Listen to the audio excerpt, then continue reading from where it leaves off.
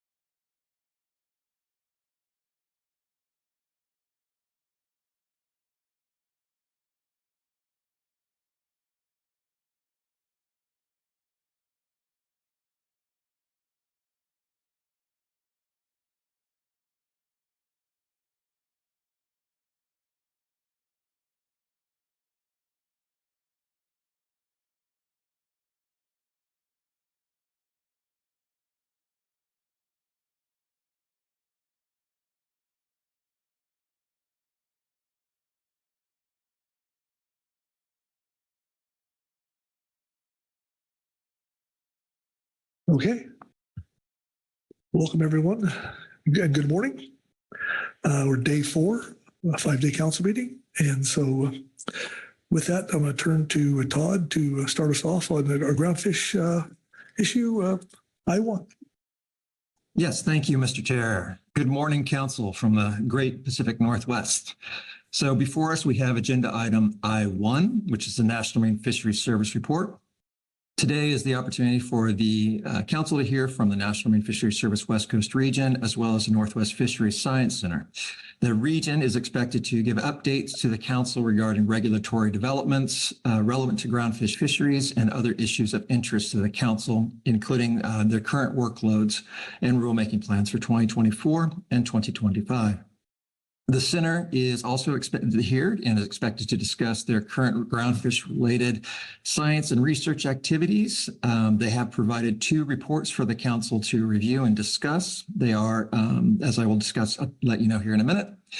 And the action under today's agenda item is, of course, to consider the NMFS reports and updates, consider the Northwest Fisheries Science Center reports and updates, and discuss and comment. Looking to your reference materials, you have 2 reports from the Northwest Fisheries Science Center, the Pacific halibut bycatch and U.S. West Coast groundfish fisheries for the last 21 years. And then you have the observed and estimated bycatch of salmon in U.S. West Coast fisheries for the same time period. And accompanying those 2 reports, you do have Excel files for those who wish to delve into the data. The region has also provided a report which lists out current rulemaking activities as well as their staff workload. And with that, Mr. Chair, that concludes my overview. I'm happy to answer any questions that the Council may have. Okay, thank you, Todd. Questions on the overview? All right, not seeing any. With that, we'll go to Craig Russell in the NMFS presentation. Craig, welcome this morning. Good morning, Mr. Chair, council members. For the record, my name is Craig Russell. I'm the Director of the Fishery Resource Analysis and Monitoring Division at the Northwest Fisheries Science Center. Thank you for having me here today. Today I have just a few topics to give you an update on. Next slide, please. First is our Pacific halibut bycatch and salmon bycatch reports, as Todd mentioned, and then an update on our surveys. Next slide, please. Okay, so today we've got the brief update on our Pacific halibut bycatch report. As in previous years, we have published these reports in the briefing book, and they can be found under I-1B, Northwest Center Report 1 and Report 2. So this figure that you see here shows summarized bycatch mortality from 2011 to 2023. And I'll just note that the report does go back to 2002, but this is a snapshot of more recent time. So just to orient you to the chart, the IFQ sectors are shown here in the purple dots, the non-nearshore fixed gear in blue triangles, and the other sectors are in the green squares. And the dashed lines here on this chart shows long-term medians for these sector groupings. So in general, the estimated mortality was lower than previous years. The total estimated 2023 bycatch mortality in the IFQ fisheries was 27.1 metric tons, which is well below the individual bycatch quota allocation, north of 4010, which was 97.2 metric tons. Just wanted to note also that the bycatch report is much more streamlined than previous years, and just focuses on estimated bycatch by year, gear, and sector. But all the data is available in the report. And I want to thank our River program staff for trying to streamline and make these reports more usable. Next slide, please. Okay, turning to the salmon bycatch reports. Again, the draft version of this year's report is in the briefing book. The full report and data are under I-1B, NWFSC Report 3 and Report 4. This figure here shows Chinook salmon bycatch from 2002 to 2023. Similarly, the hake sectors are in purple dots. The non-catch share fisheries are in blue triangles, and the shoreside fisheries, including the limited entry bottom trawl, are in the green squares. And again, the dashed lines show the long-term median values for each of the groupings. Here that you can see that Chinook bycatch was slightly greater than the long-term median for these groupings, but within the range of previous years. Next slide, please. Okay, turning to coho bycatch from 2002 to 2023. Again, same groupings here. And just to note that you can see that the salmon bycatch here was near the long-term median. Again, these tables and this report have been simplified compared to previous years, focusing on the bycatch by year, gear, and sector. And we include additional figures within the report as well that might be of interest. And all the data is available in Report 4. Next slide, please. Okay, as usual, and with many thanks to our captains and crew of the vessels, our scientists, our volunteers, and other staff, and everybody who made our surveys a success. We did complete all of our surveys this year, and we are planning for all of our 2025 surveys. That work is underway, and that includes the Integrated West Coast Pelagic Survey, which will combine the Northwest Center's hake and Southwest Center's CPS surveys into one survey in 2025. And we'll be reporting on the results of our summer net testing I mentioned last time here at the upcoming Hake Treaty Joint Technical Meeting, Committee meeting in December. Next slide, please. We also plan to hold another outreach meeting in January sometime. We'll announce that date soon to provide the latest updates as well as to recap the net comparison testing and results and where we are with our planning efforts. Listed here is a link to our webpage as well as a QR code where folks can sign up to get our contact information, learn more about the project, and also get distributions and emails on any new information that we do post. And as always, plans for our surveys could change for any number of factors, and if any of those factors come into play, we'll certainly keep the council posted. Next slide, please. Okay, and I don't have any other formal topics, but I would be remiss if I didn't take this time. Although he was properly roasted at the banquet, I know he's listening in, and I want to personally acknowledge Dr. Jim Hasty for his multiple decades of service to NOAA and the council. He's been a leader in creating world-class science, a supportive and collegial colleague, and someone who always sought collaborative solutions to challenges. He's had an enormous impact on the council family, on the agency, and West Coast Fisheries, and we're really grateful for his leadership, his mentorship and friendship, and we'll miss his signature Hawaiian shirts here at the council. Thank you. All right. Thank you, Greg. Question on the NIPS presentation? Marcy Remco. Thank you, Mr. Chair. Just have to say, I love the new graphics on bycatch. They're very easy to, I can see them with my eyes. So appreciate that. It's a nice fresh look. Just also wanted to acknowledge that we did take up some discussion on the halibut bycatch topic and how that integrates into halibut management. We heard a little bit of that earlier in the week, and I just appreciate that you've certainly done your part here in terms of providing the information, and we're looking forward to hearing as the halibut management process unfolds a little bit more on how the IPHC determines that off the top set aside for bycatch. So just want to thank you, and looking forward to hearing how some of those discussions unfold as we learn more about that black box over there at IPHC. So thank you so much. Thank you. Thank you, Marcy. Anyone else? All right. Thanks, Greg. Thank you very much. Okay. Very good. And with that, we'll go to Keely Kent and the NIPS report. Keely? Thank you. Good morning. I'm Keely Kent, the Groundfish Branch Chief in the NMFS West Coast Region Sustainable Fisheries Division. I'll be speaking to agenda item I-1A, which is our supplemental NMFS report 1.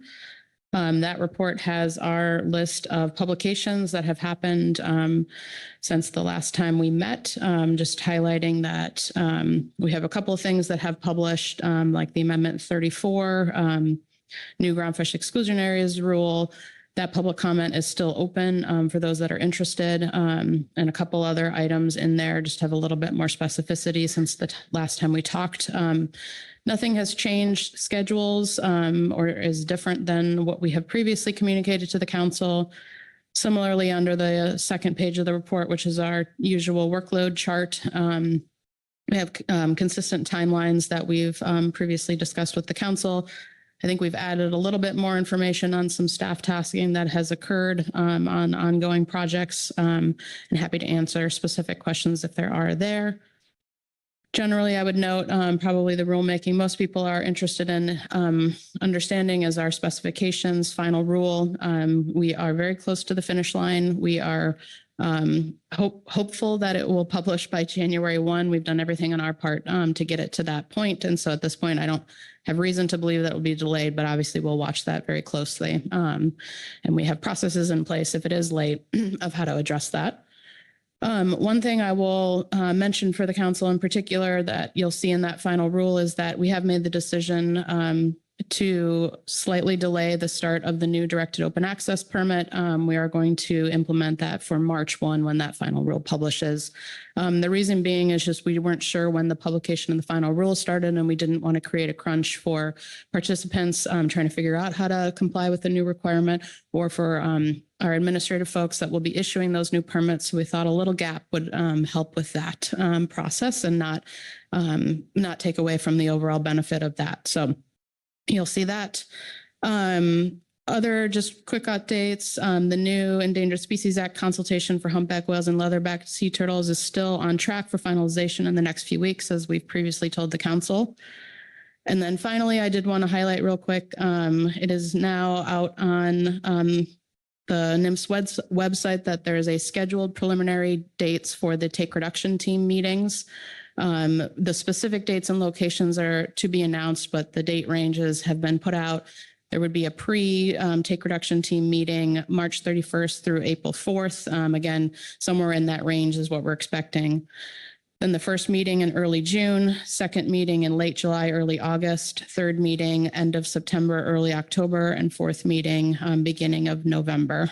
So I didn't want to flag for folks that list of dates, potential dates is out there now. And those are the items I had to update the council on. Thank you. All right. Thanks, Keely. Questions on the NIPS report? Marcy? Thank you, Mr. Chair. Thank you, Keely. I note on the table under the gear switching item that they continue to be TBD on the dates for the proposed rule, et cetera. We had a question this morning in delegation that come up that certainly I couldn't answer, but it surrounds NMFS workload on gear switching action. And maybe you can tell us if there have been any assignments made or any commitments on the workload front. There was some question, I guess there's a reference in some document under another agenda item with regard to determining of legacy qualifiers. Is there any work that's begun on this, or maybe you can update us just generally on workload assignments if there have been any on that item? Thank you. Yes, thanks for the question. We have made the workload assignment in terms of the reg writer that will be leading that package. That will be Gretchen Hanshoe. She is also assigned with the geared marking package. We are prioritizing that package first. So we're waiting to get close to a proposed rule on that, but that one is moving along. At that point, we'll have a little bit more ability to plan out what we think the rulemaking timeline will be for gear switching. But there has been a decent amount of work in the background with Gretchen, and then obviously Maggie is still leading that project and working with our Science Center partners that will be implementing those changes. And so that development work is happening. We're just not at the point yet where we're able to lay out a schedule for that rulemaking. We need to just, I think once we get the proposed rule for gear marking out, that would be around the time we'll be ready to lay out at least a tentative time plan for that. Thank you. Thanks, Marcy. Sharon Kiefer. This is probably more of an opinion question, but how resilient do you feel Federal Register publication is to changes in administrations? Hardball question in the morning. There's a Congressional Review Act. Without having done any homework on that, I couldn't give you the specifics on the details. We will keep publishing our rules as is our normal process. We'll keep complying with the timeline requirements in the Magnuson-Stevens Act where they're applicable, specifically with the FMP amendments and reg amendments, there are timelines. So we will keep doing that and keep doing our work. What happens on the bigger picture, I don't really know, but we've been through several different administration transitions, and we mostly just try to keep doing our jobs. Thank you. Thanks, Sharon. Anyone else? Okay. Thanks, Keely. All right. That takes care of reports and takes us to public comment. I believe we have one, and we do. That would be Jeff Lackey. So, Jeff, welcome. Yes, thank you. My name is Jeff Lackey. My submitted written public comment suggested we bring an urgency to proactively improving data informing stock assessments. This primarily stems from pessimism there will be funds to meaningfully expand the hook and line survey, and also the impression that data constraints may be having an increasingly negative impact on stock assessments. The framework of the Gulf of Mexico plan may have some beneficial elements to copy. To be proactive, it would seem reasonable to, one, bring all current and future planned efforts to improve data into one centralized plan. Two, have one point person from NMFS lead the effort. Three, work with states and stakeholders. Four, have both a short-term and long-term focus. Five, communicate plan with brief updates during NMFS report agenda item at future council meetings.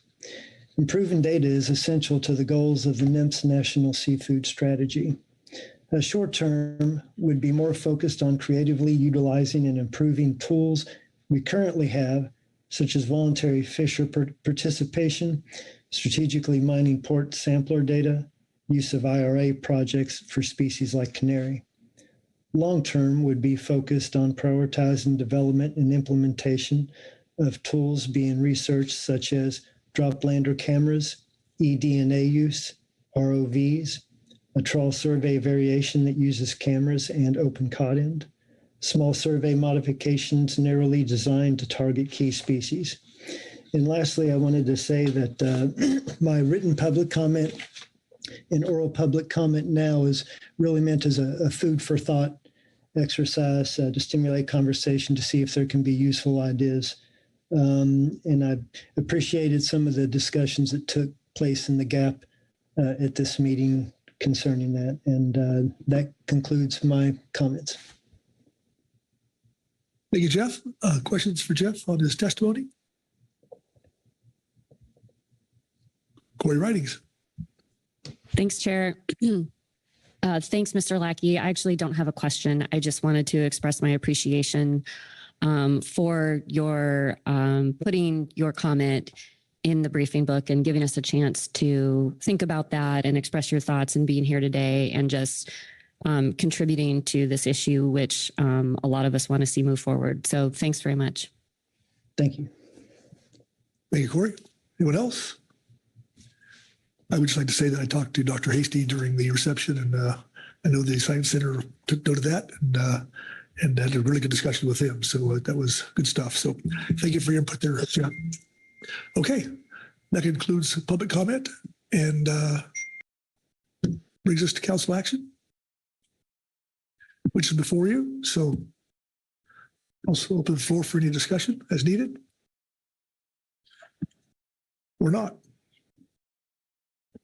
Vice Chair Hassemer. Thanks, Mr. Chair.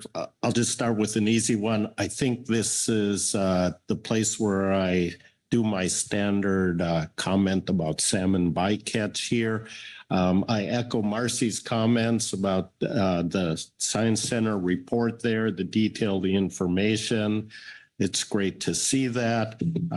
What it reflects is a lot of efforts by the various fishery sectors to avoid salmon, run away from salmon. It's important. Salmon are important to us way up there in the headwaters of the Columbia River areas. And so we watch it very closely. And I compliment those fishery sectors on the efforts that they put into that to watch it. I've said this in the past. I still have this expectation that at some point salmon bycatch is going to go up because salmon abundance is at very low levels. And so part of that increase, it's nice to see it at a very low level, but I have to temper myself a little bit and not be shocked when it goes up, because the allowances that are set in the buy-up, they're working underneath those, and at these low abundances when it's very important to prevent it, the sectors have done, I think, a good job, an admirable job of watching out for salmon and running away from them when they get into them. So again, I thank the Science Center for the report and the detail. And as I said, it reflects a lot of efforts that go on in the fishery sectors on the water to avoid salmon. So thank you. Thank you, Vice Chair Hassemer. Okay. Who else? Lynn Mattis. Thank you, Chair Pettinger. I think I read in the halibut report that this is the last year halibut is going to be a standalone report, and it's going to be included in the groundfish mortality report. One, did I read that or imagine that? And if it's true, I just wanted to highlight that for others so that they're not looking for the halibut report in the future. Keely? Yes, that is my understanding, is that there's a streamlining effort and a consolidation effort, but that the overall information shouldn't change, but where it will be will change. I appreciate that clarification as well as the streamlining of reports for us. Thank you, Lynn. All right. Anyone else? Butch Smith. And welcome back, Butch. Thank you, Mr. Chair.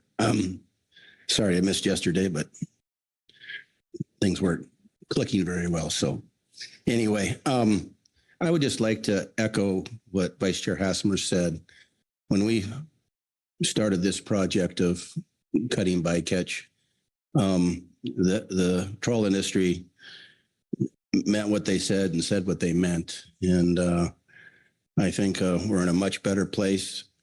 And I think they don't want to catch salmon. And I truly believe that. And they're doing what they can to, stay away from them. And we thought at first it'd be all right for Idaho fish to be caught as long as they didn't catch Washington or Oregon fish. But I guess that's not the case. No, it's just, I said that in jest. But anyway, I'm really appreciative of all the hard work over the last, how many years have gone into this, to how two industries can work together to have a positive outcome. So just wanted to convey that to the council and to the public.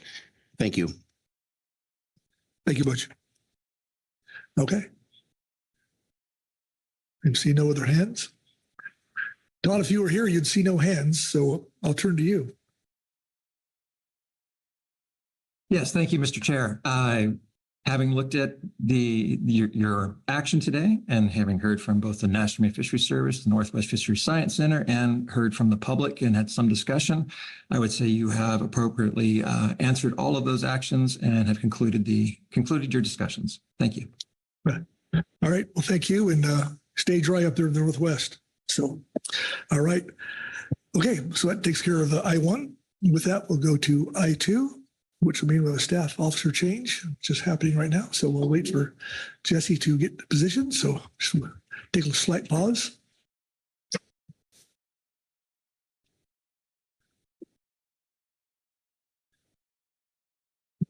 Also welcome Carolyn McKnight into the California seat.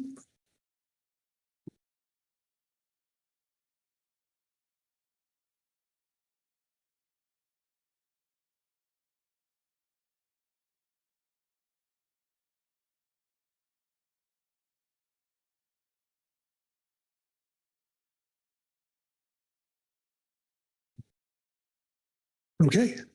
All right. Jesse, you start us off.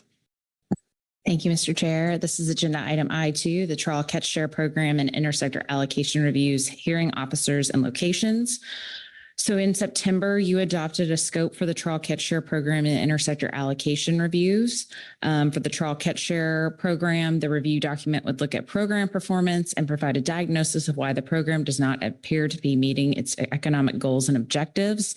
And the Intersector allocation review, you brought in the scope from just those formal allocations to include those stocks allocated on a biennial basis through the harvest specification process.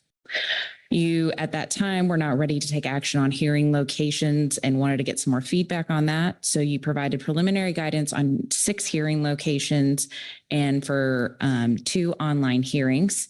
We have discussed some staff capacity and provide 2 options for the council to consider in attachment 1.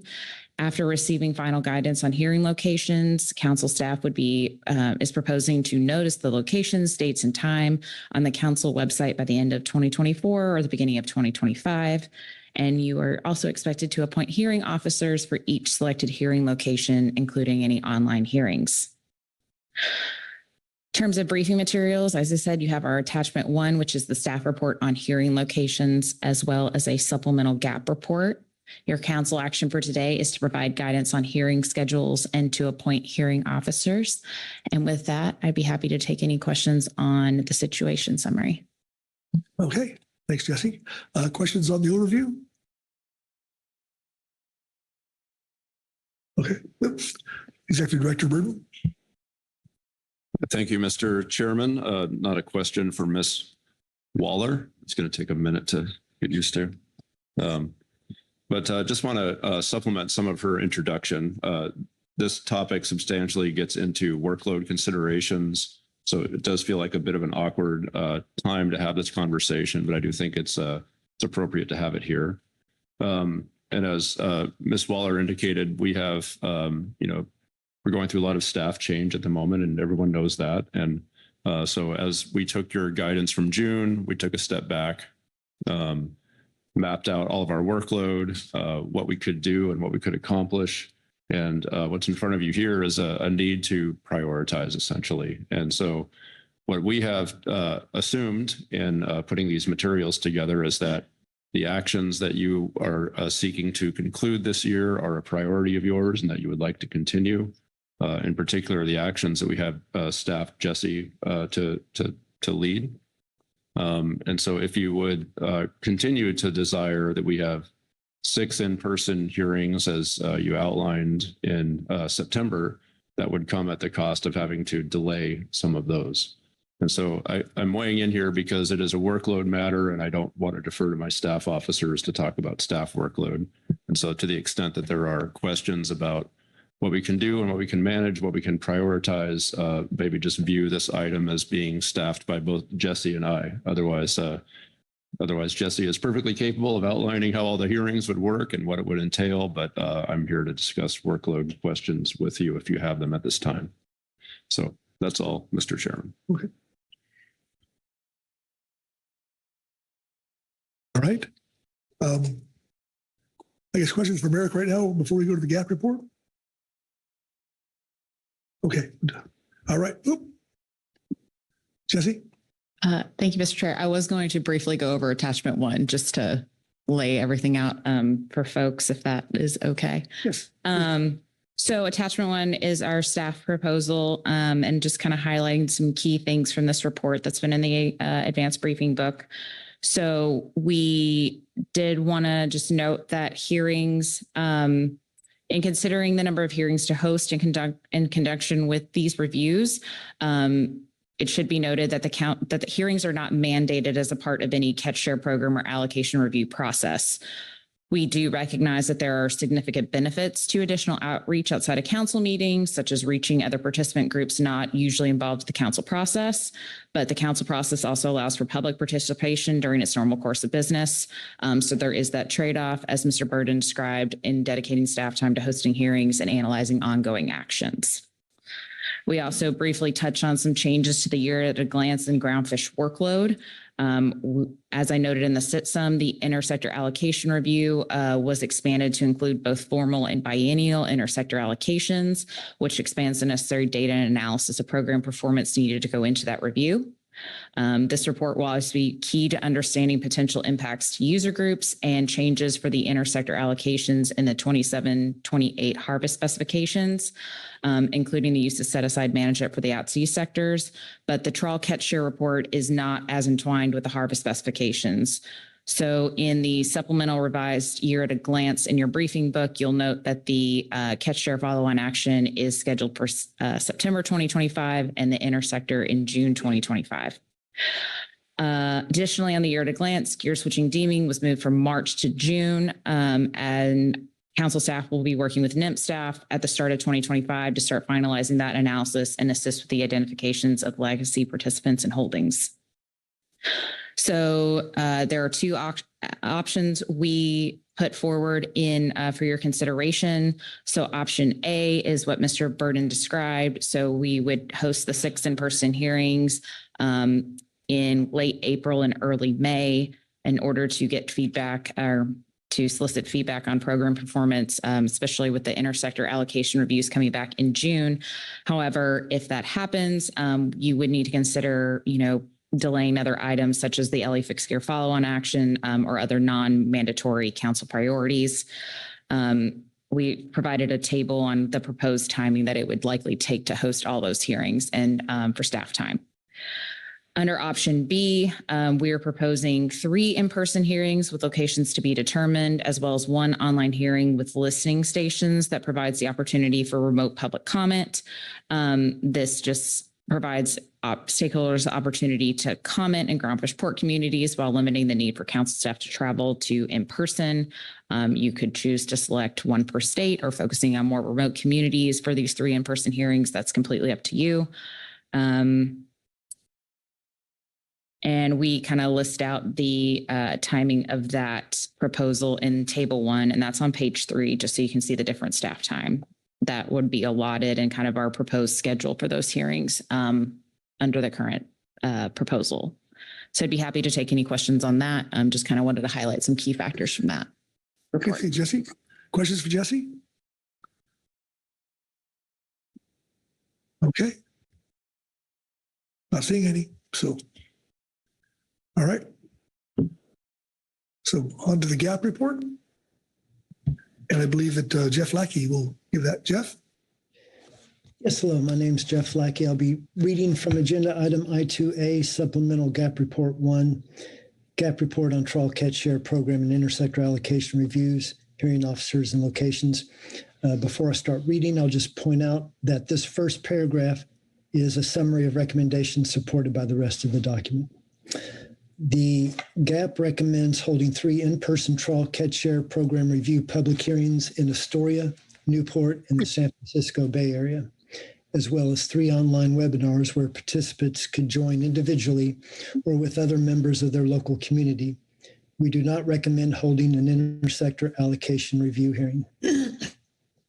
For the intersector allocation review, the preliminary year in advance retains final adoption of the intersector allocation review at the June 2025 council meeting, but moves the trawl catch share program review to September 2025. The GAP considered whether to recommend a hearing for the intersector allocation review prior to finalizing the review at the June council meeting.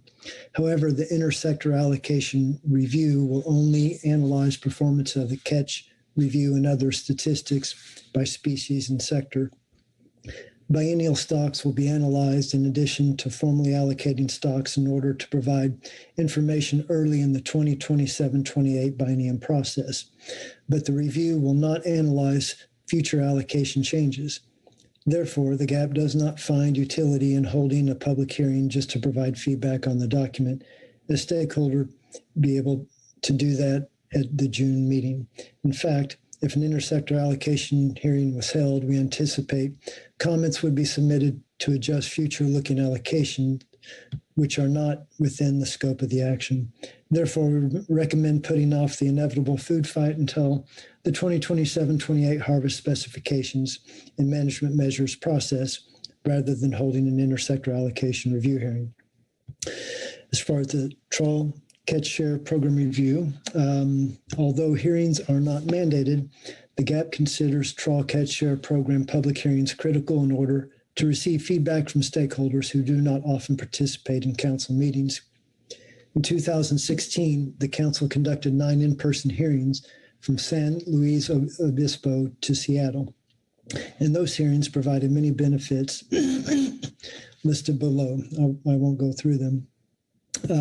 Since 2016, our council membership has changed, with fewer participants and managers who were involved in the Trawl Catch Share Program development and implementation.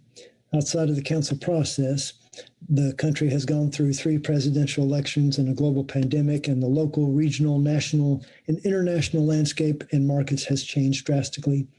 The GAP believes it is important to hold public hearings to capture and document some of these changes and their relationship to the Trawl Catch Share Program, and provide a baseline foundation for the next and most important step once the review is finalized. Where do we go from here? The GAP values in-person meetings when possible to build understanding, respect, and relationships.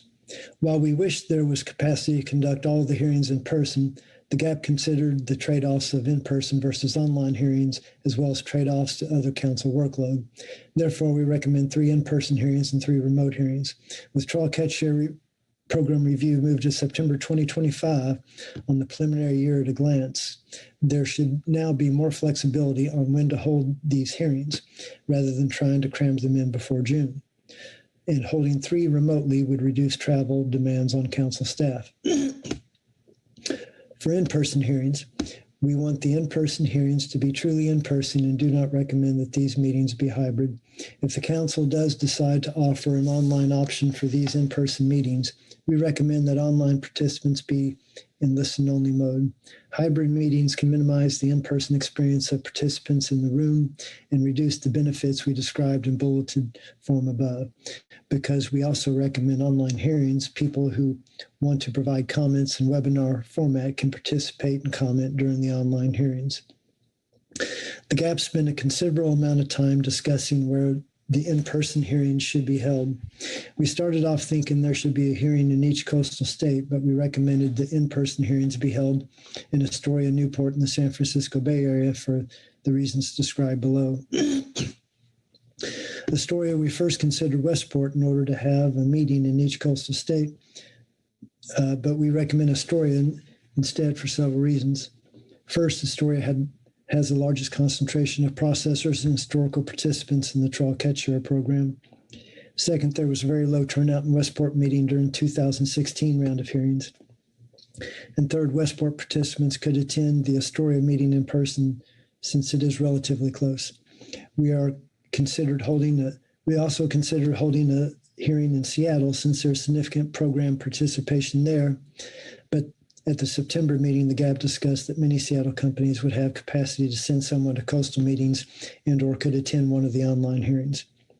For Newport is central to Oregon and is home to processing, a significant amount of active catcher vessels and program participants, quota holders, and many gear switching participants. San Francisco Bay Area. The Bay Area is centrally located and easily accessible from most places in California. The GAP considered recommending Eureka, but received public comment from a California industry leader that Eureka could be difficult for some folks to get to, and that holding the meeting in the San Francisco Bay Area would get better turnout. For online hearings, the GAP envisions the online hearings to be conducted completely online, except that any community or group that wants to can gather in person and attend the online meeting together can. The GAP recommends holding 3 separate online hearings in order to first provide multiple opportunities for participants who don't live in one of the in-person hearing locations to attend. Second, provide multiple opportunities for certain groups or communities who want to attend the online hearing together. Third, potentially reduce the length of each individual hearing. Because the Trawl Catch Share review was moved to September 2025 on the preliminary year at a glance, there could be opportunity to spread these in-person and online hearings out, which would benefit overall attendance. The GAP recommends holding at least one in-person, at a minimum, the Astoria meeting, and one online hearing in April before the Hague Fishery starts and/or some participants go north to Alaska. The other hearings could be spread out into the spring and summer. Delaying some of the hearings from the earlier proposed timeline may allow for more information to become available for consideration and comment at the later hearings. That concludes the report, and I'd be happy to answer any questions. Okay. Thanks, Jeff. Questions on the GAP report? Okay, I'm not seeing any. Thanks, Jeff. That concludes our reports. Takes us to public comment, which is 0, which brings us to council action, which is before us. So with that, I'll open the floor for discussion.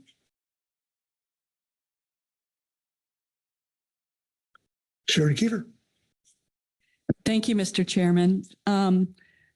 Jesse, did you have the benefit of the GAP report prior to or any interaction with the GAP regarding their thoughts on the proposal? I see a lot of alignment, but I see a couple of things that aren't quite the same.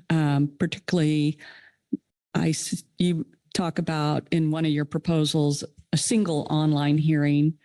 GAP recommends as many as 3. To me, I can see the merit of having at least 2 at different times to broaden participation. I don't know if 3 would be necessary, but just wondering if there was any discussion about that. Mr. Chair, Ms. Kiefer. Yes, as the GAP staff officer, had a lot of discussion with them about this. So fortunate in that capacity. We had a really good discussion, I'll say, and thinking through, not only just like their proposal for 3 online hearings, but also the idea of not hosting hearings related to the Intersector allocation review and just having them for the catch share review.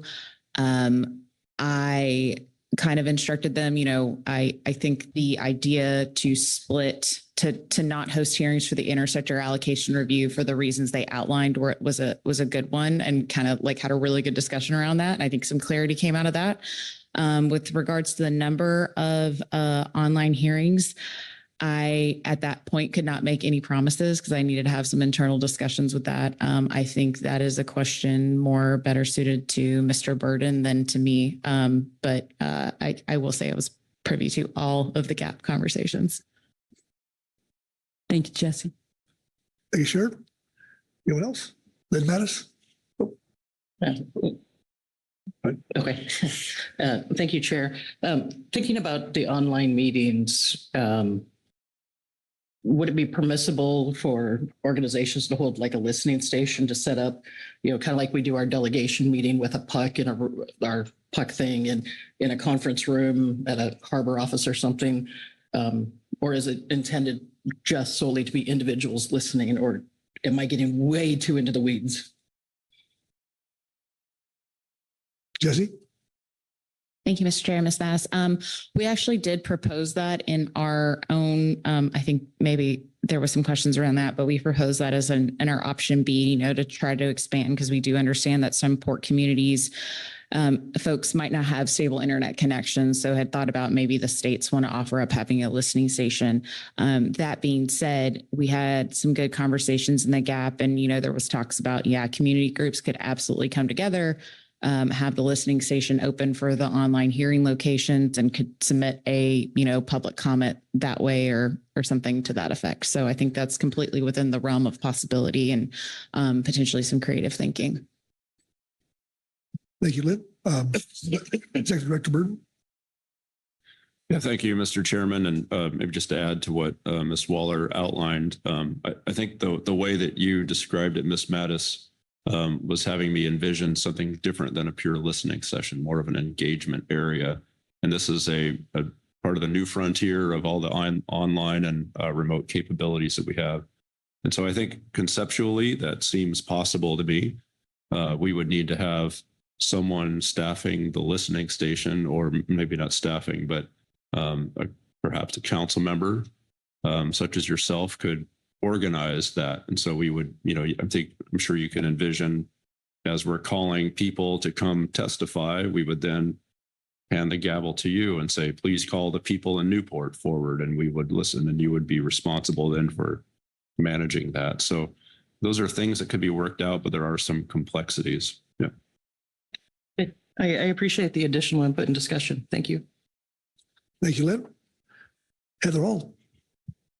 Thank you, Chair Pettinger. I want to start by offering appreciation to the Groundfish Advisory Subpanel and the lengthy discussion they had on this, and their consideration for narrowing down from 6 public meetings to 3, and their discussions around where to have those and how to make sure that the public input is received efficiently, and recognizing costs and workload. I know that can be hard. This is an issue that deserves time and attention. And so I know it took a while, and glad that Mrs. Waller was in the room and helping with that discussion. I'm sure that helped a lot. So thinking about this in terms of cost as well. And I know that we're talking big picture council efficiencies and operations and budget issues. That just naturally comes into play. And I'm just curious about when we assign staff officers to these meetings, I assume they're paid, and just wondering what that cost is for the in-person meetings. Or maybe you don't know the exact cost, but. Executive Director Burton. Thank you, Mr. Chairman. My files just aren't loading quickly enough, but we have budgeted for that. And okay. Yes, we will continue to pay Ms. Waller if she does this. I should have said hearings officers. I'm sorry. Hearings officers. Yes. Yes. Yeah, that would tend to come with a stipend as a representative council member. I believe that's how we do that. And then we have some travel expenses associated with that. And, some parts of California can be expensive to travel to. Some parts of Washington, like Seattle area, can be expensive to travel to. We have incorporated that into our provisional budget. Okay. And right now we've incorporated 3 in-person hearings into our budget. Perfect. Thank you. If I might, well, I Please. still have a mic. I had one other thought I wanted to share, and this was something that Ms. Mattis kind of teed up, but something that we talked about in our delegation meeting this morning is the idea of WDFW at home, as we do for other things. And halibut is a really good example where prior to council meetings, where halibut's on the agenda, we host stakeholder meetings and get that input at those. And we have the intention of doing that as part of this process, and facilitating some specific input and So just thinking about the idea, we also thought about ideas of hosting listening sessions or ways that we can support the process. But just wanted to share that idea for other states that we intend to do that during this process. Thank you. Thank you, Heather. Asia, Simone? Thank you, Mr. Chair. I just have first, I'd also like to go back and express appreciation for the gap discussion. I know that it's hard to give up the chance for representation for your location and the chance for representation at all. So I know it sounds like they had a really lengthy discussion about this and took it very seriously. And I appreciate like looking for the greater good and looking for hearing from as many, like whatever opportunities created the chance for hearing as many people as possible in this process and the creative thinking that's going into how else to gather input. So with that in mind, I have two questions. One is with this, do we accept, when we do hearings like this, is written comment or other forms of comment that's like asynchronous from the meetings accepted as well? So say like somebody writes a letter or records their own voice and shares that, do those things get pulled into the record of input and feedback on the process too? I would say yes, but I'll turn to Jesse. Thank you, Mr. Chair. I'll take a stab at this. We've been talking about some creative ideas, whether there could be like a separate public comment portal for our catch share hearings or, doing something like that. Like obviously we'll have the public comment portal when the review document itself comes back in September. So that's at least one very clear point of written public comment, for example, to come in. I do not think we have any specific like plans laid out for like the individual hearings themselves in terms of written public comment. But I think looking to Mr. Burton, if we could, like, depending on what the council desires, could look into some of those creative solutions. Executive Director Burton. Yes, thank you and appreciate the creative thought here. My preference is to try to keep this as clean and orderly as possible. I think as we get more complexity, I can't give you any data, but the workload starts to increase exponentially with that complexity. And so what I would prefer we do is if there are comments that folks have that they'd like to provide at a time other than a hearing, I think the council meeting is the place for them. And, we will have an agenda item where we summarize the hearings, and that's a place for public comment. And I think that works because of the purpose of these hearings. The hearings are, the way I see them, is that we're trying to gather information to help, as Jesse said, diagnose why this program isn't working well. And getting out in the communities accesses people that we don't see very often. That conversation might trigger more public comment, but all of that is good fodder for the council then taking action and saying, here's what we want to pursue for Amendment 20 or an Amendment 20 amendment, an IFQ program amendment potentially. So I'd like to keep that clean if that logic makes sense to you, and just say we've got the hearings, we have public comment, and all of that is an orderly process that we can structure. Asia? Thank you. And yeah, with that in mind, so the way that I think about this is like, we do the public hearings, we do the online hearings. It's a limited number of hours. And I guess I'm assuming we'll use the same time rules that happen at the council meetings, or I actually don't know what the plan is. So maybe that's a better question is, how does that work? I remember being in public hearings for different issues when I was on the East Coast. But I also remember that like sometimes people didn't get a chance to comment because like it took all day and like we got to 7 o'clock and we just had to cut it off. And so that's what I'm saying by limiting the number, we do in some way limit potential for participation. I don't know how many people come out to these, but I just wanted to give some thought to that. Like logistically, will everyone get a chance to say their piece? And if not, writing provides another opportunity for that. And then my other question was around, I'm just trying to get a full understanding of workload. I think the description that you provided in the staff summary really focuses on travel days and the number of days that Jesse is physically there. But I also know that there's some workload to summarization and to pulling things together afterwards. And so, I come at this from a very process standpoint, like I'm trying to understand the full scope of burden that puts on Jesse so that we're not overloading you and also ensuring that everybody gets a chance to participate. So I'll stop there. Okay. Step. Yep. Jesse. Oh. Executive Director Burden. I keep looking at Jesse because I'm hoping we can help one another here. So the most frequent hearings that we do are salmon hearings, and this would be different from those. The salmon hearings come forward with, we are considering these clear options. What do you think? What's your preference? And here what we're saying is we think there's a problem with the IFQ program. What do you think it is? And so it's a much more open question.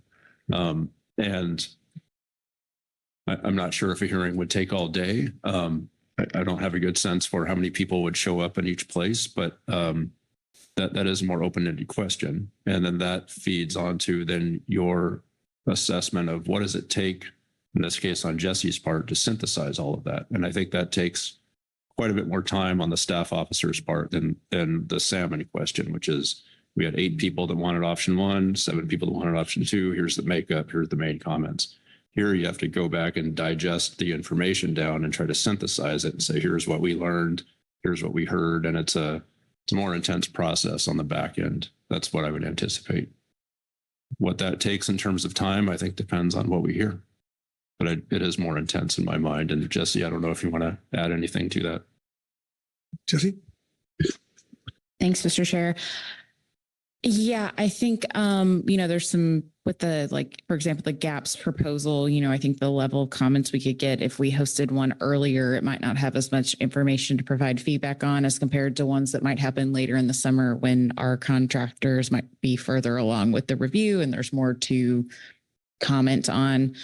So the amount and level of comments might get larger. I had initially been envisioning under the more condensed timeline, kind of having the summary included more as an appendix to the review, because I think it's going to be a little hard on the timeline we're on to incorporate a lot of it in. But I think the information, I see it as gathering some really key elements to help inform the review. Maybe we get something out of an earlier hearing that helps us, our contractors and staff, kind of dig into key questions a bit more before we finalize the draft for September.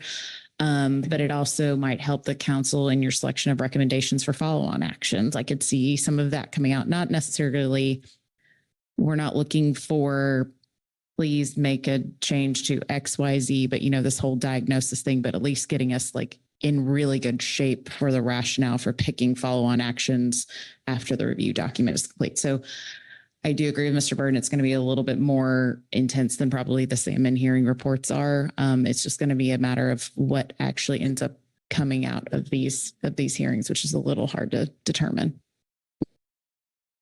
AJ, a follow-up? Sorry, and then just the final question, logistically, does this mean at the event, people get 5 minutes to talk, for example, or what are the rules for engagement at each individual event? Director Burden.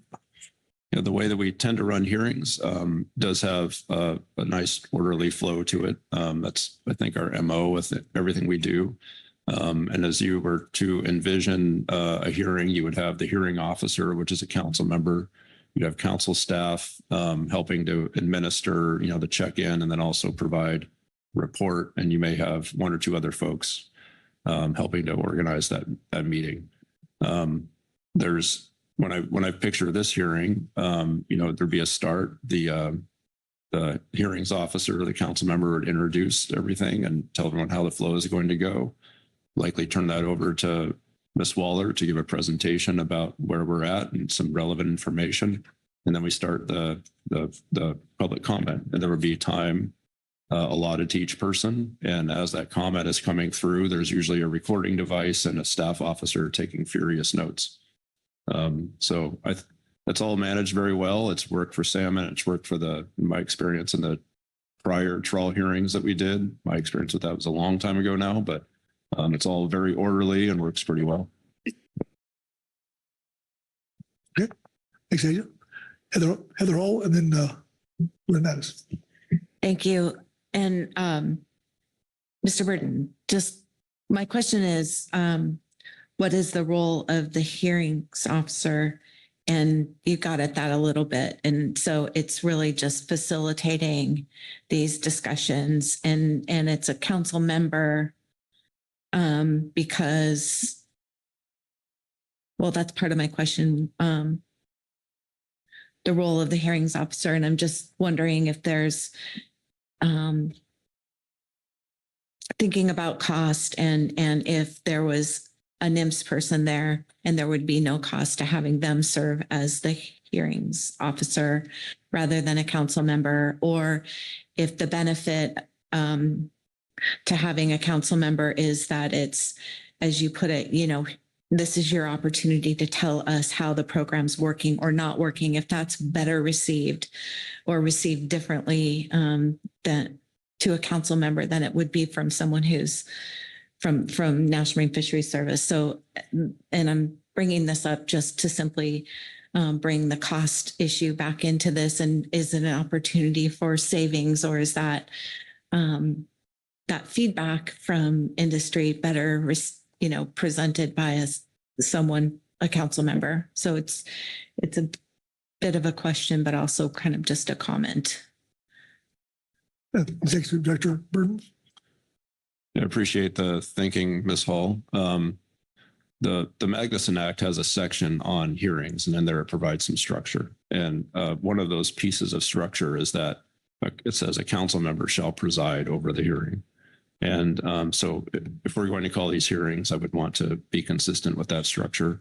And in my experience, it is important to have someone there that is, a person of authority that presides over the hearing, essentially chairs the hearing, and that helps with the orderly flow of that hearing. We have NMFS people on the council. Maybe that's a way to thread that needle. I'm not sure if they'd be willing to preside over every one, but maybe one of them would be reasonable.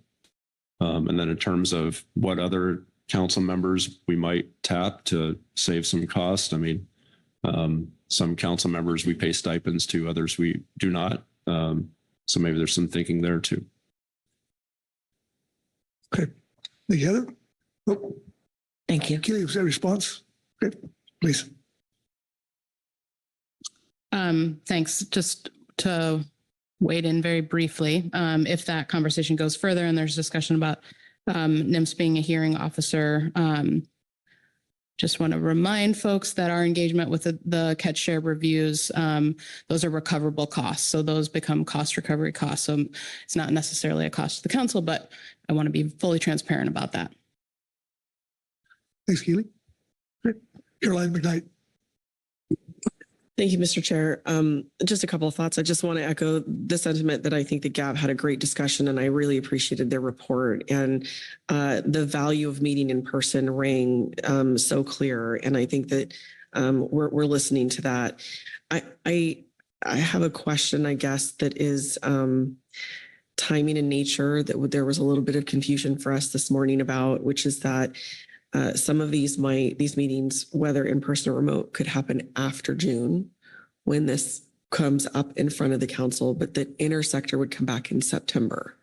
So if something should come from a meeting post-June, a public hearing post-June council meeting, there's still an opportunity for discussion in September along with Intersector. Is that correct? Jesse? Mr. Chair, Ms. McKnight, I think something might have got a little crossed there. So our plan is to bring the Intersector allocation review back in June, and the GAP's recommending not having none of the hearings consider Intersector allocation. So the hearings would be strictly focused on the catch share review, which is not planning to come back until September is our proposal. So I would think about them now like we were already planning on having them completely separate items, and the GAP's recommendation, which I think is a good one, is to like just not do hearings for Intersector and just focus the hearings on the catch share review. So we could have hearings after June, and I think that would be fine. Like I mentioned to Mr. Milo, that I think at that point in time, we would also have a further along draft of the catch share review that could be presented on in that later part of the summer in advance of having the September materials in place. Thank you for the response, Jesse. And then just a follow-up. I'm hearing that we have this schedule. I'm hearing they're going to be orderly and maintained in a fashion that's organized. Do we have an option somewhere along the way to check in if more is coming from these than we anticipate? Meaning we're not sure if we're going to get a lot or a little. And so we're prescribing a number of hearings and remote now without knowing what may come. So I'm just looking for, is there a possibility to have a check-in to make sure that we're adequately addressing? And I feel like that's getting to Ms. Shamilo's point of making sure that everyone's heard and we've given enough time and space for this. Thank you.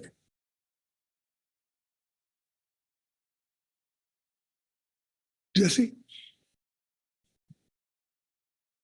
I can start, and then I might look to Mr. Burden on this. If the council were to go with the GAP's proposal to have one hearing online and maybe one hearing in person in that April-May timeframe as we were initially proposing, by the time we got back to June, we would have at least some kind of, we'd obviously know who showed up and how many people commented. Where and how that could come in, I don't know. I don't think it could be like a formal summary of what happened, but maybe, but yeah, I'd look to Mr. Burden on how and how we could bring that information back, I guess, if that's your question.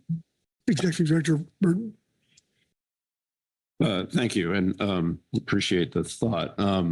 What's coming to mind as I'm thinking of your question, Ms. McKnight, is well, a couple of things. So one, hearings are good usually at getting people that we don't frequently get to the council meetings to share their thoughts. And that, in my experience, has been very valuable.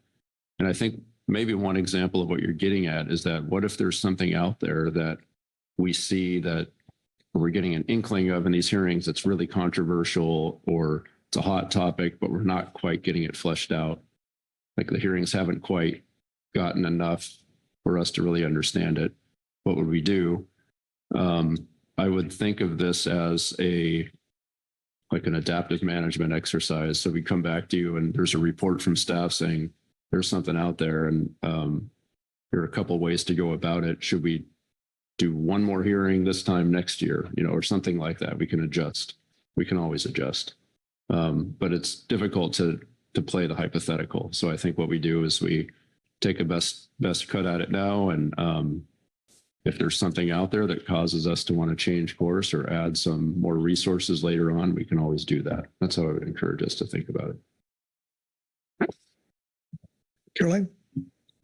Thank you. I think that what I'm asking for is not a comprehensive, download on everything that's taken place to date, but just an ability to do a check-in for a signal if something more is needed. And I think you answered that. So thank you. Okay. David Zones.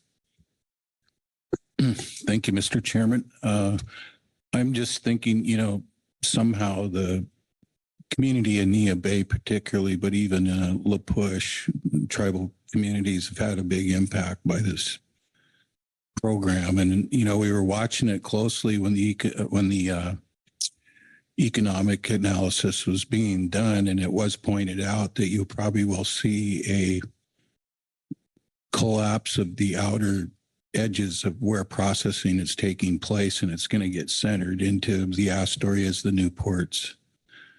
And it's happened. In Nia Bay, we've gone from up to 9 trawlers to 1, which is me. And I've been able to try and hang on to processors in Nia Bay, and we've added 1 in this last year. But somehow we need to get our concerns and interests out, and it doesn't seem to benefit us just to go directly to NMFS and talk about our concerns. We need to get it out in the public so the processors understand what impact it's had on us. And as it works now, we are having to, whatever fish we are buying is I also have Soul Catcher Seafoods, and there's our co-op in Nia Bay and Harmony Seafoods. Anything we're buying in the trawl industry or catch is going either to Astoria or California. So there's high costs associated with all that trucking, and it reflects in our prices and in the community. So I'm just trying to think of how we get, and maybe by attending the Astoria hearing where there are a lot of buyers there, that we could participate there, not me as a council person, but maybe me as Soul Catcher Seafoods or the co-op or our port directors, just so we can get our information out there, our concerns out there, and the impacts to the public and to the processors and to NMFS, so they can understand what impact it's had and where we go in the future. I guess maybe we'll get ideas from participating in those hearings.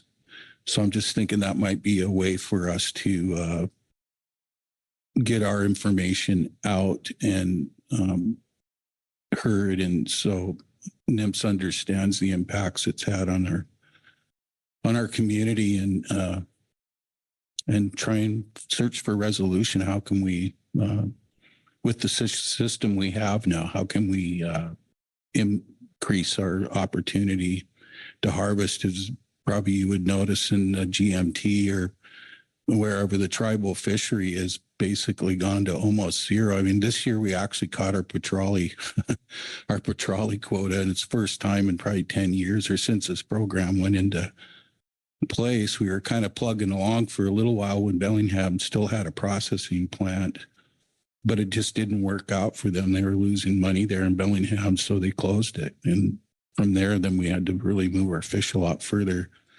to get to a market. So I'm just trying to think of how we could get our information out there. Maybe these public hearings would be a good place for us to share that information, and maybe encourage processors to work with us up in the Nia Bay area. And I guess for them, they need to understand what the program's going to do and where it's going and what the problems are as it's been implemented. But that's kind of my thoughts here on how we should participate in there, because we do get we kind of get left out of a lot of things, because like even I noticed on the salmon bycatch in the hake fishery, we are included in the impacts, but we're under the overall accounting for the fish. It's not the tribal allocation of salmon impacts. We're umbrellaed under the hake one, but I noticed when the reporting comes in, it says non-tribal hake impacts for salmon. And I don't know if there's we don't have a separate category. We just are under there. So I guess maybe that's just misrepresented there, but just small things like that. We need to get out to the processors and the public and try working on some solutions that could help our communities build those fisheries back up. Thank you. Thank you, David. Anyone else? Lynn? Yeah, thank you, Chair. This is hopefully a much simpler discussion point. We're trying to appoint hearing officers today, and I think we have a plan to do that. But trying to say, yes, I'm available for some date 6-7 months out that I don't know yet. If we appoint hearing officers and something comes up, is there an ability to change who's that hearing officer is, or is this set in stone? I think all of us would be, doing our best to make it, but I can't tell you what I'm going to be doing on the third Wednesday in June right now. So just, is there going to be some flexibility as things get fleshed out a little better, if there's a conflict that somebody could change? Executive Director Burton. Yeah, appreciate the question, Ms. Mattis. I think it would be fine to, but I think it'd be fine to provide some of that latitude and that adaptability. But since you will be making a motion to appoint a hearing officer, that sort of adaptability I think would be appropriate in the motion. And I think what I'd be looking for is just the same process we use for like assigning an ad hoc committee where it's the discretion of the chair. And so you'd reach out to me and the chair and we consult and then say, okay, Lynn can't make it. Ms. Svensson can, and we'll make the change. But just saying that I think would be cleanest. Does that mean you have a motion, Lynn? I do not, but I know there is one that is maybe circulating toward the power table. I see Heather's hand. Heather? Sure, if we're ready, I do have a motion. We like motions. That's what I hear. I move the council hold 3 in-person hearings for the Trawl Catch Share Review in Astoria and Newport, Oregon, and the San Francisco Bay Area as recommended by the GAP in agenda item I2A Supplemental GAP Report 1, November 2024, and 2 online hearings, 1 during the day and 1 during an evening. Try to have at least 1 in-person, at a minimum, the Astoria meeting, and 1 online hearing in April. The other hearings could be spread out into the spring and summer. Appoint the following hearing officers: for Astoria, Asia Shumilo; for Newport, Krista Svensson; San Francisco Bay Area, Corey Ridings; online, Lynn Mattis. Thank you, Heather. Is the language on the screen accurate? Yes. Okay, please speak to your motion as appropriate. Thank you. Sorry. Second by Caroline McKnight. I'm getting out of this. All right. Thank you. Thank you, Caroline. Well, just again, want to appreciate the GAP and the work that they did in coming to their recommendations. This does have 2 online hearings rather than 3. Appreciate the balance between the need for these hearings and the value of them with workload and what we're trying to get. In terms of the hearing officers and the conversation we had before, these are council members that put in the motion. But I think I appreciate the perspective of having that come from a council member and maybe not a NIMS staff person for now, but I think it's something we can continue to think about as we look for ways to consider cost savings in the work that we do for the future. That's it. Thank you. Okay. Thank you, Heather. Questions for the motion maker? Discussion on the motion? Asia? Thank you. I'm just, thank you for the motion, Heather. I'm just trying to confirm with Merrick that the listing of appointment or the appointment of hearing officers in the motion adequately allows you the discretion to replace those names if necessary when the time comes. Dr. Bird? Thank you, Mr. Chairman, and thank you, Ms. Shumilo, for the question. If you didn't ask it, I was going to ask it. So perhaps, Ms. Hall, you could just speak to that question as part of your motion and what happens if someone cannot attend as a hearing officer. Thank you. These names are offered as a placeholder, so we know we have names assigned. But if for some reason these folks can't serve for once the meeting dates are established, replacements could be considered. Does that work? Okay. All right. Further questions? Discussion? I'm going to call for the question. All those in favor, signify by saying aye. Aye. Those no. Abstentions? All right. Motion passes unanimously. Thank you. Jesse, how are we doing? Thank you, Mr. Chair. You have provided your guidance on your hearing schedule and locations to have 3 in person and 2 online and your hearing officers. We will take this back and start planning out potential dates and locations for these hearings and working with the hearing officers to get these scheduled, noting your comments on having some in the spring and then moving forward through the summer. So you have completed your action for today. All right, thank you, Jesse. With that, we're a little behind, but we've been at for an hour and 20 minutes. So let's take a 10-minute break before we get started on I3.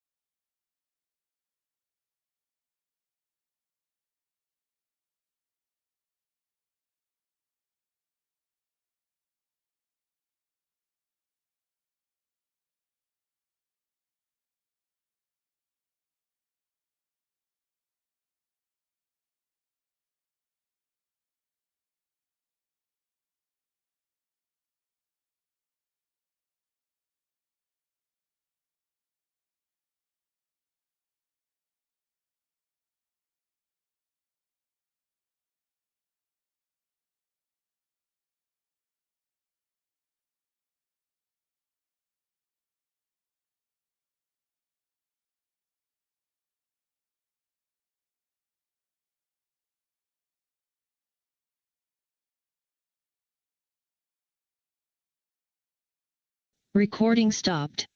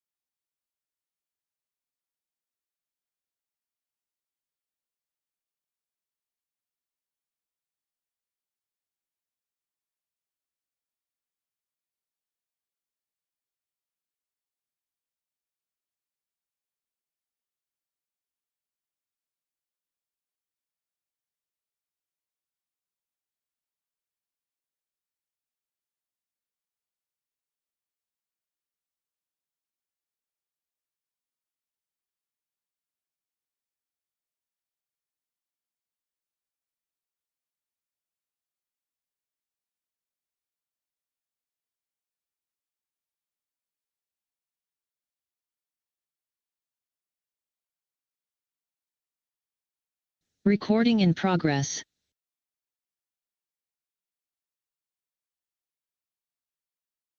We can take our seats. We'll get started.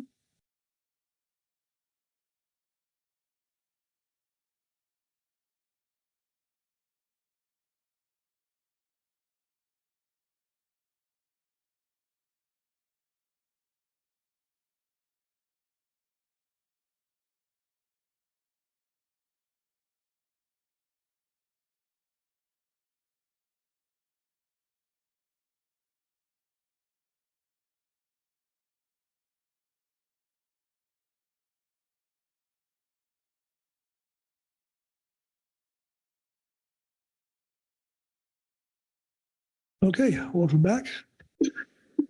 With that, we'll head to I3 and look to Marlene. Start us off. Marlene. Thank you, Chair Pettinger. Good morning, members of the council. This is agenda item I3 on groundfish methodology review. There are two types of methodologies considered under this topic, those for groundfish impact analysis and those proposed for use in groundfish stock assessments. In September of 2023, the council adopted a methodology review topic for potential use in the next round of groundfish stock assessments. The SSE Groundfish Subcommittee conducted a methodology review in October of 2024 on the suitability of fish age estimates developed using this alternative method. The SSE Groundfish Subcommittee provided a summary report from that review, and the full SSE is providing their recommendations to the council at this meeting.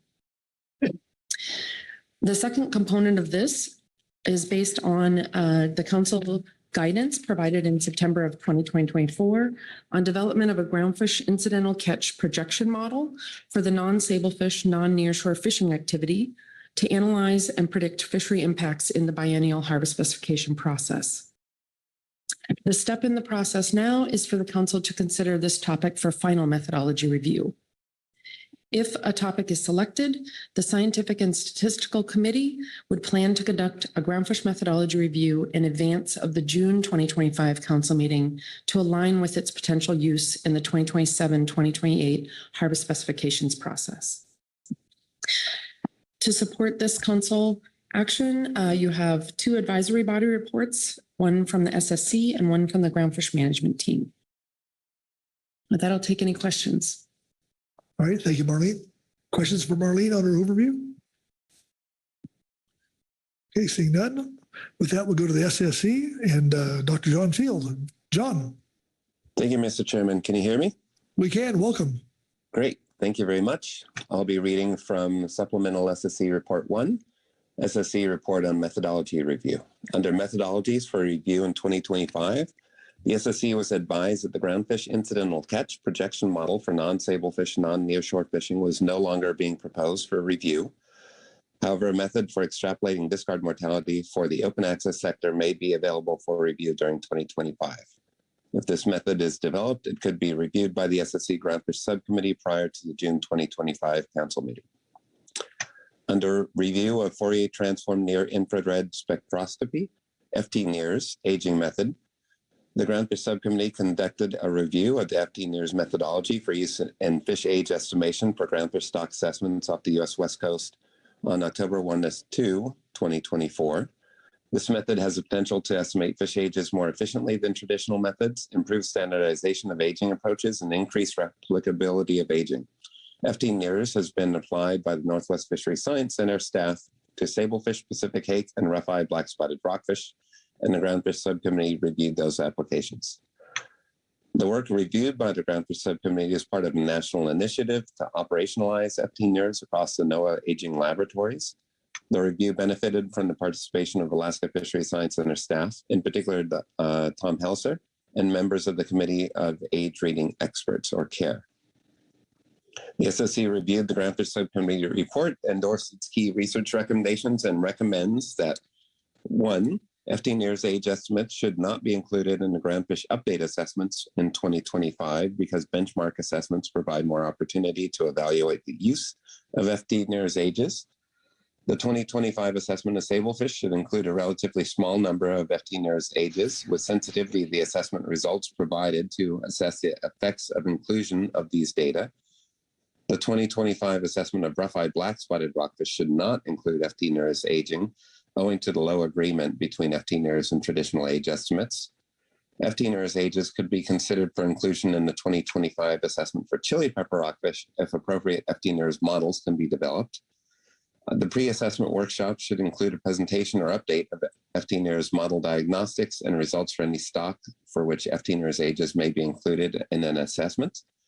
Fish length or weight should not be used as a covariate in models used to develop the FT NERS age estimates, owing to the potential for double using the length and weight data in the assessments. And finally, to conclude, while the use of FT NERS is likely to increase the number of age estimates available for assessment, the SSC highlights that the information from traditional ages is still needed to calibrate the model, refine the FT NERS algorithms due to changes in environmental conditions. That concludes the statement. I'm happy to take any questions. All right. Questions for Dr. Fields on the SSC report? Corey Niles. Thanks, Mr. Chair, and thanks, John, for being here on a Sunday. Without reading the full Groundfish subcommittee report, I'm wondering if you could, what are the factors that are why, for example, is this technique not working well for rough-eye, as well for rough-eye as for other species? Can you just give us some of the what's going on there and why it's different by species? Is it mainly the well, I'll just stop there. Thank you, Mr. Niles, for the question. Yeah, there's a few things going on. I would say that the first is that the preliminary applications seem to suggest that the method works better for relatively younger lived and faster growing species like Pacific hake and walleye pollock and Pacific cod. And second, for rough-eye black spotted in particular, there's a number of factors. One, which may not be as big a factor as we thought, but they are, of course, it's a cryptic species complex, so they are two different species.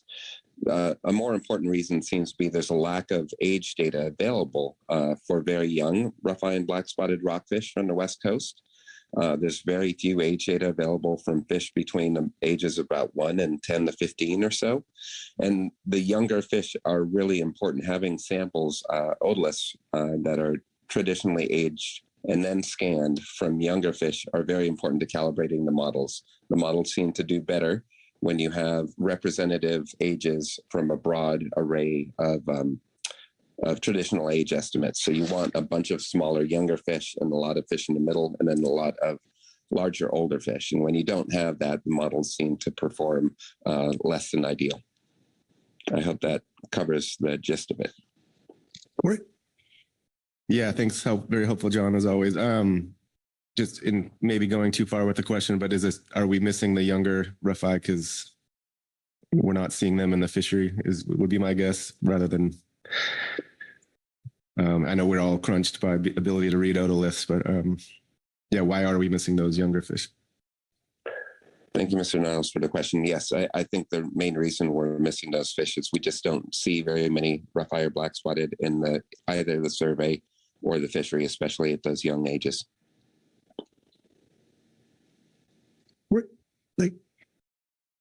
Okay, thank you. Anyone else? All right, thanks, John. All right, with that, we'll go to the GMT and Thompson Benez. Thompson? Good morning. Thank you, Mr. Chairman. Can you hear me? We can. Welcome. I'm Thompson Benez on the GMT. I'll be here to read Agenda Item I3A, Supplemental GMT Report 1, Groundfish Management Team Report on the Recommendations for Non-Trawl Shelf Mortality Projection Tool. In Agenda Item I2A, Supplemental GMT Report 1, September 2024, the Groundfish Management Team outlined the need for a new tool to project impacts in an emerging non-trawl shelf rockfish fishery. The GMT provided subsequent recommendations in a second supplemental report for how to address these concerns in future biennial cycles. In September, the Pacific Fisheries Management Council preliminarily adopted the GMT's recommendations. At this meeting, the GMT is providing a revised recommendation regarding the non-nearshore shelf catch projection tool, which is the fourth and final recommendation from Agenda Item I2A Supplemental GMT Report 2, September 2024. All other September GMT recommendations remain unchanged. non-nearshore shelf catch projection tool. In September, the GMT recommended collaborating with external model developers to create a non-nearshore shelf catch projection tool with a goal for the tool to be in place by early 2026 in preparation for the 27-28 harvest specification cycle. In October, the GMT met with the National Marine Fisheries Service staff to discuss model development in the National Marine Fisheries Service Northwest Fisheries Science Center Fisheries Observation Science staff to determine data availability. Based on those meetings, the GMT determined that development of a non-nearshore shelf catch projection tool presents significant challenges related to the team's workload and expertise, as well as the model's complexity and development timeline. Given the limited capacity and model development expertise of the current team and the constraints on available data that would feed the model, the GMT recommends council contract with an outside group to lead this effort when additional years of more data applicable to the shelf targeting fishery have become available. In the interim, the GMT will continue to track mortality of the non-nearshore shelf-targeted fishery as it has historically, using a 3-year average discard mortality provided in the Groundfish Expanded Multi-Year Mortality Report and projecting mortality of a particular species or stock when trip limit adjustments are requested. Expertise concerns. A significant concern is the lack of dedicated modeling expertise within the current GMT. While NMFS has offered to assist with the modeling process, the GMT does not currently possess the expertise needed to develop a complex model. The GMT could develop these skills to deliver a model that meets the required standards for review, but the time required to do so would jeopardize other priority agenda items. Data limitations. There are limitations in the availability of and utility of data that would be needed to develop and test this model. This portion of the fishery began to develop in 2020 and since continued to actively evolve as participants explore different gear types and targeting practices, increase their use of non-bottom contact hook and line gears, and access to new areas open to fishing using these gears. The current available observer data is unlikely to be representative of future dynamics. So any model based on data from previous years is likely to have low skill in forecasting future years. The Northwest Fisheries Science Center's FOSS program uses spatially stratified random sampling to ensure that discard rates are representative of the entire non-nearshore open access, limited entry stablefish endorsed, and limited entry stablefish non-endorsed sectors. Currently, this selection process does not distinguish the shelf targeting portion of these fisheries, meaning that observer data may not fully capture the dynamics of that portion of the fishery. In general, the FOSS attempts to ensure that any post-stratifications are consistent as possible with those used during the observer coverage selection process. At this time, the best way to use the available data to inform decisions and project onto the future is to continue to use observed data that is representative of the entire fishery. If the shelf targeting portion of the fishery should be considered a separate, unique part of the fishery, the GMT could work with FOSS to consider the potential for focusing observer coverage on that fleet to better inform future models. In summary, we do not think we currently have the data that would be needed to create a robust predictive model for the shelf targeting fishery. Lastly, timeline concerns. Aside from the aforementioned expertise and data limitations, the GMT is concerned that there would not be enough time to develop an effective tool in time for it to be used in the 2027-28 harvest specifications analysis, which will start in November of 2025. Given competing workload with stock definitions, open access discard mortality methodology, we recommend for development and other groundfish items scheduled over the next year, such as Intersector allocation review.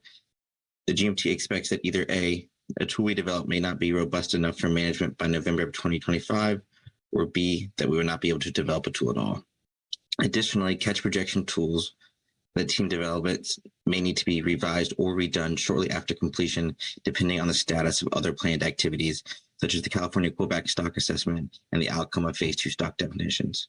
Therefore, the GMT supports this model development to be continued, but delayed with the intention for use in later harvest specification analyses.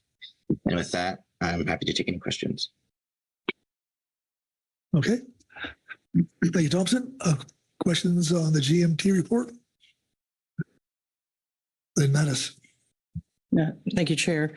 Thank you, Thompson, for the report. On the data limitations piece, Did the GMT take a look or think about using the EFP data from like the Platt Emily EFP, which is where some of this gear type was tested?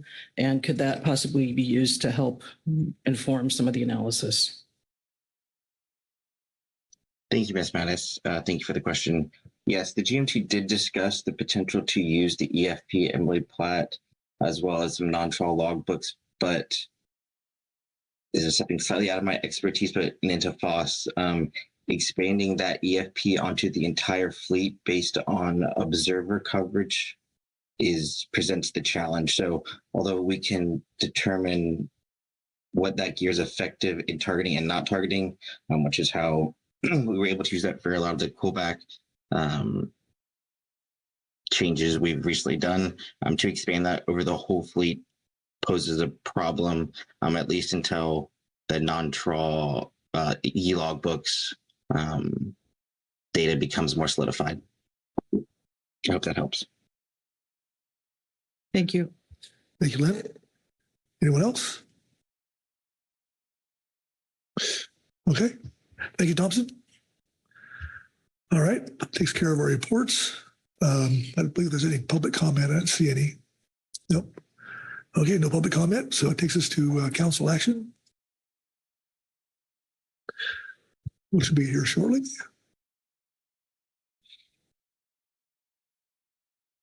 Okay.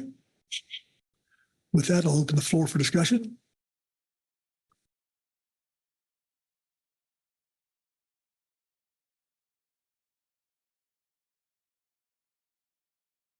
Lynn Mattis. Thank you, Chair. Appreciate the close look that the Groundfish Subcommittee of the Scientific and Statistical Committee looked at the FT NIRS. Hopefully this is a way to increase production output of aging for key species. Since that is currently a backlog, do note that there are still some challenges with that process. So I think want to be supportive of moving forward with that. I'm a little perplexed on how to move forward with the non-nearshore projection tool that the GMT is requesting help on. I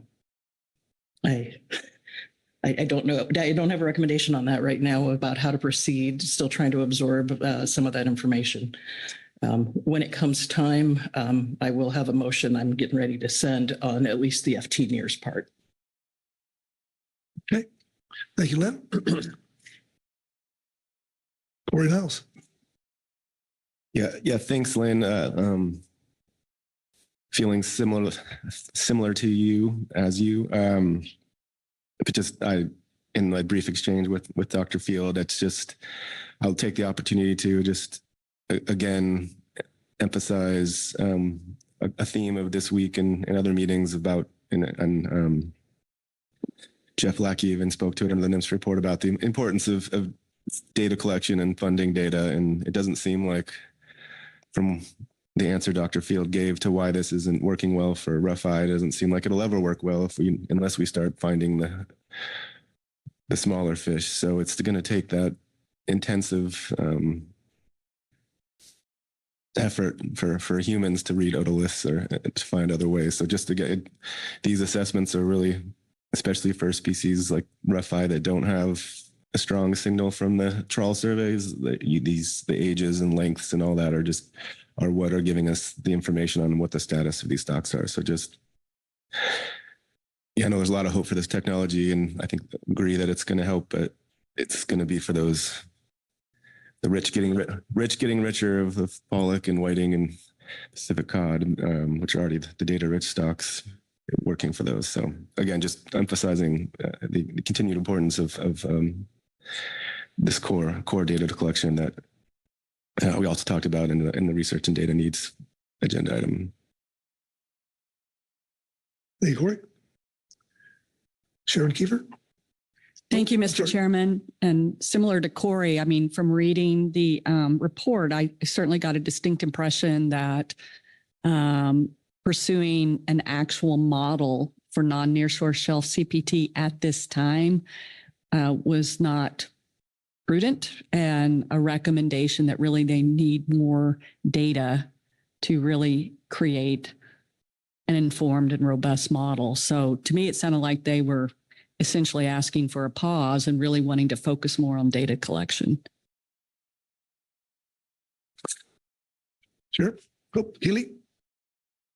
Thanks. On that point about the data collection and the non-near shore, I think Thompson spoke to it a little bit, but we are hopeful that over the next couple of years that there is more data available. You mentioned the electronic logbook. I think as the council knows, as of 2025, all sectors of directed groundfish will be required to use the electronic logbook. That'll really help solidify that collection and the timing of it rather than being sort of across paper and electronic. So we're really hopeful for that. We've also seen a lot of refinement of that data collection already.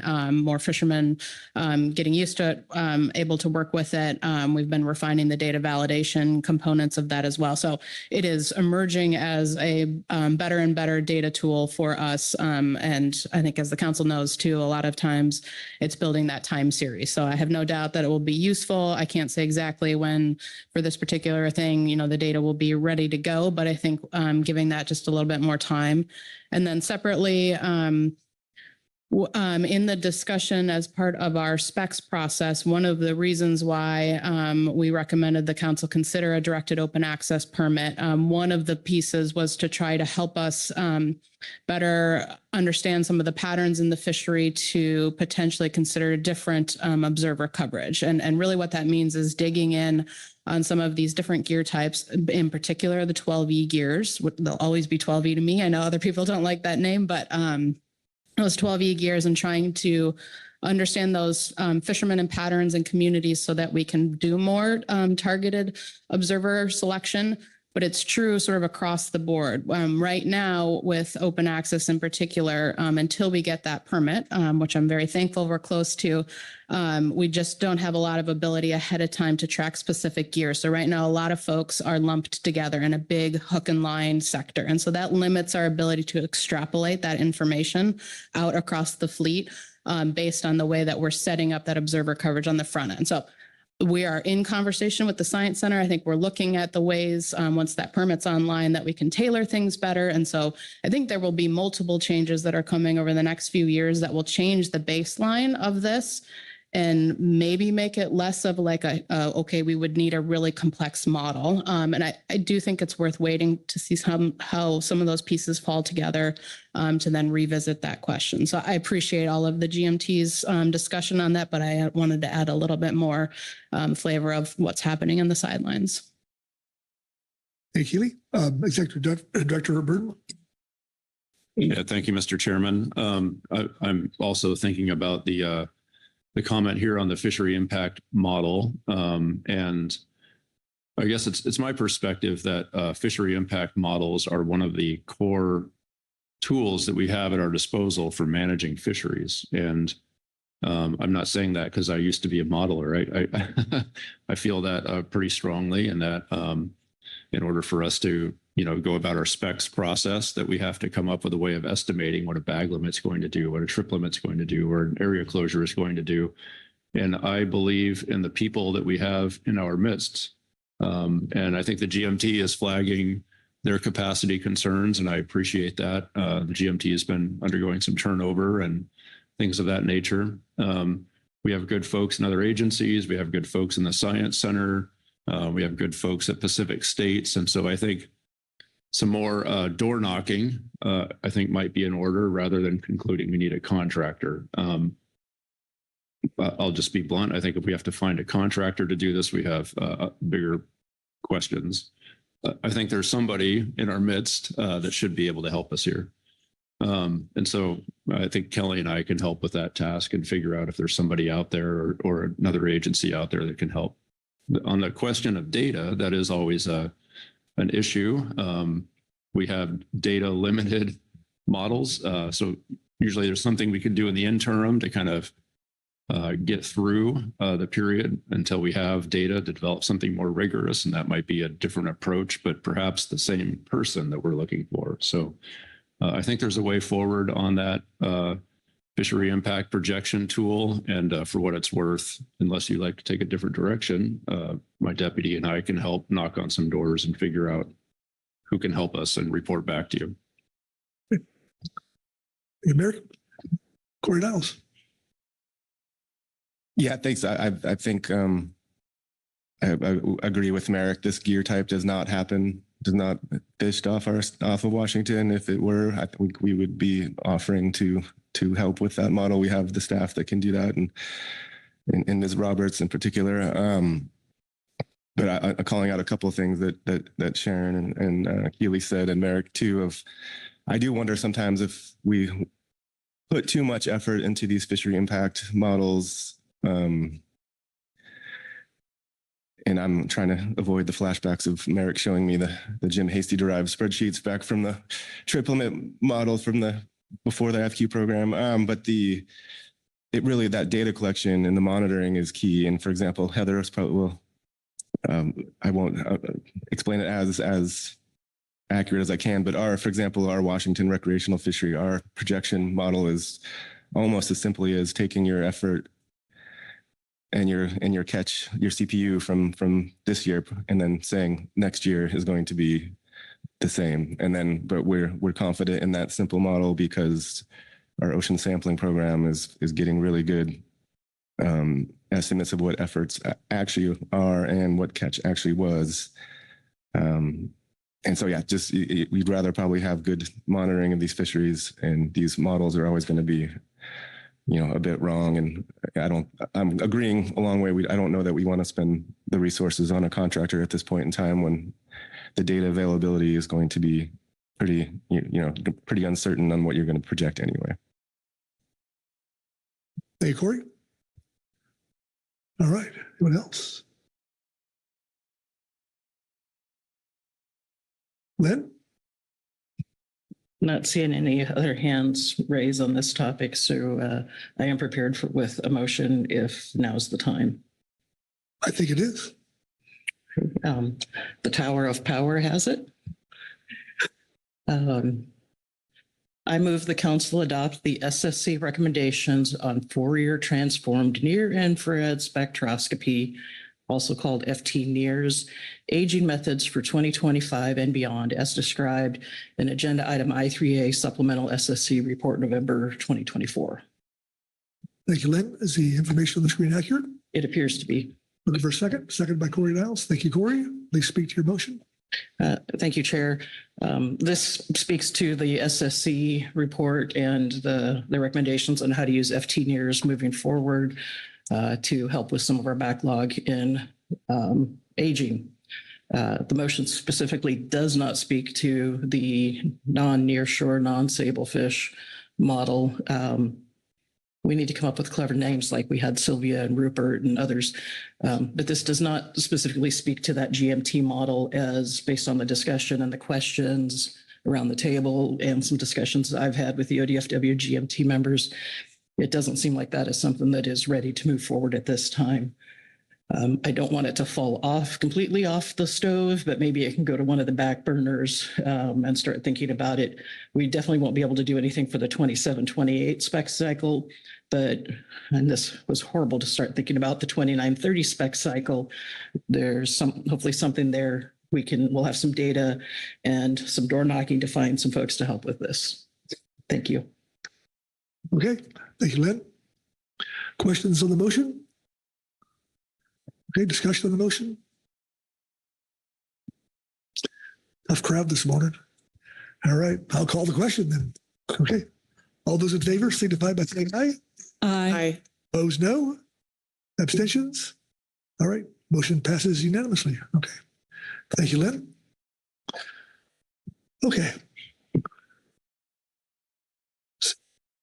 So with that, trying to think you did breach the issue about the on number one a little bit, I guess. So Marlene, what else do we need to do here? I'm trying to, do we have this covered?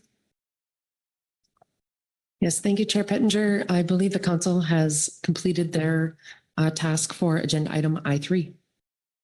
Okay, turn to Executive Director of Burden. Yeah, thank you, Mr. Chairman. just in looking at the council action, if you could go back, please, on the screen. Looking at the final topics for fishery impact model methodology review. Absent identification of some topics on your part, maybe just some confirmation about what you'd like us to do in terms of next steps in pursuing any new non-nearshore modeling. I offered to help try to identify some capacity to help us. And if that's what you'd like, we can do that and report back at another time. Or if you have some additional guidance about that topic in particular, that would be welcome at this time too. Okay, look around the room here. Corey? Well, I believe and what the GMT suggestion was, and maybe what Keely's was, just let's not worry about it for this next cycle too much. I think the GMT will still be making a estimate for the the catch in this sector. It just won't be a new model. It will be a ratio based way. And I don't know if we're anticipating big changes to this fishery given it's so new. So I don't know what the use of the model would be in terms of, like you said, evaluating changes, alternative changes. But I believe using the simple approach for this upcoming cycle was what I would recommend.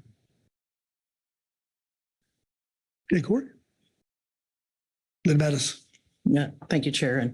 And to get at Mr. Burton's question, I do think whatever we can happen over the next couple of years behind the scenes, knocking on doors, additional training for those of us look with it for additional training within our staff members, so that maybe we can have something for not this next spec cycle, but the following one.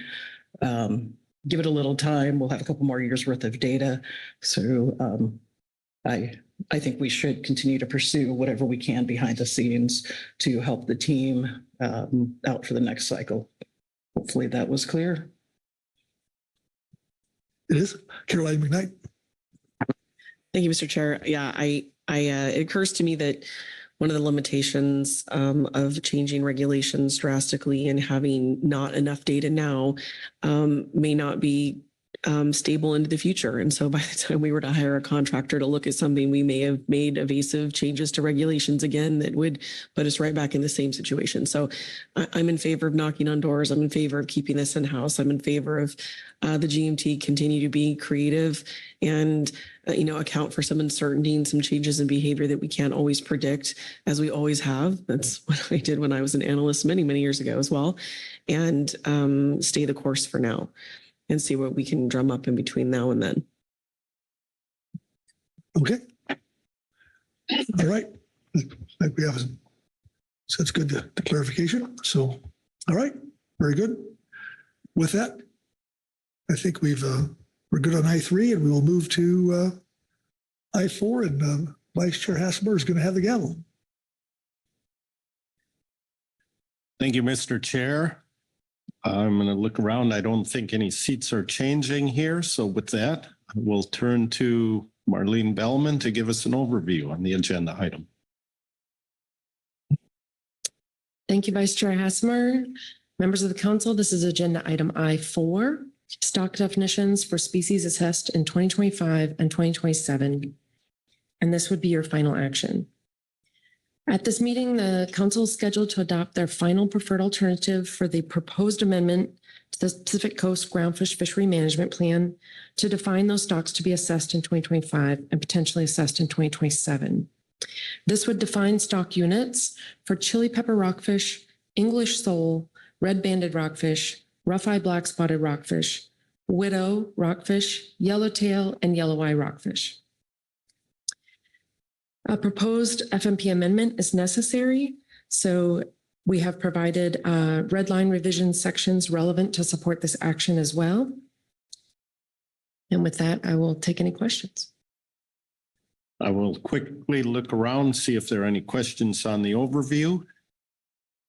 Not seeing any. Move into our reports. There is one Groundfish Management Team report on this, and Will Jasper is online. Will. Good morning, Vice Chair Hassmer. Can you hear me all right? Yes, we can. Go ahead. Thank you very much. Good morning, Vice Chair Hassmer and members of the council. For the record, my name is William Jasper, and I will be reading the Groundfish Management Team report on stock definitions for species assessed in 2025 and 2027, final preferred alternative. The GMT recommends adopting as final preferred alternative the stock definitions for priority species as shown in Table 1 below.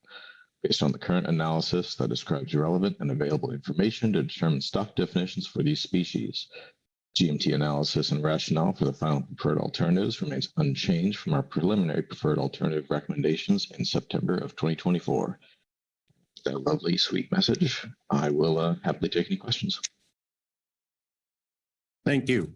Any questions for Mr. Jasper on the Groundfish Management Team report? No questions? Thank you very much, Will. That takes us to public comment. There is no public comment.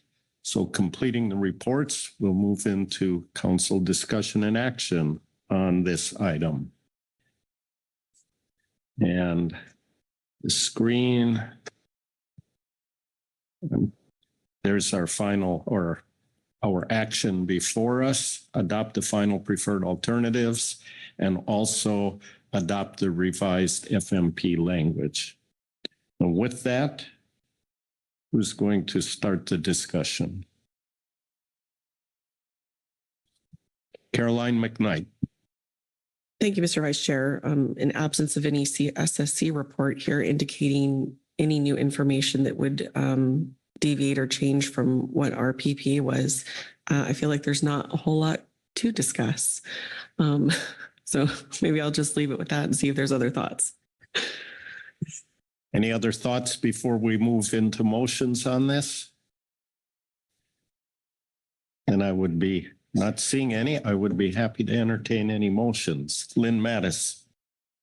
Thank you, Vice Chair. I thought I was really early in sending my motion to the gentleman in the back, but I do have a motion if now's the time. Now appears to be the time. Okay. Just a moment. There they go. I move the council adopt as the final preferred alternative the stock definitions in Table 1 for groundfish species to be assessed in 2025 or proposed to be assessed in 2027, and adopt the revised fishery management plan language as shown in agenda item I4 attachment 2. And then Table 1 has for priority species, chili pepper, alternative 1, coast-wide, English sole, alternative 1, coast-wide, red-banded rockfish, alternative 1, coast-wide, rough-eye black-spotted rockfish, alternative 1, coast-wide, widow rockfish, alternative 1, coast-wide, yellowtail rockfish, alternative 3, north and south of 4010, and yellow-eye rockfish, alternative 1, coast-wide. Thank you, Lynn. As I followed along, that language before us appeared accurate and complete. You agree? Yes, sir, I do. Thank you. Is there a second to the motion? Seconded by Sharon Kiefer. Please speak to your motion. I think Ms. McKnight spoke really well to it, that we have no new information from the SSC. Everything in the table is the same as the PPA. There was some good analysis on this previously. I don't know that much more needs to be said on that. Thank you. Thank you. Any questions for clarification on the motion? Discussion on the motion. Corey Niles. Yeah, I think, well, thanks, Mr. Vice Chair. And I think Caroline said it, we don't have any new information to change our minds, but I do think, just want to say a few words about, what we're doing here is maybe we're getting through this, but I don't know, we're not really doing justice to how complicated the real world is. I'll use yellow-eye rockfish as an example of, and one of the alternatives was to have a Washington, Oregon stock and a California stock. And that's how the assessment is currently done. It has two areas. It used to have three, but now just given data limitations, Oregon and Washington are combined, and in California is a separate area, and it'll be an update assessment. It'll be the same way. We might call the OFL coast-wide, but we know that adult yellow eye don't move all that much. You're not going to repopulate Central California from the yellow eye off of where Dave lives in Neah Bay.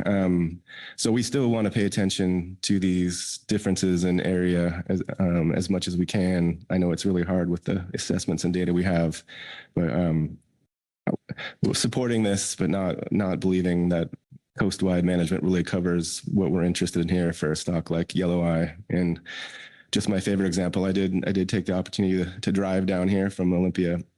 And when I crossed the Oregon-California border, the thought of, oh wow, Quillback just went from 40% down to 12, and that as soon as I crossed that line. And so we're really oversimplifying things with what we do here. That's not how it really works. And yeah, these population structures are something we may never figure out with the resources we have. But thanks to Lynn for doing the motion and getting us through this. But I hope we'll continue to investigate and think hard about not just stock structure and perfect mixing, but also what are the area differences and what is local depletion.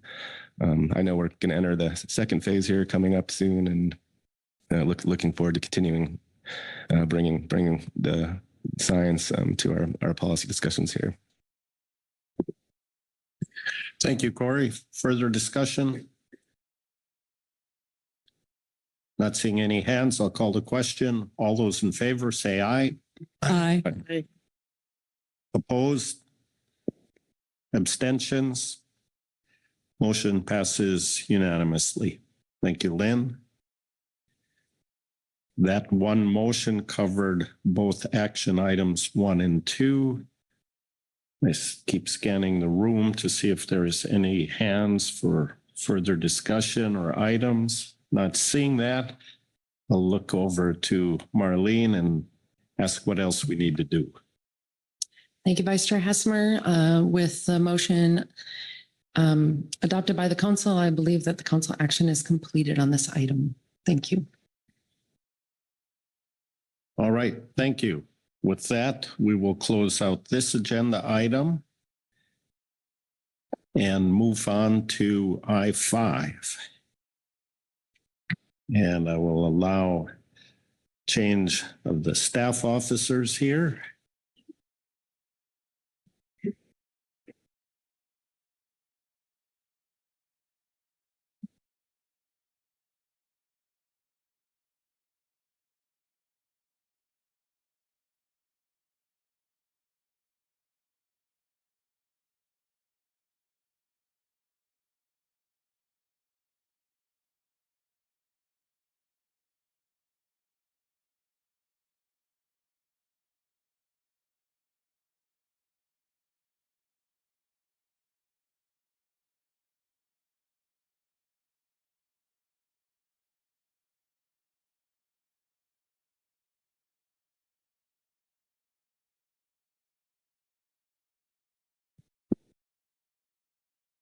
All right, I think we're set to begin here. So Jesse Waller, please give us the overview. Thank you, Mr. Vice Chair. Just give me 1 second. Actually, I can get screen sharing capabilities. I just thought I was ready.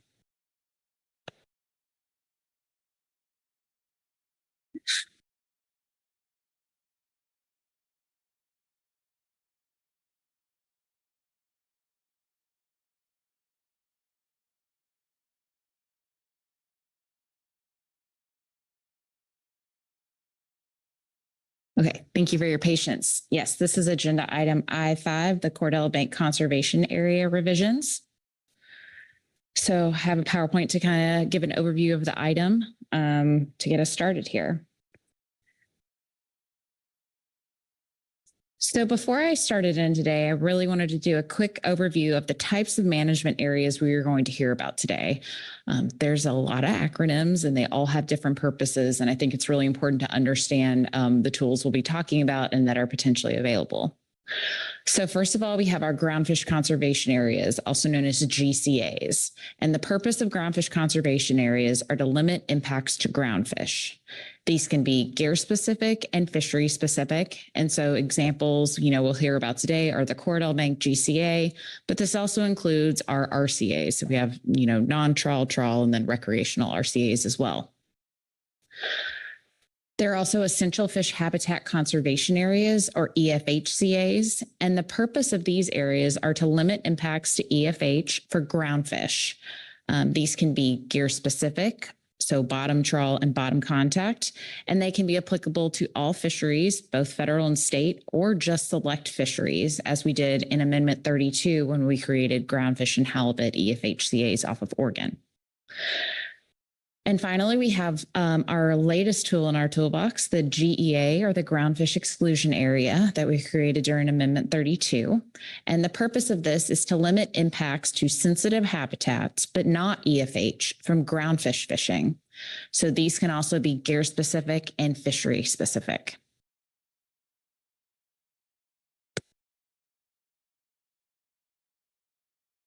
So now that we kind of have that kind of background on our management area types, we're going to talk a little bit about our action area. So here on the screen, we have our Cordell Bank Groundfish Conservation Area, that GEA, and I'm referring to the yellow polygon on this map. So the GCA was implemented in the early 2000s for recreational and commercial fisheries to limit impacts to overfished rockfish. And this was primarily canary, widow, and yelloweye. It prohibits groundfish fishing with certain exceptions for flatfish, which are all listed out in Table 1 of Attachment 1. And I'll talk a little bit more about these exceptions on the next slide. Historically, this area has overlapped with 4 other management areas. The Trawl RCA used to cover this area prior to its removal off of California under Amendment 28. The non-Trawl RCA used to cover this area until we moved the border to 75 fathoms under Amendment 32. And we also have 2 EFHCAs, which you can see here on your screen. And again, I'll talk a little bit more on the next slide. So now we have the area that the GCA overlaps with 2 EFHCAs and borders the non-trawl RCA boundary at 75 fathoms. So all this means is the regulatory complexity in this area is incredibly high. And so when you start looking at this and understanding the exceptions and the regulations, it's obviously a bit chaotic. And so we wanted to just break it down a little bit. So as I mentioned, the yellow polygon here is our GCA. It's closed to groundfish fishing, but there are exceptions for non-trawl commercial take of other flatfish and recreational take of petrale, starry flounder, and other flatfish with hook and line style gears. This pink polygon, which is shaded orange where it overlaps with the GCA, is our bottom contact EFHCA. Here, no bottom contact gears are permitted. The dotted polygon is our bottom trawl EFHCA, where no bottom trawl is permitted except for demersal seine. And I'll note that this area was actually modified under Amendment 28 to expand the boundaries, and so it is what you see here. And finally, the dashed line running along kind of the middle of the screen, that is the 75 fathom seaward boundary of the non-trawl RCA. So anything to the right of that line, so within the non-trawl RCA, is where non-bottom contact gears are permitted, including in the bottom contact EFHCA, which is kind of where you see that little shading of pink in the map.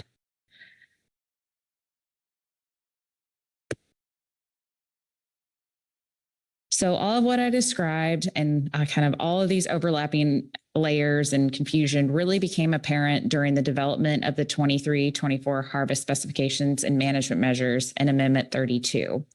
And so in March of 2023, the California Department of Fish and Wildlife flagged this as an issue, and the council prioritized it on your groundfish workload list.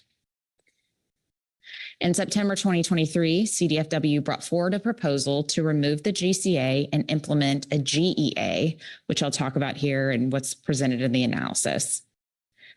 So at this meeting, we're looking at purpose and need, range of alternatives, and PPA, and are currently scheduled to take final action in March of 2025. So your council action for today is to adopt the purpose and need, adopt a range of alternatives, and adopt a preliminary preferred alternative if possible. And the materials in front of you.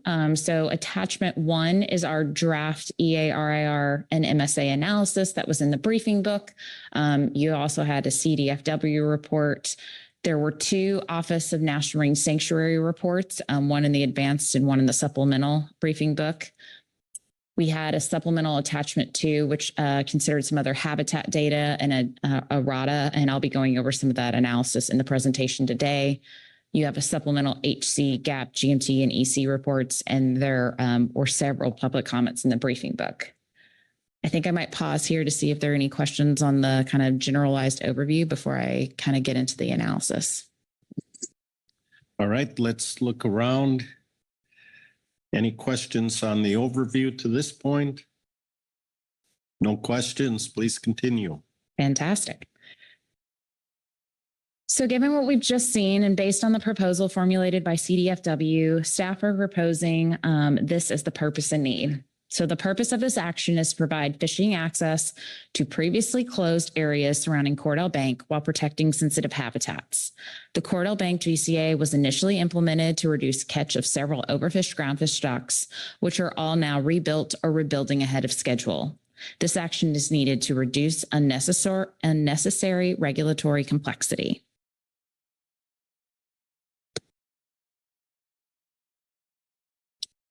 Okay, so our alternatives. Under no action, everything would stay as I described it on that earlier screen with several overlapping areas with different regulations. Under alternative 1, the GCA, which was that yellow polygon in the previous map, but it's kind of outlined, you can see here in green on this map. So that would be removed. And we would implement a GEA that overlaps with the bottom contact EFHCA. So this pink area is our bottom contact EFHCA again, and we would be overlapping that with a GEA. So no groundfish fishing would be permitted in this area. The results of that would be that 10.2 square miles of this area would be open to bottom trawling. 40.1 square miles would be open to non-trawl commercial and recreational gears, noting that there already is that allowance I spoke about hook and line gears for flatfish already being permitted in here. So this would just open it up to all types of gear for non-trawl fisheries. It would also close off 2.5 square miles to non-bottom contact gear in the non-trawl RCA. So you can see this in this dark navy color here. But overall, the alternative 1 is designed to to have less regulatory complexity.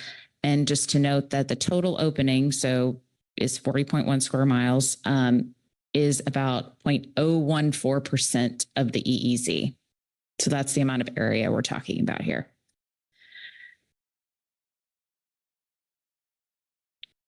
So the bulk of what our analysis is going to cover is on potential habitat impacts.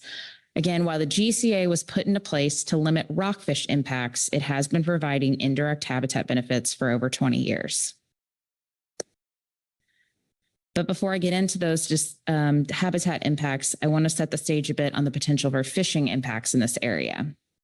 So here we kind of have a map that shows where Cordell Bank is. So you can see this labeled here. There's a red dot where Cordell Bank is. And so our likely ports that would be affected would be Bodega Bay and San Francisco port areas.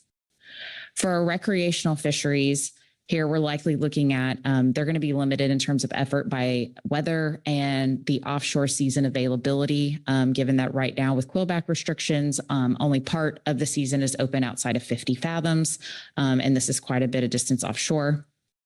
For our commercial fisheries, West Coast Groundfish Observer or WCOP data, as well as fish ticket data, suggest that there is limited trawling in the vicinity of this area.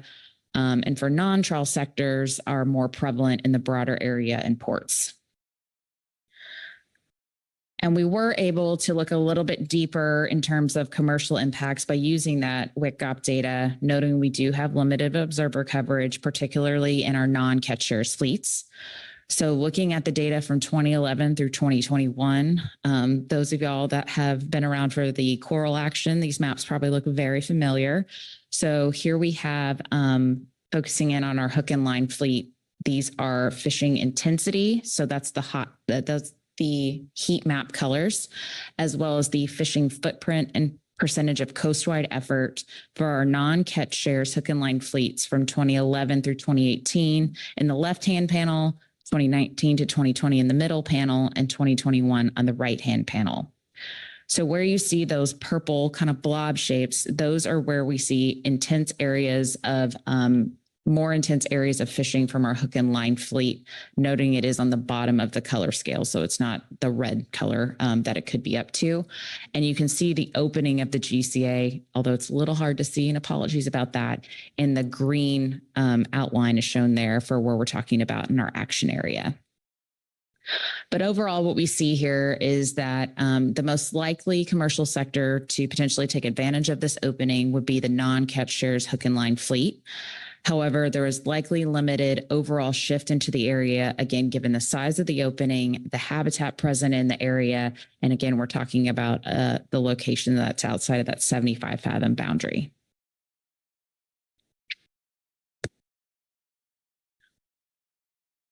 So we use several sources of habitat data in our analysis. First of all, for habitat types, we use the Pacific Marine and Estuarine Fish Habitat Partnership Database, or PMEP, which uses the a classification known as CMEX. And then we have the Office of National Marine Sanctuary also provided us with additional data, which was a predictive substrate model. We also looked at coral sponges and sea pens using the NOAA Deep Sea Coral Observation and Modeling data. And then the Office of National Marine Sanctuaries also provided us with some suitability models.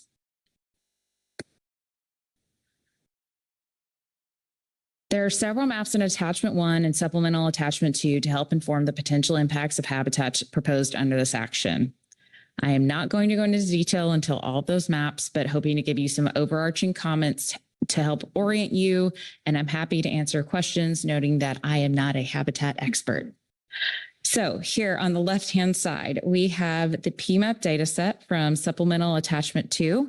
So this shows the substrate classifications and also has a data quality layer from the PMEP database. The right-hand figure is from the Office of National Marine Sanctuaries, which is a predictive substrate map. So in terms of what the difference is here, so while there are a lot of similarities on where the hard substrate is on top of the bank and to the sides of the bank, there are obviously differences into the north and east sides of the action area. The PMEP database, which is the figure on the left, is a publicly available database where all types of data are stitched together into different classifications, commonly known as CMEX. These come from a variety of sources and also, like I said, include that data quality layer based on different factors. On the other hand, the ONMS map is a predictive substrate map, so it uses a GIS calculation to predict what substrate is present. ONMS has not surveyed the entirety of the action area as a part of their habitat modeling process, and therefore that is why there is no data presented in some areas. Additionally, the ONMS dataset does not have a data quality scoring as part of this dataset.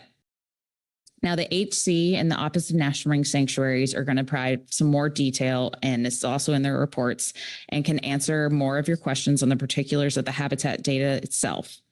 But assuming that the council adopts an ROA here today and potentially a PPA, we'll be further working with NMFS to further investigate the habitat data prior to final action, as you can't really make a straight apples to apples comparison between these two data sets.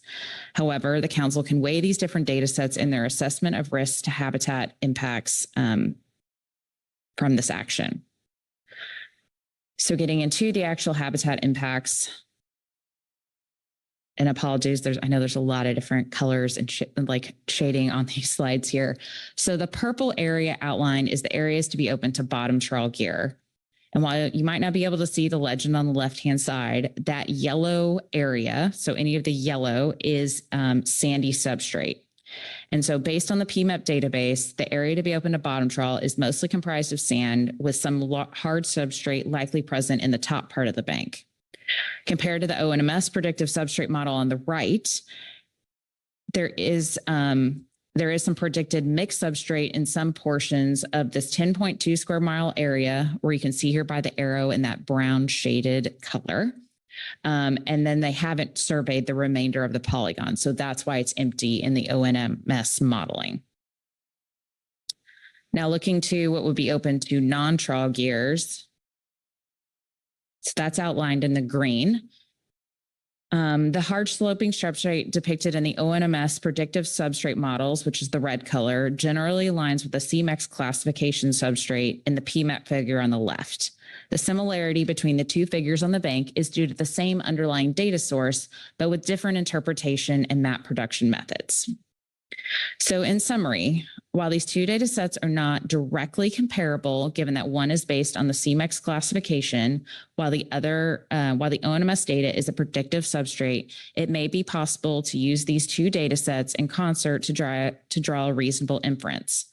For example, if one data set lacks information in a certain area, while the other may provide substrate information, a reasonable conclusion may be drawn. Conversely, if one data set indicates a substrate within an area contains a range of substrate types, such as hard to cobble, and the other suggests the substrate to be similar, an inference may be drawn that as to the likely substrate while considering the robustness of each data set.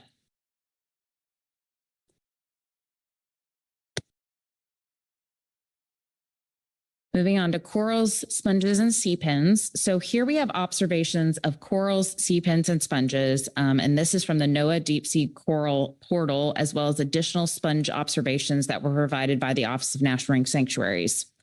Furthermore, these heat maps kind of on the outside of the action area are modeling for robust high and high habitat suitability for corals.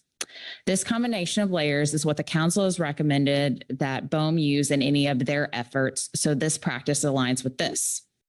Now, you'll probably note that none of the modeling efforts go onto the bank itself, which was a little surprising, and we have learned that this is due to specifics involved in that deep sea coral modeling effort, that specific species were not included in that effort because they weren't down to a single species, and ONMS actually has a lot of great specifics on this in their supplemental report too that I would point you to.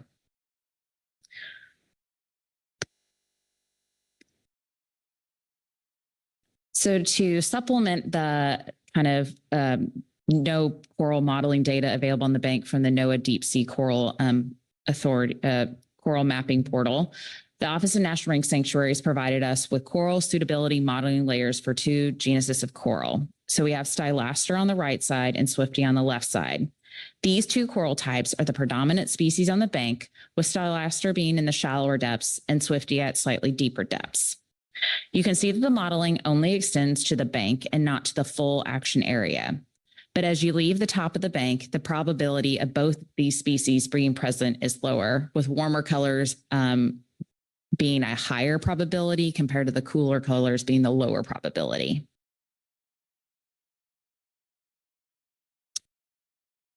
So here we have our summary of impacts. Again, we're looking at 10.2 square miles to be open to bottom trawl under alternative 1 and 40.1 square miles open to non-trawl commercial and recreational gears. Again, noting those allowances already for hook and line gear for these two sectors for specific flatfish. The areas to be closed within the GEA, we would limit any kind of groundfish activity, any gear from that bottom contact EFHCA area.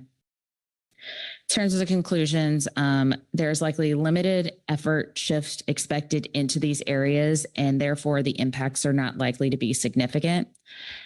While we can't anticipate gear and location and intensity, we have heard through Amendment 28 and Amendment 32 that vessels tend to avoid fishing on high relief to protect their gear, and this is both trawl and fixed gear. So under Alternative 1, we anticipate this to continue, focusing on those low relief or soft sandy habitats. And just to wrap up my presentation, I would just wanted to make a quick shout out to Sage Tezak with the Office of National Marine Sanctuaries, Andre Klein with CDFW, and Kate Sherman with the Pacific States Marine Fisheries Commission. They helped all the maps were made by them, and a lot of the data gathering Kate helped us out with from the PMEP database. So this analysis wouldn't have been possible without their help. And again, your council action to today is adopt a purpose and need, range of alternatives, and a PPA if possible. And I would be happy to answer any questions. Thank you, Jesse. Any questions for Ms. Waller on the reports, the presentation? Caroline McKnight, then Corey Niles. Thank you, Mr. Vice Chair.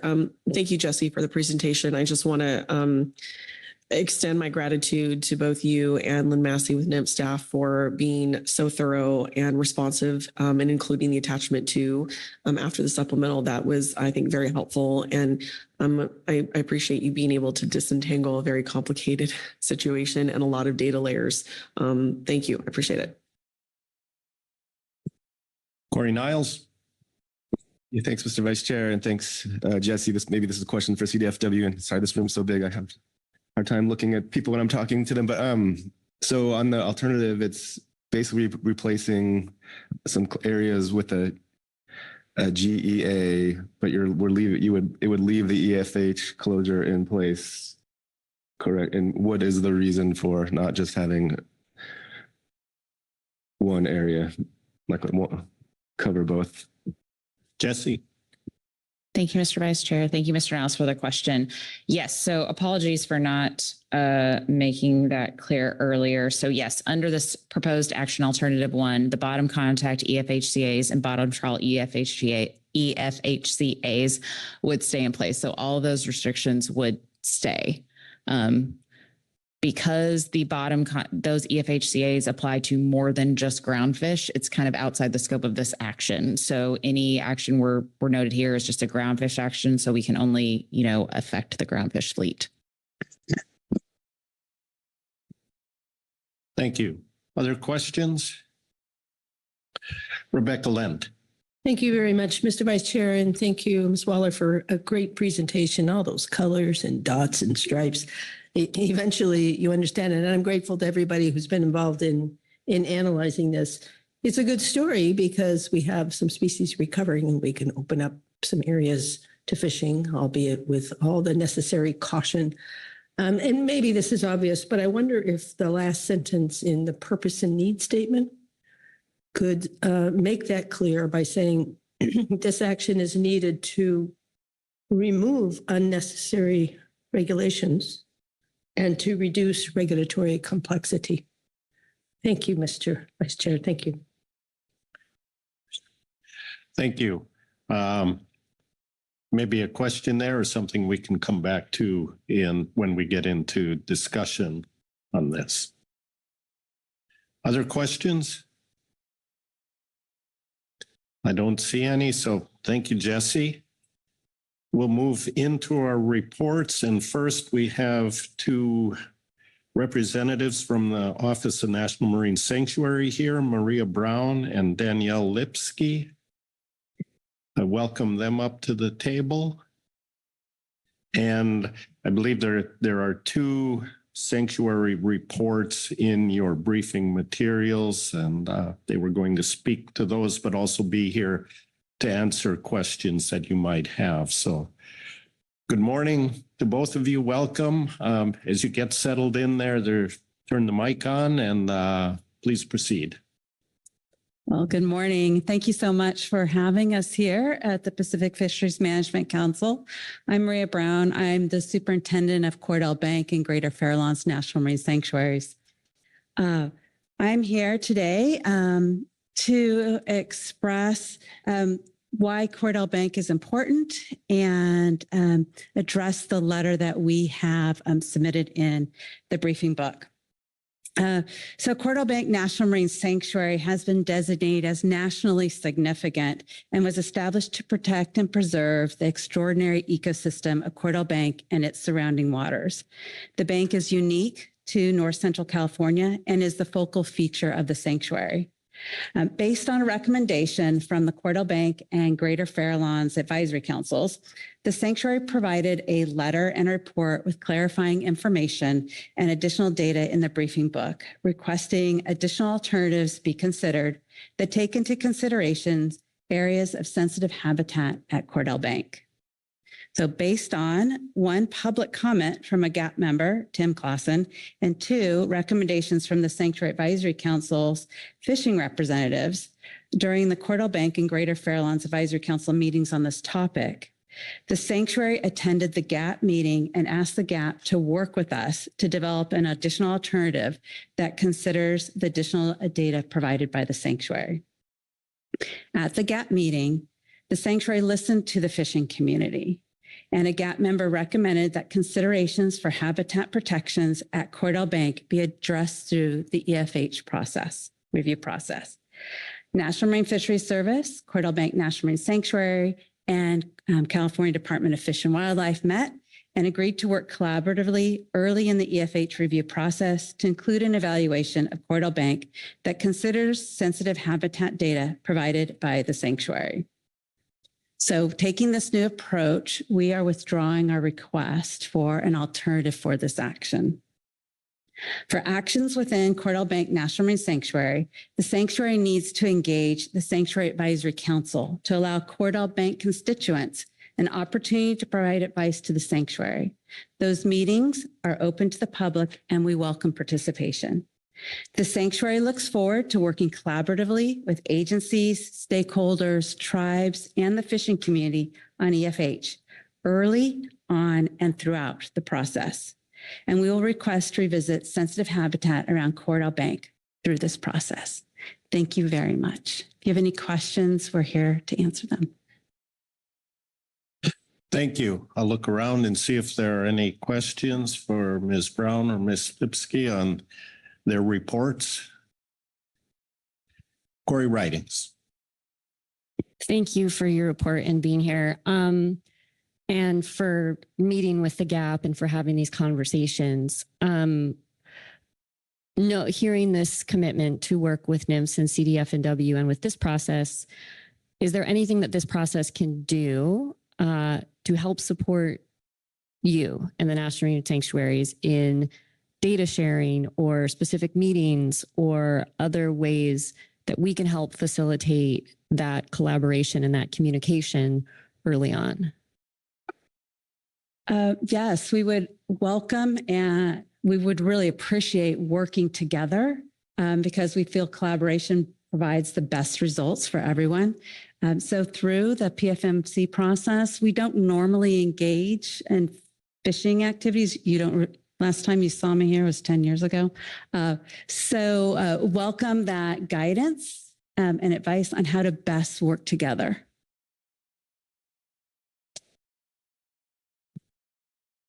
Thank you. Any other questions? And looking around, I don't see any. Thank you very much, both of you, for taking your time to be here. Thank you. Next, we have a California Department of Fish and Wildlife report, Caroline McKnight. Thank you, Mr. Vice Chair. Our report was in the advanced briefing book and largely just spoke to the original proposal that we submitted in September of 2023, which was the same then and the same now. And I think Jesse's presentation covered the very deep nitty-gritty details of that. So unless there's immediate questions of that report, I think we'll save other comment later. Thank you. Look around and see if there are any questions on the report. Not seeing any. Thank you. Next, we have a Habitat Committee report. Dr. Corey Green. Good morning, Dr. Green. Can you hear me? Yes, we can. Thank you, Mr. Vice Chair and members of the council. I'll be reading agenda item I-5A, the Habitat Committee report on Cordell Bank conservation area revisions. The Habitat Committee heard a presentation from Jesse Waller on proposed revisions to the Cordell Bank conservation areas. The proposal highlights the complexity of multiple gear restrictions that are likely challenging for the fishing community to follow. And by addressing these issues, the proposed action is expected to result in habitat conservation benefits. However, the HC is concerned that currently there is outdated or conflicting data and analysis to determine a prudent course of action. Therefore, HC recommends first, additional work toward resolving some of the data issues, and secondly, consideration of additional possible alternatives. And so what I'm going to say is follows from those 1 and 2. First, the Habitat Committee noted some broad data issues in the preliminary environmental assessment related to identifying important habitat features and for addressing potential fishing impacts. Each of these has implications for habitat conservation. Notably, coral and sponge observations differed from several modeled distributions. Priority areas of protection will depend on the importance placed on modeled versus observed distributions. In addition, data layers of habitat distribution exhibit differences in the interpretation of the extent of rocky habitat, the areas most sensitive to disturbance and most challenging for fishing gear. Consultations, which you can read in the attachment below, by members of the HC with Guy Cochran, the U.S. Geological Survey geophysicist who developed some of the substrate data products, revealed that rocky substrate is well characterized by the geophysical methods used to produce substrate maps in figures 8 and 9 of attachment I-5. These maps indicate that rocky substrate is likely to occur at a greater extent than suggested by figure 6 alone. An older habitat classification available in a supplemental report shows both similar and contrasting results with respect to rocky substrate compared to that in figures 8 and 9.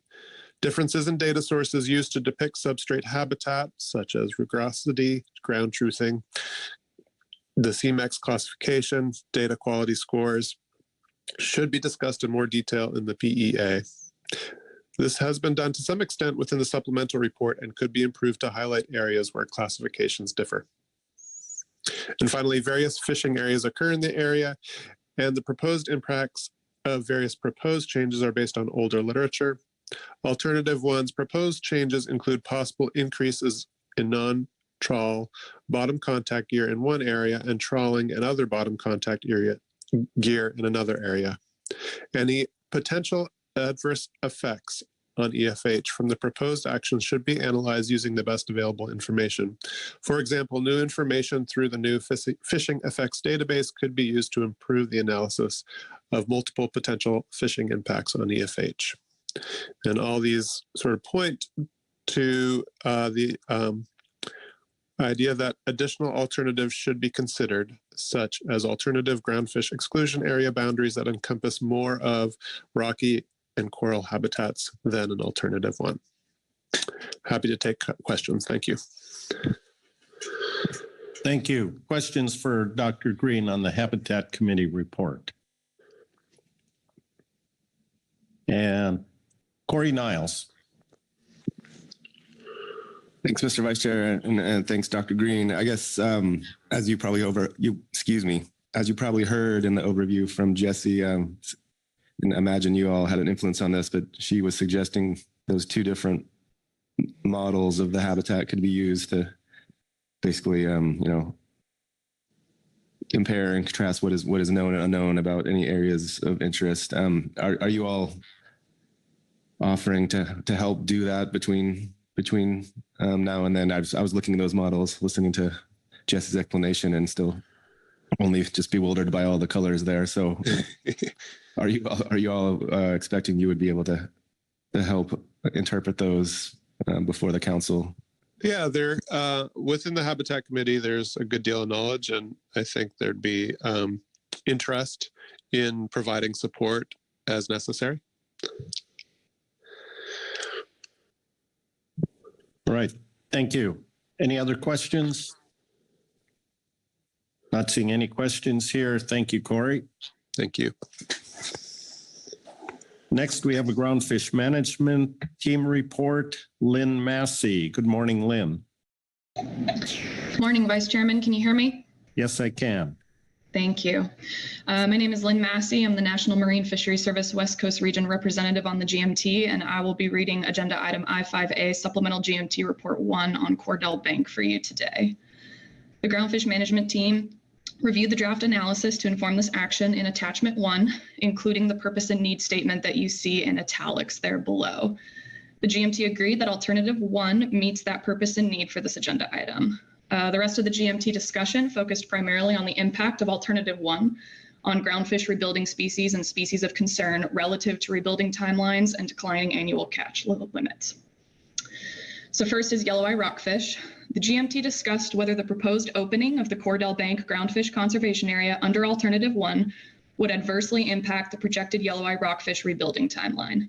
Yellow eye rockfish is a prohibited species. There's no retention and mandatory discard, and mortality has been well under the ACL in recent years, when we cited the 3 most recent GEM reports there.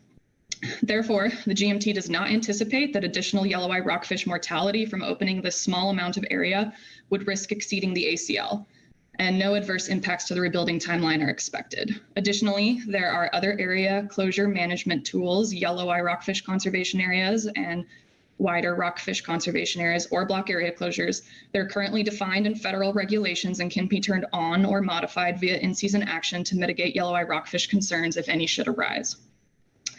Next is quillback rockfish.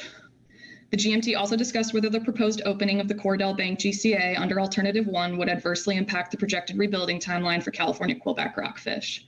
As stated in the draft analysis, California quillback rockfish are primarily encountered between 20 to 50 fathoms. The area proposed to be opened under Alternative 1 is deeper than 50 fathoms, and the primary depth range in which California quillback rockfish are found lies within the proposed groundfish exclusion area.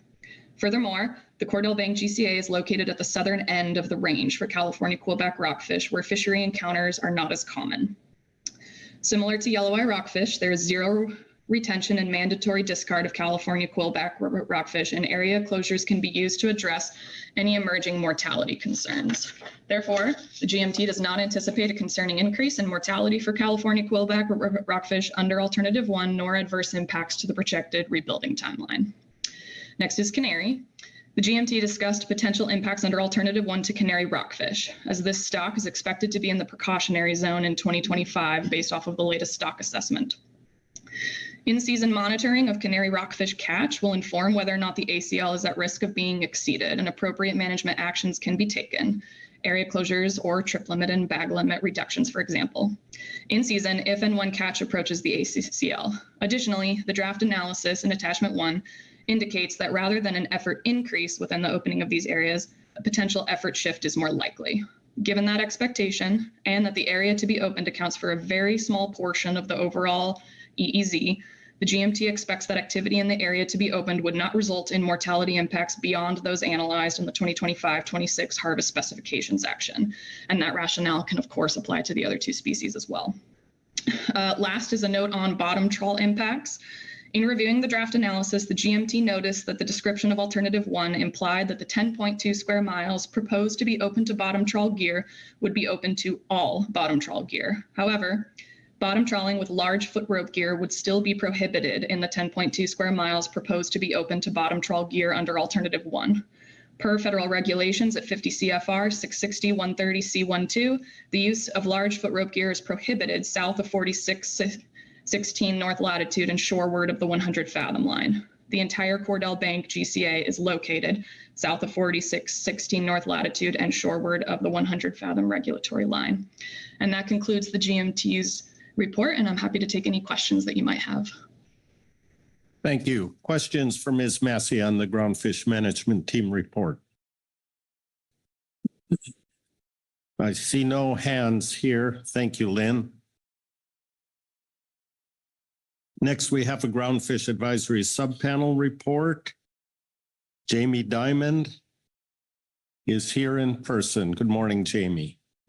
Good morning, Vice Chair Hassemer, Chair Pettinger, council members. I'm Jamie Diamond, here to read agenda item I-5A, Supplemental Gap Report 1 on Cordell Bank Conservation Area revisions. The Groundfish Advisory Subpanel recommends that the Pacific Fishery Management Council adopt the purpose and need and range of alternatives presented in Agenda Item I-5, Attachment 1, and adopt Alternative 1 as the PPA. The Cordell Bank Groundfish Conservation Area was implemented to help rebuild overfished rockfish, which are now all rebuilt or nearly rebuilt. This purpose has been met, and now industry should have access to these fishing grounds, especially given that opportunities continue to be restricted off of California due to quillback rockfish for groundfish participants, no salmon seasons, and restrictions for other fisheries. The GAP believes Alternative 1, originally proposed by CDFW, is a compromise that protects the sensitive habitats on the bank, reduces regulatory complexity, and provides limited but key additional opportunities for the California groundfish fleets. GAP members said both trawl and non-trawl commercial fisheries operated in this area in the past, as did recreational fishermen and fishermen participating in the state-managed Dungeness crab fishery. The GAP recognizes that things have changed over time and that just because there may be fewer fishermen in general in the area based on the available data, this action should not preclude existing fishermen from taking advantage of fishing in areas that have productive rockfish populations. Regarding recreational fleets, Cordell Bank historically supported 5 or 6 inspected charter boats that operated from Bodega Bay. Since the groundfish closure, the number of inspected charter boats has dwindled to 1. There are also several 6-pack boats that fish out of Bodega Bay. These businesses would all benefit from opening the area around Cordell Bank. However, as outlined in several of the public comments and the analysis, we anticipate that the overall level of effort would be constrained by the distance offshore, weather restrictions, and current seasonal restrictions related to quillback rockfish that limit the opportunity outside of 50 fathoms to just a few months. Overall, the California recreational members on the GAP discussed how the reopening of part of this area would benefit anglers who've been affected by closed salmon seasons and ever-changing and restrictive rockfish regulations to add another fishing location to their rotation. Returning to areas that have been closed would provide minor but real economic benefit and increased opportunity to California coastal communities. For commercial fisheries, the GAP does not anticipate significant pot gear vessel fishing activity in the area, given the habitat present in the area proposed to be opened. It's too shallow for sablefish, but some limited lingcod opportunity could be gained. It is most likely that commercial participants will fish hook and line gear, which is already permitted for flatfish, and target abundant midwater stocks. There are limited trawling vessels in the vicinity of the area, and the opening of 10.2 square miles is not likely to attract a lot of activity. The GAP fully supports Alternative 1. It reopens areas that were closed to protect certain fish stocks that were once overfished but are now rebuilt or rebuilding ahead of schedule. It protects some of the most sensitive and critical habitat. And the alternative and inherent nature of Cordell Bank and its location provide several protections. A number of regulatory protections are enforced, as indicated by the GMT report. For example, trawl foot rope size restrictions in areas shallower than 100 fathoms. The bank's distance from shore will discourage an overwhelming amount of recreational effort, and changes in fisheries management have reduced the number of fishermen participating. We would like to thank CDFW for taking a hodgepodge of overlapping and confusing regulations and developing an alternative that's clear and understandable and encourages compliance. Processing considerations for the range of alternatives. The GAP also expressed frustration that additional proposals or asks were brought forward this stage in the process. While we understand this is the time to adopt a full range of alternatives and consider any additional alternatives, some comments to the GAP made it seem like this item was a new rushed idea and sufficient opportunity to reach out to stakeholders had not been available.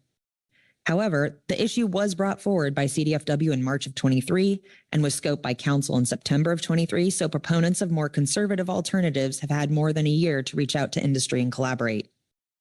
If the Council chooses to include a more restrictive alternative in the range,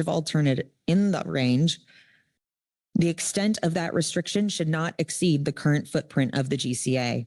As an example, the proposal outlined by Oceana and Ocean Conservancy extends outside of the GCA footprint and therefore closing off the currently open fishing ground for non-trawl vessels. If the Council does include this type of alternative, The GAP recommends also including a less restrictive alternative that simply removes the GCA without implementing a groundfish exclusion area in the range. Thank you, and I'm available for questions. Thank you. Questions for Ms. Diamond on the Groundfish Advisory Subpanel report? Caroline McKnight. Mr. Vice Chair, thank you, Jamie, for the report. In the staff presentation, we saw a map and we saw where Cordell is in relation to Bodega Bay and the San Francisco Bay and Half Moon Bay. I'm picking up this part of the GAP report that speaks to, the offshore nature. Was there a discussion in the GAP? Like, I'm just interested, how long of a run is this for an average skiff? Not even a party boat, but, obviously the size of the boat might matter in terms of, engine size, but, how long of a run are we talking? Did you guys discuss that at all? Like the investment for a trip like this? Through the chair, Vice Chair. Ms. McKnight. This is a 25-mile run from Bodega Bay. And so significantly further from other areas. Smaller skiffs would not be able to, just from a safety standpoint. This would definitely be like 6-pack size or larger. I'm sure there's recreational fishermen that would give it a go but the weather, it's one of those stars have to be aligned type of things because of weather and conditions out that way. From say Emeryville or inside the bay, I couldn't speak to that personally. That's outside of my fishing zone. So I'm not sure on travel time for them. I don't know if somebody's online from the GAP that might have a better idea of that. Oh, sorry, I'm getting a signal. I just saw a hand go up. Let me see. Oh, it's 50 miles from San Francisco Bay. All right. 50 miles from San Francisco Bay. Let me just check online. Okay. No more hand there. Thank you. Okay. Further questions? Not seeing any. Thank you, Jamie. Thank you.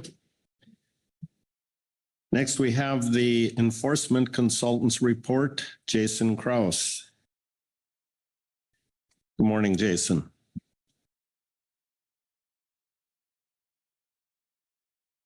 Here we go. Good morning, Mr. Vice Chair, council members. My name is Jason Krause. I'm a captain with the California Department of Fish and Wildlife, and I will be reading the EC supplemental report for I-5. The enforcement consultants have reviewed the documents associated with agenda item I-5 groundfish management, Cordell Bank groundfish conservation area revisions.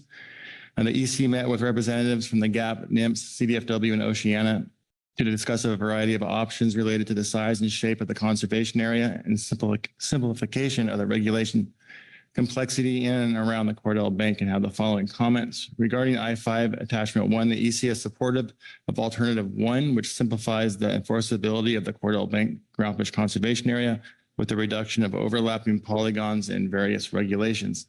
If further alternatives are developed, the EC requests that the enforceability be taken into account. Polygons should be clearly defined, contain the minimum number of waypoints needed, and be large enough to effectively monitor and enforce. It is important to reduce the complexity of the regulations. Allowing fishing or exemptions within a conservation area not only adds enforcement challenges, but also is more difficult for fishers to understand and comply with. That concludes our report, and I'd be happy to answer any questions. Thank you. Questions for Mr. Krause on the enforcement report? Caroline McKnight. Thank you, Mr. Vice Chair. Thank you, Captain Krause, for the report. Just a quick, clarification, or when you say it simplifies the enforceability, could you describe what the challenges out on the water are right now for enforcement in this particular area? Through the Vice Chair, thank you for the question. Sure. So our large patrol boat, it's about a 50-mile run from Emeryville area to get to the bank. It is exposed. We're able to locate vessels with our radar and overlay them on a map and see that where they're fishing. Oftentimes these vessels are actually fishing in the closed area, either the conservation area or the non-bottom contact EFH. By the time we're close enough to actually get a visual on the vessel to see lines in the water or whatnot, those vessels had already seen us from a long way out and have either moved out of the area or any fish they had, if they were in the conservation area that they shouldn't have, are gone. So our challenge is to actually prove that they are fishing, and oftentimes we get, they were just eating a sandwich or watching a whale or any excuse there possibly is other than fishing. So that is one challenge. Another challenge that we do have is when there are regulations in a conservation area, such as the flatfish allowance, it's very hard for us to enforce because we see a vessel fishing, we come up on them, there might be other fish floating around that they shouldn't have, and then they just claim that they're fishing for flatfish. So it makes it difficult for us to enforce that. Thank you. Caroline? If I could ask a follow-up, is sort of the similar one that I just asked Jamie on the patrol boat. How long, and obviously the patrol boat is pretty big. How long of a run is that to get that 50 miles offshore? Do you know? That's top secret information. I can't get the speed of our patrol boat.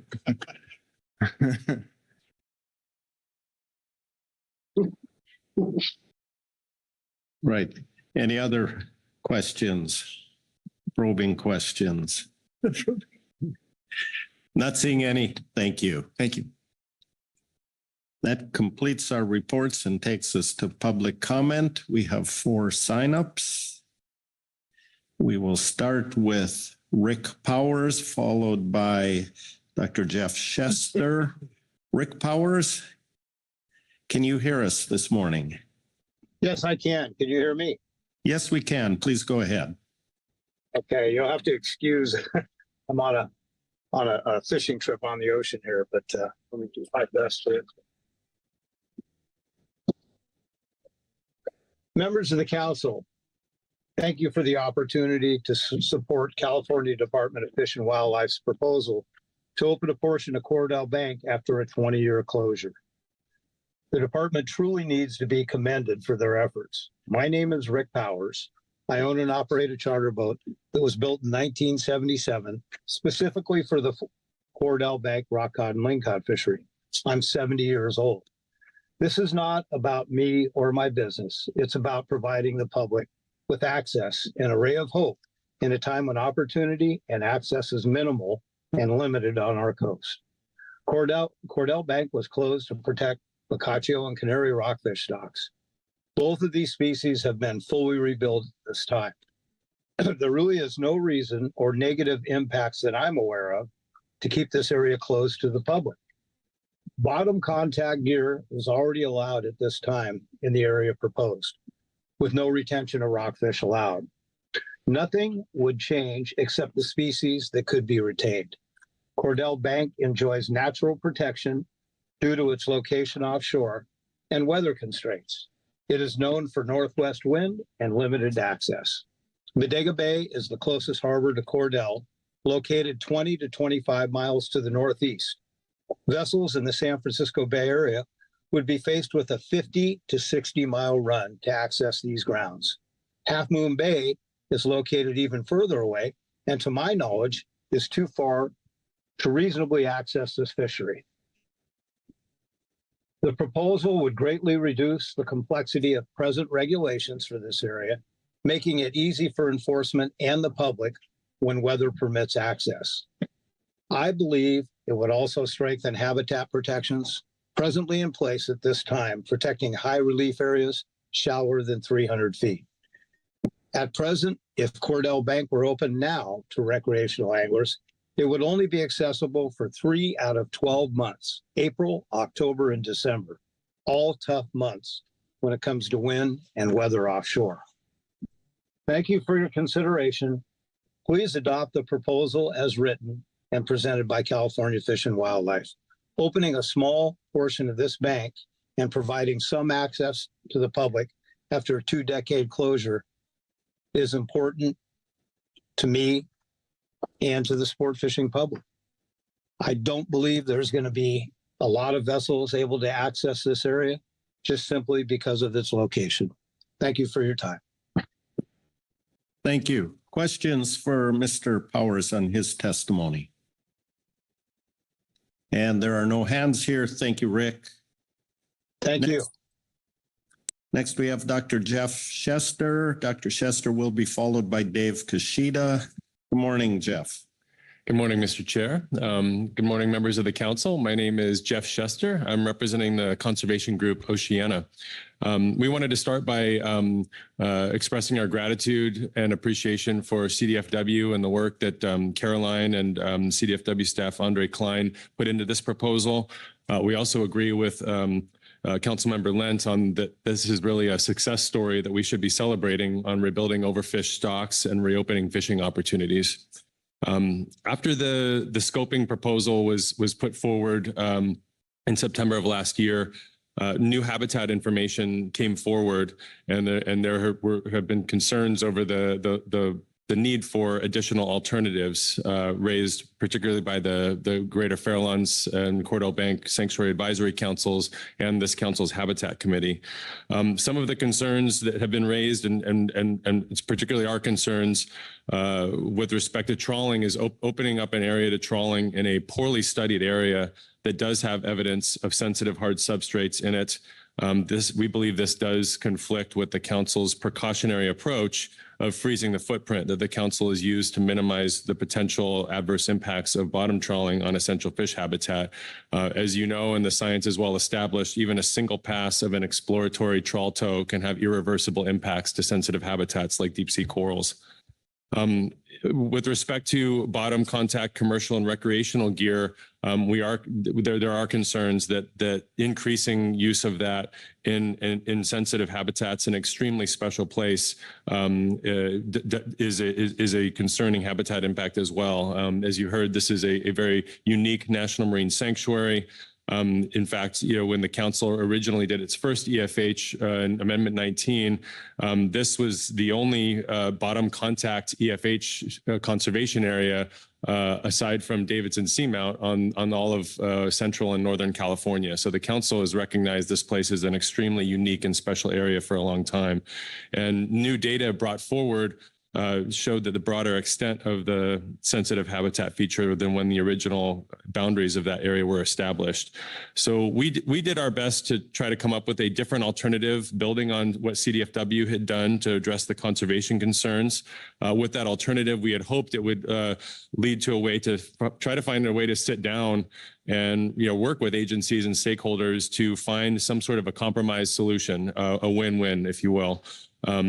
We sat down at this meeting with the Groundfish Advisory Panel members, Groundfish Management Team, enforcement consultants.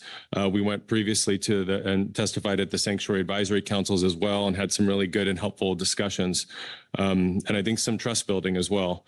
I think we should all really agree that one of the real values of the council process is to provide a forum and a process to bring stakeholders together with different viewpoints to try to find common ground.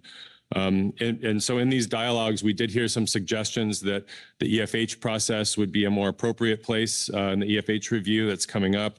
And so at this point, we'll leave it up to the council to determine sort of the best way to handle what we've proposed and where that best fits. I will note that, in terms of the EFH review, we hope to see this really be a priority that happens. We hope to see that scheduled. It's, 5 years has passed now since the last EFH regulations. So it's sort of due to come up. We'd like to see that added to the year at a glance and hopefully get started early. And we'll note that there were some habitat impact concerns that were raised in the Amendment 32 process with the reopening of the non-trawl RCA, as well as some habitat impacts in the council's decision not to move forward with several of the sanctuary's deep sea coral research and restoration areas. So we really we hope that we can kind of roll up our sleeves and work collaboratively, and we hope to put in significant resources to make that EFH process successful, and hopefully it won't take 10 years like the last one. So thanks again for all your help and work on this, and again, really happy to see this action go forward. Thank you. Questions for Dr. Schuster on his testimony? Corey Niles. Yeah, thanks, Mr. Vice Chair. Thanks, Jeff. I guess on your point about the EFH review, I'm looking at all the information that was presented here and was quite impressed. And I have not been tracking very closely and understand CDFW and others have been looking closely, but it looks like it's a pretty data-rich analysis here that's going to allow for pretty close scrutiny into what the impacts of the alternatives would be. So to me, that almost makes for a better decision-making environment than having to do the entire coast all at once, which, like you said, it took 10 years because it's overwhelming. But so what other information do you think would be available if we wait? Is there something other than information that you think why we should wait for this? Because I'm just seeing all this information we have and not seeing cases where we've had any more than this in the past. Thank you, Mr. Vice Chair. Thank you, Mr. Niles, for the question. I think certainly in some of these areas, what we've seen is that just in the last couple of years, there has been a large amount of new data coming forward on some parts of the bank. We'll also acknowledge that, like for example, in the bottom trawl area, that there actually hasn't been much research. So we do have some poorly studied areas in this same region as well, where I think a precautionary approach is more warranted. But certainly with the habitat data that is there, I think there is, there's plenty of information that's already available. We're not necessarily anticipating there's going to be new information available. I think the idea was really just to try to respond to the feedback that we got and to try to figure out a way to build some trust so that we can have some more thoughtful discussions with stakeholders and not delay the process here. So that we've sort of been, I'd say a little bit reluctantly, but I think we're trying to trust the process and the guidance that we've gotten to that these habitat concerns that are being raised here are better approached in the EFH process. So if that's how the council prefers to proceed, we're on board with that approach. Thank you. Further questions? Corey Ridings. Thank you, Vice. Thanks, Jeff, for being here, and thanks to Oceana for doing all this work and thinking about this. I'm wondering if you can share with us a little bit more about the discussions that you said you had when you talked to fishermen and other interested parties. Were there any insights or requests or things that really stood out to you that can help spark this discussion, or hopefully whenever our EFH review actually gets going? Great. Thank you through the Vice Chair, Ms. Ridings. Yeah, I think that one of the benefits of this whole process was that we did reach out to both fishermen that we worked with before, as well as new fishermen, several folks on the GAP, as well as the fishing representatives at the Sanctuary Advisory Council.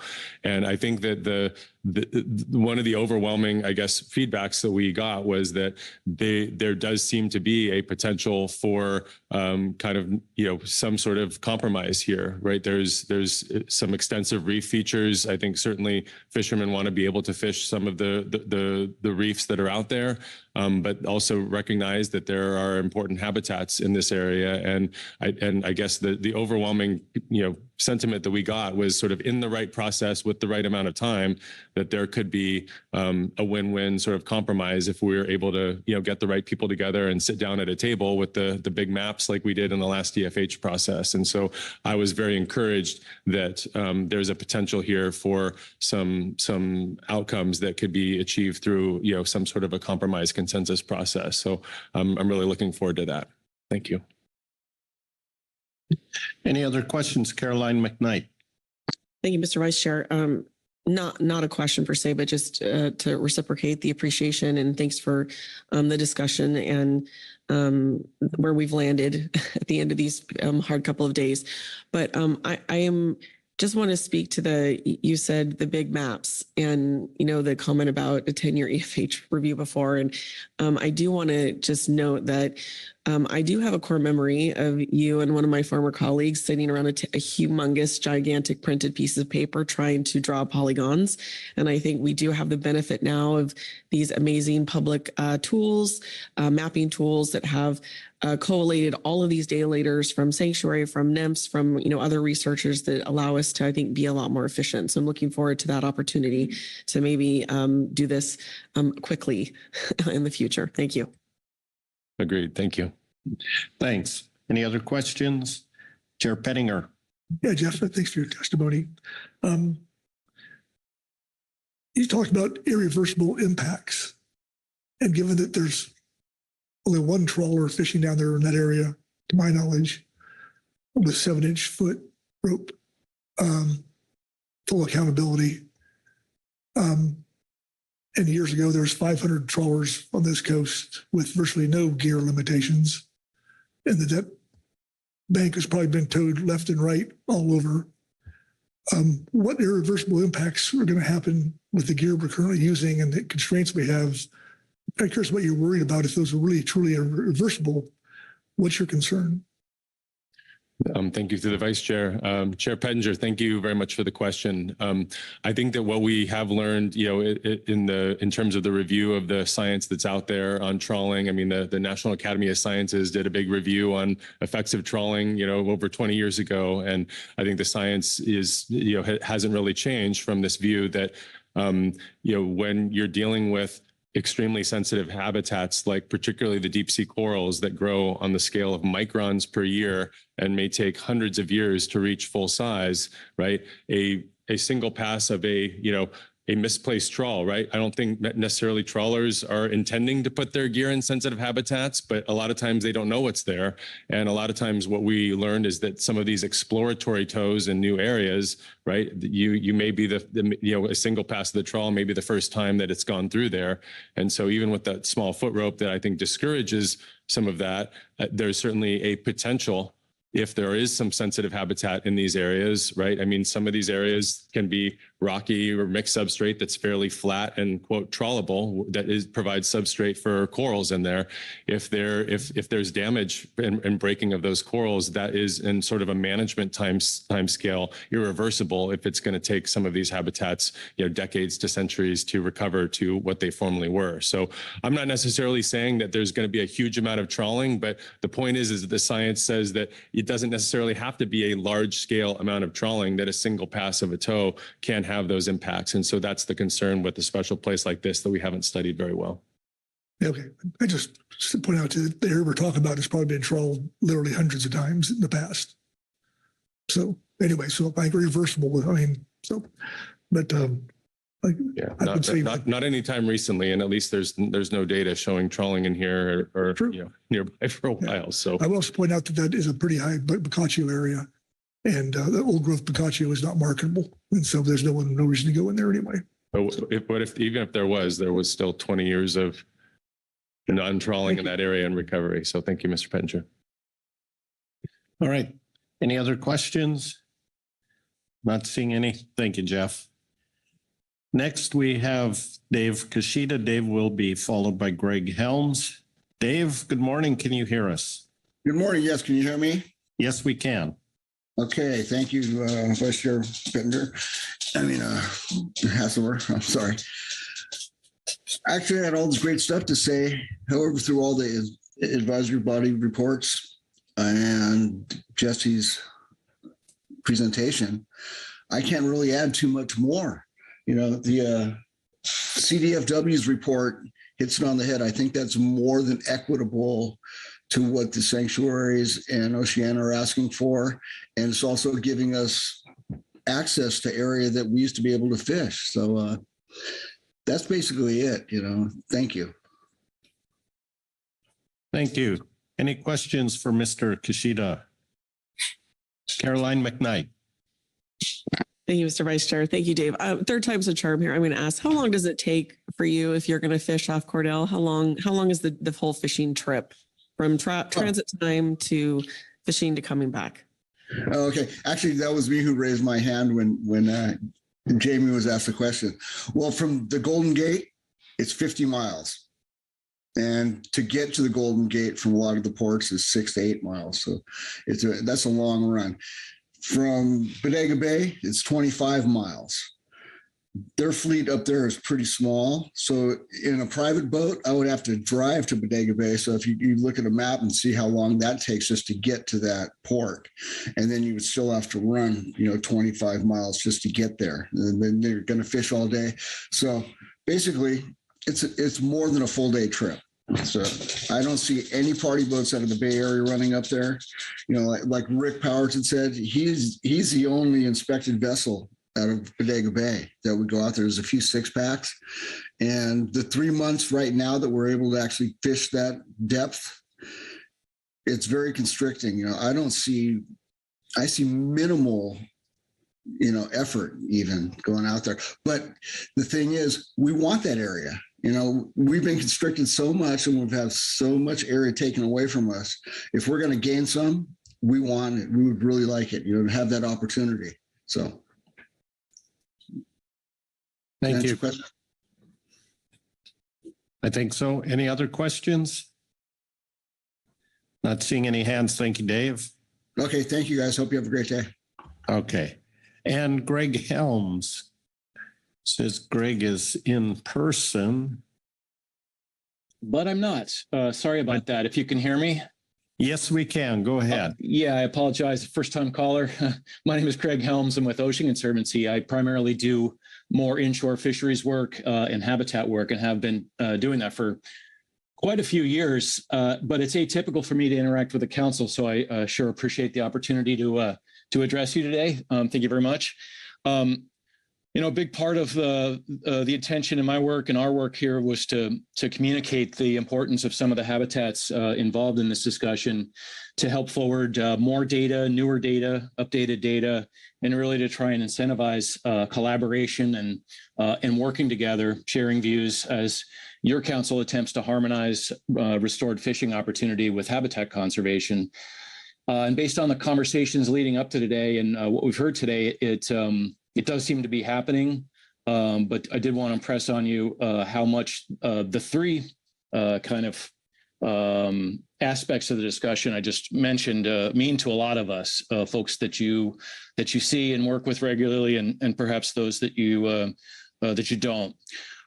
So since it appears that this discussion is happening, and recognizing that the council has multiple avenues and processes that are able to intersect with this type of work, we'd like rather than to press a particular alternative, but to instead sort of defer to your judgment about how to process the great interest, the breadth of data that you have on this issue into a policy process of your choice.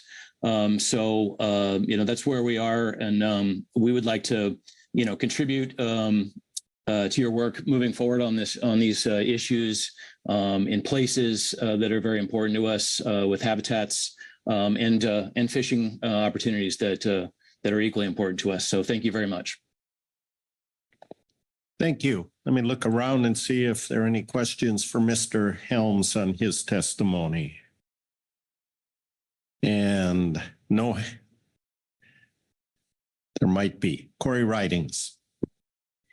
Thanks, Vice. Thanks, Mr. Helms, for being here virtually and sharing your thoughts. You just noted that you were wanting to contribute as we move forward.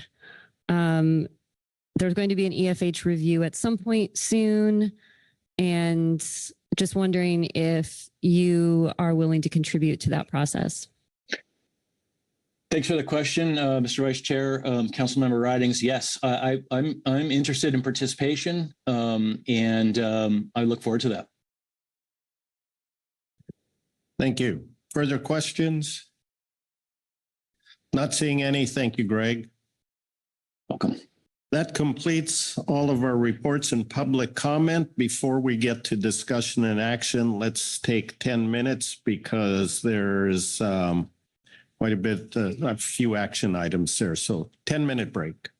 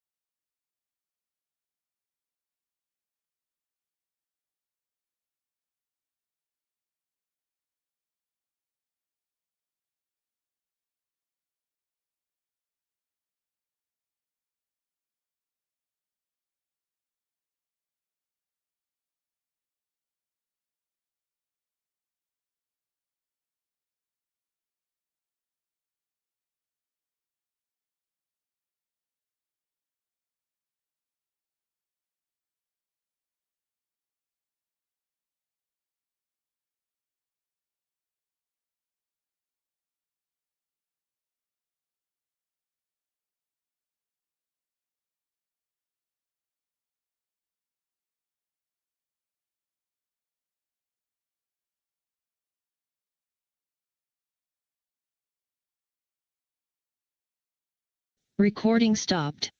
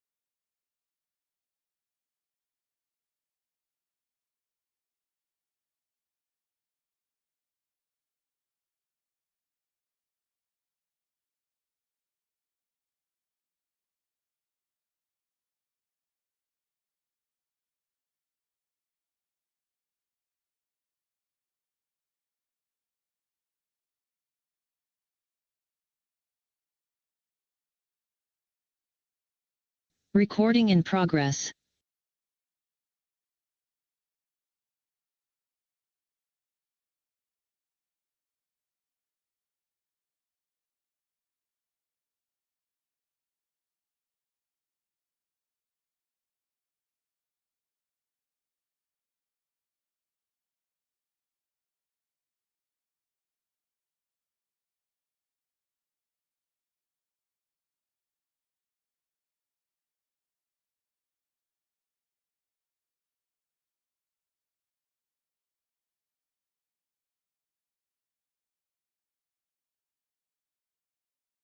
All right, 1 minute warning.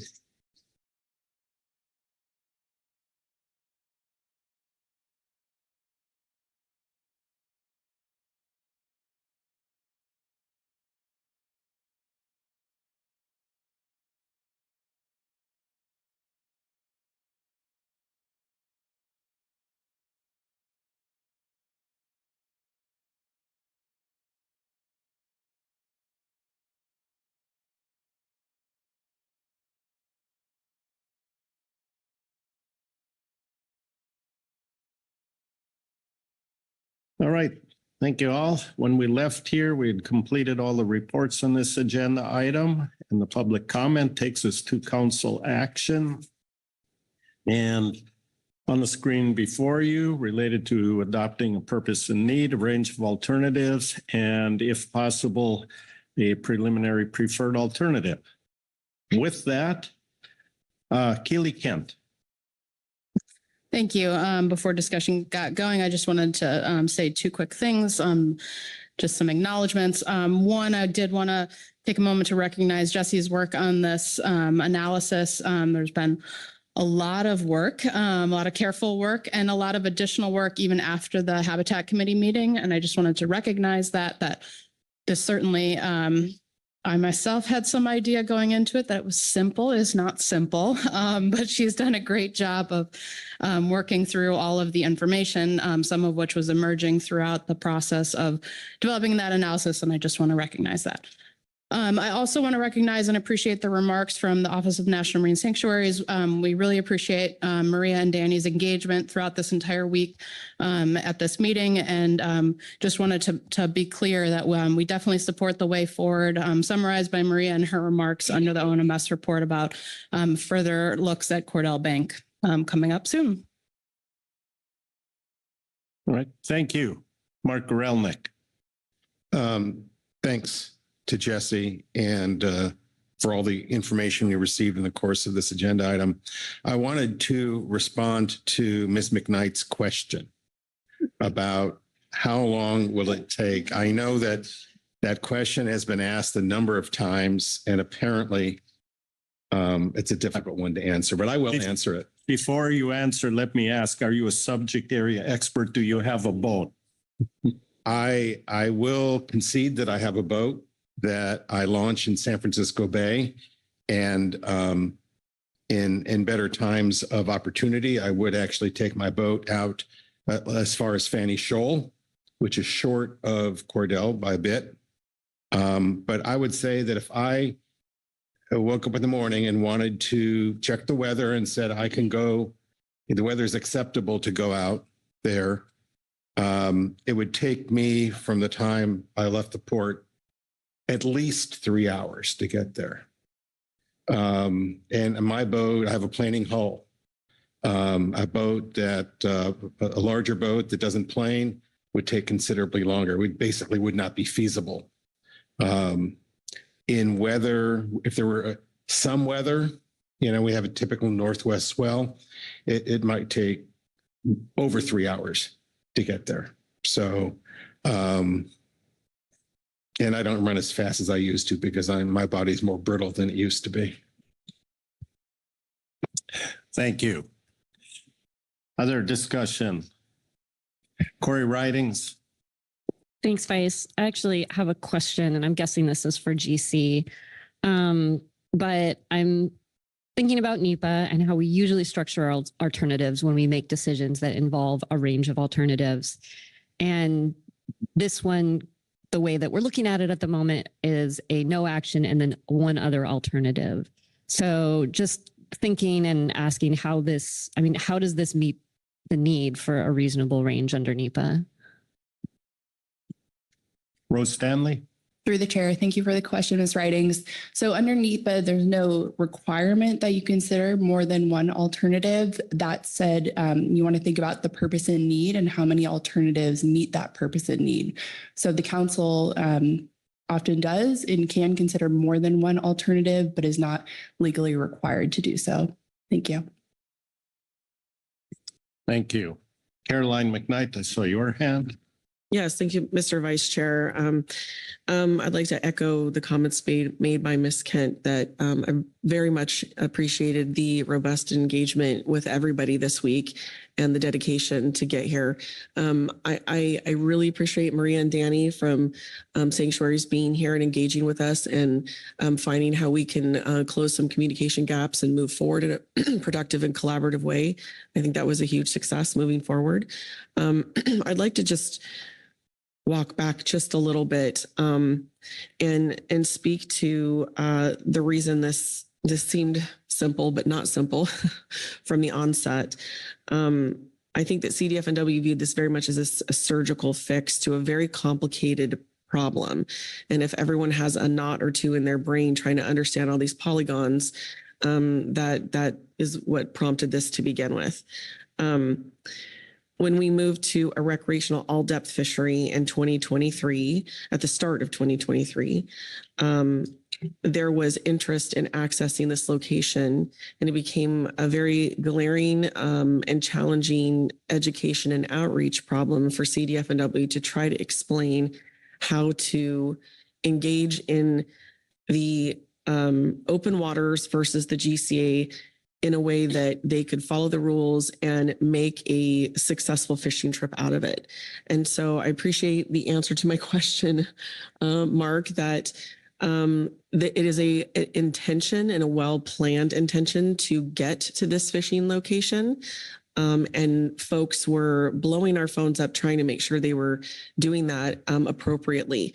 And so that's really was the launching pad for this discussion. And I think that fell in line with two very important crossroads. One was that at the close of the Amendment 32 non-trawl closed area action, we had the new innovative GEA tool at our disposal. That means that we can look at these kinds of areas and decide how to use them and when to use them and how to use them without the need for opening up full EFH review and wait for years to get there.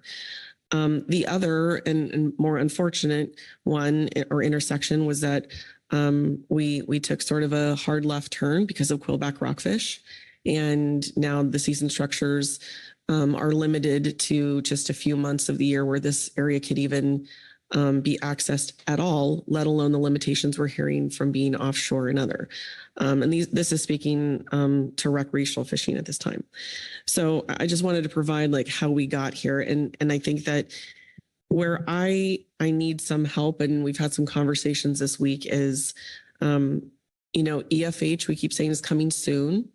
I have a question that I believe is most appropriate for Ms. Kent as to, it's not on the YAG yet, but it might be in the near term. And if there's any indication how soon or how near term that might be coming up. Thank you. Keely Kemp. Thank you. Thank you. I'll just comment on sort of what's been happening behind the scenes. I want to certainly acknowledge, it's up to the council on the actual scheduling of it. But because I think there are some excellent lessons learned from the last process. And, I'll be honest, I was only around in this process for the very end of that. But we have already started behind the scenes the prep work, right? So we are working on a GIS tool already because we currently have some GIS capacity. It's the same capacity that we had with Amendment 32. So we are building a tool already for the council, bringing in all those data layers that we think will be helpful to set the stage for that. So there's been a small group that's been meeting periodically on that. There'll be an endpoint where we can't go any further until the council actually officially starts. And I know that there's other considerations, not just workload, but the other EFH reviews that are needing to happen. But we are, trying to put all those pieces in place so that when the council does schedule that, we are ready to go. We have a lot of interest in improving that process, making tools that really make it accessible for stakeholders to be part of that process and look at maps and data layers and all those good things to bring forward their perspectives on that. And so we'll keep doing that and would support the council when it fits within the workload of the rest of the council, starting to schedule those agenda items for Groundfish EFH review. Executive Director Bird. Thank you. And just to add to Ms. Kent's explanation, we do have several EFH matters, and we try to schedule them in a rolling sequence so that we can keep up with our timelines. We are the next one we have in the bank, if you will, is salmon EFH, and then after that we'd be looking at groundfish EFH. And oftentimes they're the same people. There's a lot of the same people. And so this is not primarily, but there are some significant workload implications, and we have to figure out how to stagger these things so that we can make quality analyses and make headway. Sometimes we can have an overlap, but we haven't really talked that through just yet. Thank you. Further discussion? Not seeing any hands for discussion here. I think we do need motions at some point to adopt these things. Caroline McKnight. Thank you, Mr. Vice Chair. I believe mine's traveling to the, what do we call it? The Tower of Power, as Lynn referred to it.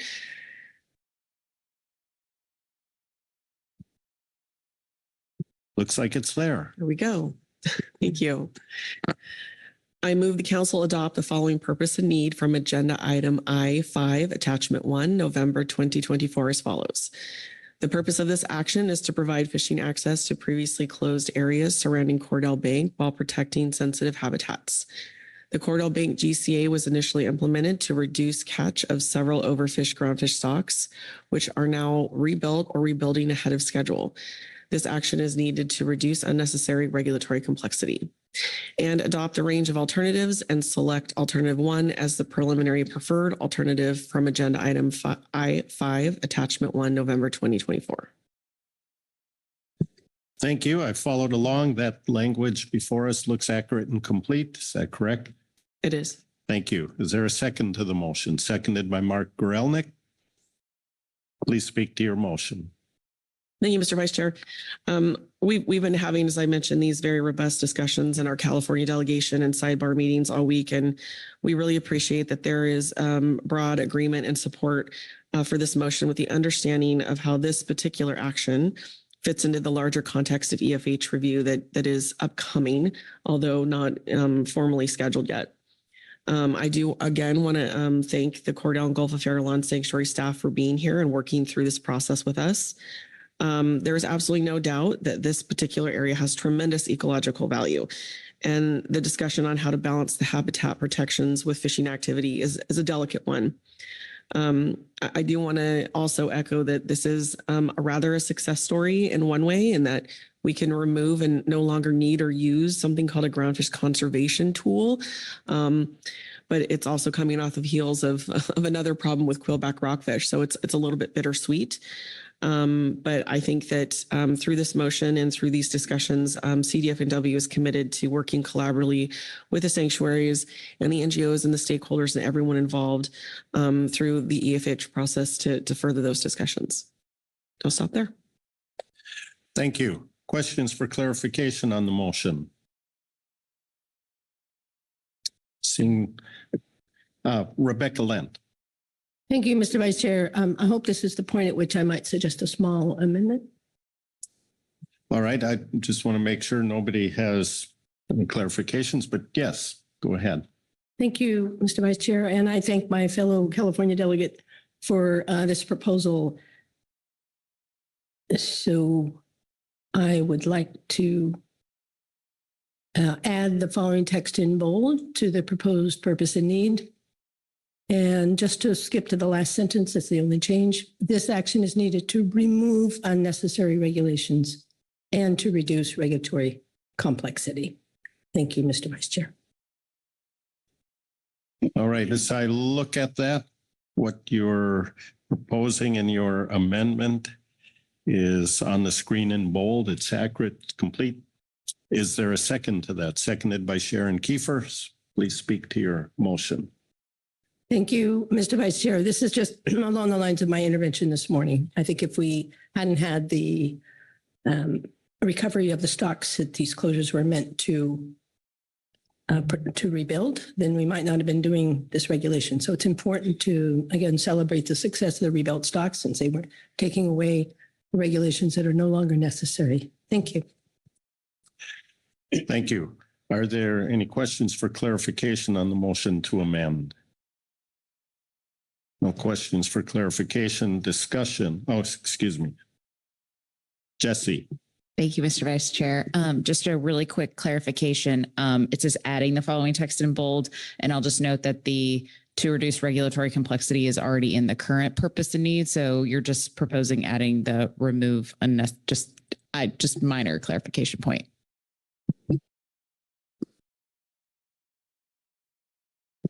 Actually, thank you, Mr. Vice Chair. And thank you. The last phrase actually had said reduce unnecessary regulatory complexity. So it's slightly different. Thank you, Mr. Vice Chair.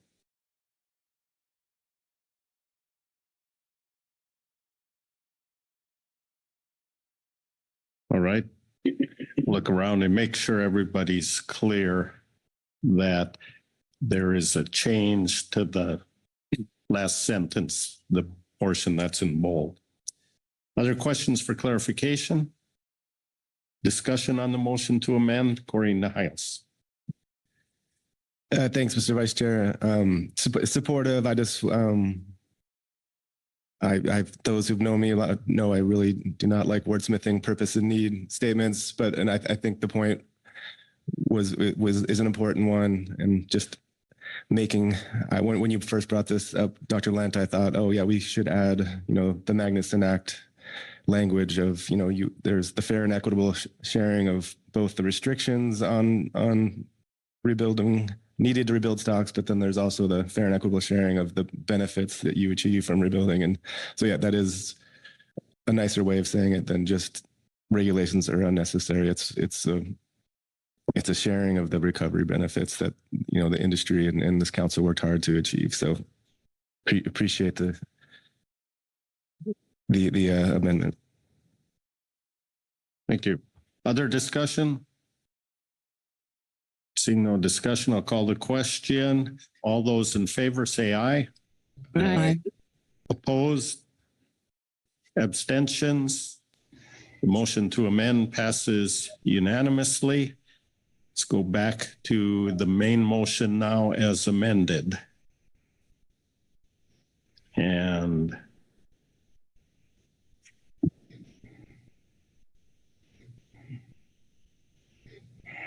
that motion as amended is now on the screen before you.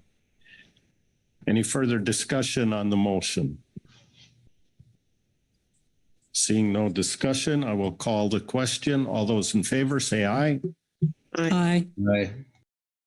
Opposed? Abstentions? Motion passes unanimously. Thank you, Caroline. What I saw in that motion that was just passed addressed items 1, 2, and 3, but let me turn to Ms. Waller and see if there is more work to be done. Thank you, Mr. Vice Chair. You have completed your council action for today. So you've adopted a purpose and need, a range of alternatives, and a PPA. And we will be coming back to you in March to take final action. Thank you. And as I try to do before we close this out, Corey Ridings had her hand up, and Corey Niles and Chair Penninger. So in that order, Corey Ridings. Thanks, Vice. I just wanted to share a few thoughts on this. Obviously, I'm supportive of the motion and the work that CDF&W just did and helped us move us along here. I do have a few concerns about habitat, and primarily the opening to bottom trawl. We heard from our habitat committee that we could have had a fuller analysis, and the data is lacking, and that it just makes me nervous to think about the importance of some of these extremely sensitive habitats and how we move forward with them. I also heard that there is likely not going to be much effort there, especially trawl effort. But that is, I would like to be more optimistic and think moving ahead that we will get more trawl effort, and that is going to be a place that more fishermen will come to. And we certainly heard about 50 miles and distance to get there and how difficult it is. And that is what it is. But all that being said, I want to think that there is going to be growing effort. So in terms of thinking about what we do, I'm always thinking about, okay, well, how is this going to be in the future under different scenarios? But one of those scenarios is a more optimistic one with more fishing. Having the sanctuaries here, I'm grateful for that. So thank them again for coming. They also, having their presence here and seeing the materials in the briefing book always makes me think about what their purpose is. and why they exist and why they participate. And, the cultural value of the ocean and ocean life to non-fishing interests. That's a big part of why sanctuaries exist in our nation. And I don't want that totally lost in our process. I think it's our responsibility, even though we're here to focus on fish and fishing, to recognize and acknowledge that. I'm hopeful with the discussions and conversation that we had here today that we can move relatively swiftly to our next Groundfish EFH review. Certainly seems like we have some work to do there. And I'm grateful for NMFS and CDF&W and the sanctuaries and our members of the public, both fishermen and the conservation groups we heard from today, that will be willing to work together and hopefully make it a not 10-year EFH review. And that hopefully it can be a shorter, but also robust and collaborative EFH review like we had last time. Thank you. Corey Niles. Yeah, thanks, Mr. Vice Chair. And maybe not to speak to what I should have spoke to in with the motion, but similar to Corey, just thoughts about, I do think, even though the purpose of these closed areas was to rebuild rockfish, that we do have a duty under NEPA and under the Magnuson Act to understand what the impacts of this action would be on essential fish habitats. And first, also very differential to CDFW and others. And it seems like a very thorough process. And this, as I got to in Q&A with Jeff, this seems like a lot of data in a much more smaller geographic area than we usually, so it seems like a manageable decision of the same type that we would consider under the EFH review. And so this being PPA, there's opportunity to understand those impacts and for the public and others to help us understand what those uncertainties are. And so I still think that's opportunities there is my point, but that was a long way of saying I do hope, this is just in terms of guidance, hope that the Habitat Committee would, Dr. Green said they would be willing to help us understand what these two different models of the habitat and all the other data are telling us and not about areas of concern. And so I do hope council staff takes them up on that offer and they can help us interpret this data and modeling that we have before us. And thanks to staff and CDFW there, because I do think there is a lot of information there. Thank you. Chair Pettinger. Thank you, Vice Chair Asmer. A little bit of angst maybe was entered into the room, I think, on what the trawl impacts may be to the open area. As I mentioned earlier, that whole bank has been trawled substantially back in the 70s and 80s and the 90s by numerous vessels with much bigger gear than we have now. Different world today than it was back then. The 7-inch foot rope by the certainly changes behavior as far as just hurting your net. I know we had my vessel was fishing down in that area, not that position, but just south of that, and I think they had 34 pounds of yellow eye fishing in the mud flats. So no one wants to go anywhere near hard ground because of what they're going to catch. And so as far as the irreversible impacts of trawl, interesting that the testimony that we talk about the recovery that's happened since we stopped fishing there. So obviously irreversible impacts isn't necessarily a correct statement to make. And while some corals may be very old, they may grow very slowly. During the FH review we did last time, spent a lot of time with National Fishery Service scientists. And actually a friend of mine gave me a piece of coral that he got when he drug up grappled up an abandoned pot gear, 300 some odd fathom. It had a piece of coral the size of my fist growing on the rope. So obviously not all coral goes really slow. I think the Southwest Science Center actually has that piece of coral. I gave it to him. So anyway, just want broad brush here painted all that everything's slow growing and never recovers. So I'm sure there's probably some very old, slow growing coral out there, but that isn't necessarily the case across the board. But as far as the impacts that you might see from trawling area, this area came up for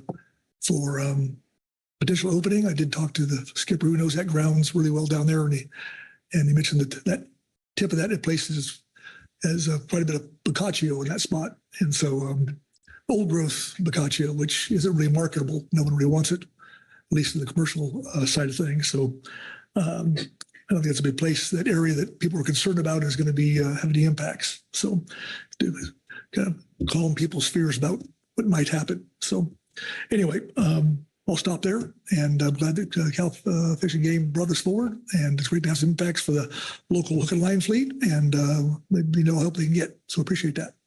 Thank you. Thank you. Mark Gorelnik. Thank you, Vice Chair Hassemer. I think we at the council need to be careful with sensitive habitats, and I think we have been. But when you have historic fishing grounds that are being taken away for an express purpose, and when that purpose is met, and if we delay returning it because we're introducing a new criteria, then I think that it's much harder for us to justify taking stuff away. It can't be a one-way ratchet. If we have an obligation to rebuild fishery stocks, and we take measures that put a huge burden on participants in the fishery, put some people out of business. We have a corresponding obligation to return those fishing grounds. We do have a separate EFH process, and I understand that, that's coming up, and we will take a look at that. But, and we should, but I guess all habitat is sensitive in one way or another. I'm not sure that anyone has designated anything as insensitive. We're going to find fish where we find them, and it's going to be over rocky habitat, for example. And of course, that's where you're going to find substrate for corals and sponges. We've taken a lot of that off limits through our previous EFH process, and maybe we'll take some more in the next process. But for now, I think we've accomplished our task in rebuilding stocks in those, and we need to return that area back to the fishery. Thank you. Any other comments, discussion needed here? Corey Niles. Yeah, I don't want to, I do want to get to lunch, but I don't think you can make up your mind yet, Mark, until I forgot to make the analogy to BOEM and all the issues we've had with how they do NEPA, and people suspect that they're taking actions before considering all the impacts. So I do think I fully agree with you on the purpose, but it doesn't mean we can't take a hard look at what the impacts would be. And I'll have to say, I'll just express some disappointment in I'm going to forget the name of the sanctuary we did, that we also refused, the council chose not to provide like a 1-2 square mile area for coral research. So I do think there's a balance here in closed areas and in returning fishing grounds, and that we do have that obligation under NEPA to take a hard look. And this being the PPA, there's still time to consider all that information. And so I don't want to keep going on the debate, but because I think that happens later, but I think there's a balance to be had, and at least to be aware of what our impacts are of this action. Thank you. Azo Shumilo. Thank you, Vice Chair. It's sorry to keep you all from lunch again, but just to add to the discussion that's going around the table right now, I'm with you, Mark, too, that and Brad, that I think returning areas that were used in the past builds faith in this process that it can go both ways. And then I'm also super sensitive about there being really important habitat in these areas that we may not have totally looked at yet in the context of EFH now that they've recovered in some ways. But the beauty about all of our extensive process is that if we do it the right way and the Habitat Committee does kick in and take a really hard look at this one area, it can all go into the record for whatever we choose to do with the next EFHCA action as well. And so some of this can be foundational work for making choices later on that meet the goal that comes up under that mandate instead of while allowing us to use this action to clear up some regulatory complexity and return some former fishing ground to folks. So I don't think this work, excuse me, if we didn't do it here, it's not lost, provided that we keep going. And I'm really hopeful.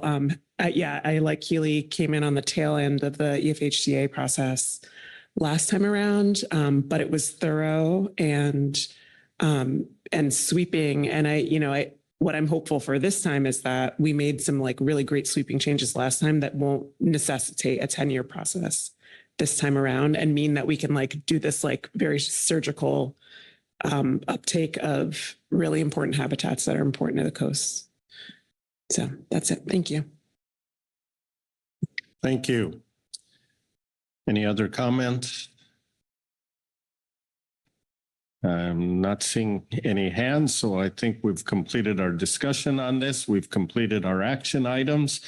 With that, I will close out this agenda item. We are going to break for lunch before we take up I-6.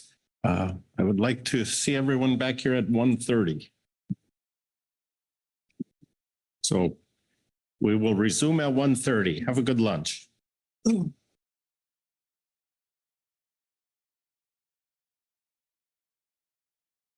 Recording stopped.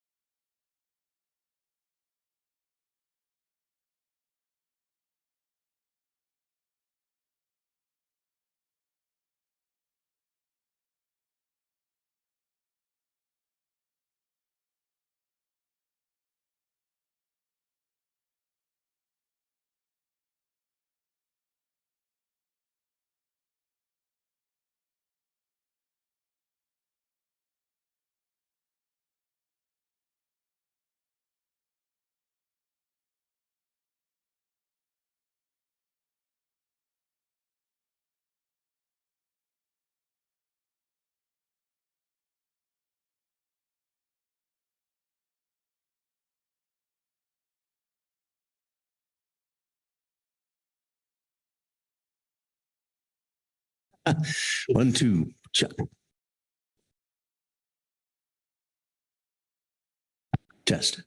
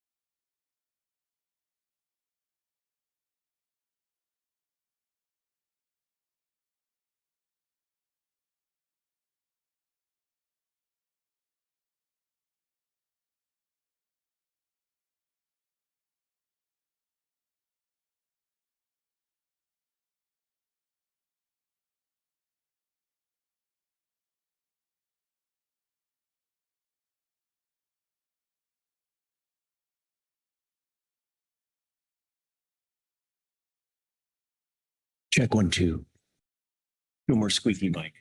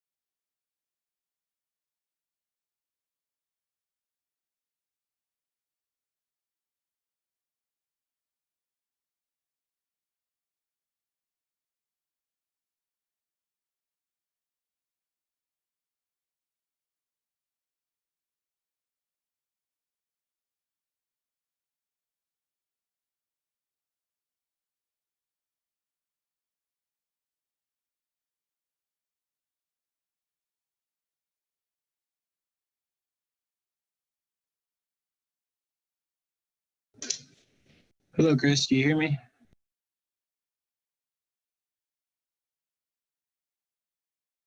Loud and clear. Thank you.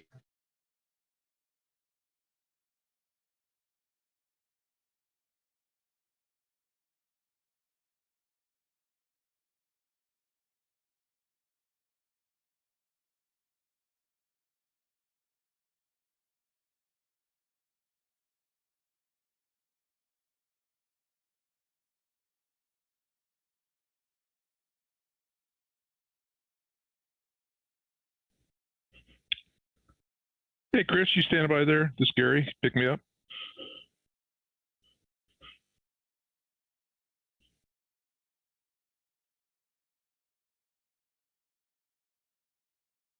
I can hear you, Gary. This is Todd.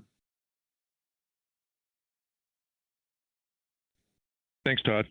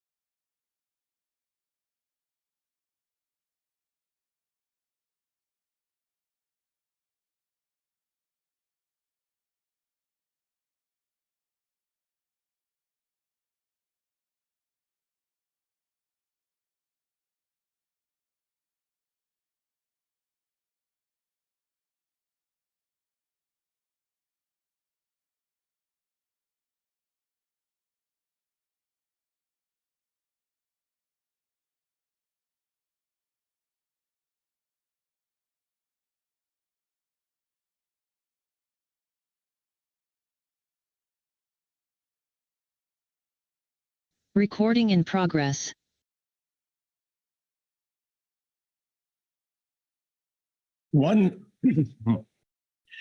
Excuse me, 1 minute and 20 seconds till we commence. There you go. The 20 seconds is equal to the points the Packers scored in their football game. That's your gift.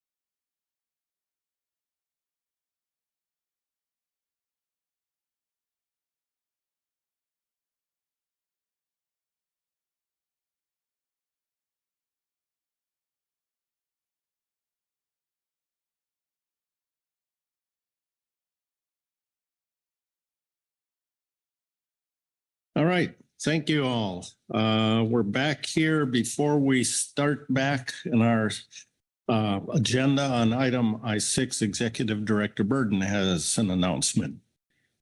Yes, thank you, Mr. Vice Chairman. At the risk of ruining it all for us, I'm going to project that we may end a little bit early today. And just given that I know some folks are trying to fly out tomorrow, I hope to not have to push tomorrow right to the bitter end. So we've been looking at items we may be able to move up tomorrow. And so I want to give you all just a heads up and a chance to weigh in with me over the next couple of hours if you think that this will be problematic. But one thing for tomorrow we're looking to move up is the approval of the council meeting record. Usually that's not a controversial move. The second one would be C5 membership appointments and COPs. And in particular, the 25 through 27 advisory body appointments. So I know a couple of you are reviewing or making motions in regards to appointments. And so we would need to make sure that those are all ready to go before we take that up. Also related to C5 is a charge for a new, I'm going to stop saying work group, I'm going to say ad hoc committee. And so we may not get to that today. We may want to parse that agenda item and take that up tomorrow. But my ask of you all is consider whether you're ready for the end of the day today to take up 25 through 27 appointments. I think that would be the biggest item that we'd be looking to move up. So please let me know if you think that'll be problematic, and we'll hold it till tomorrow. But otherwise, we will start planning to move that up to later this afternoon. Question. Thank you, Mr. Vice Chair. If we do take action on C5 today, will that information be made readily available on the website or otherwise so that folks who are anticipating that tomorrow will be aware of the outcome?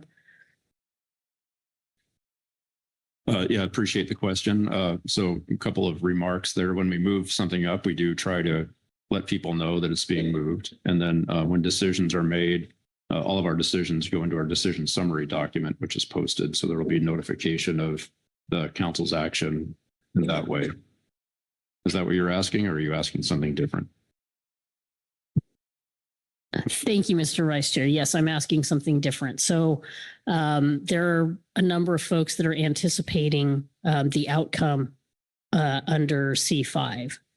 And if we do act today rather than the schedule agenda that suggests that action will be taken tomorrow, there will be a lot of inquiries. And so I'm wondering, because of the extensive number of appointments that we will be making under C5, is there a way that the public can be informed of that action today once we take it? Yeah.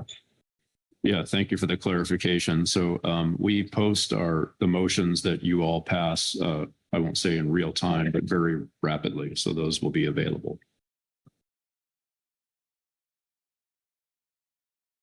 Okay, thank you. Any further questions on the schedule for the remainder of today?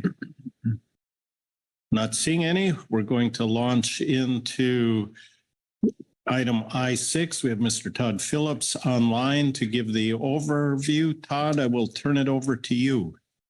Thank you, Mr. Vice Chair. Good afternoon, Council. So as the Vice Chair indicated, we have agenda item I6, which is investments and technical corrections for 2025 and 2026, final action.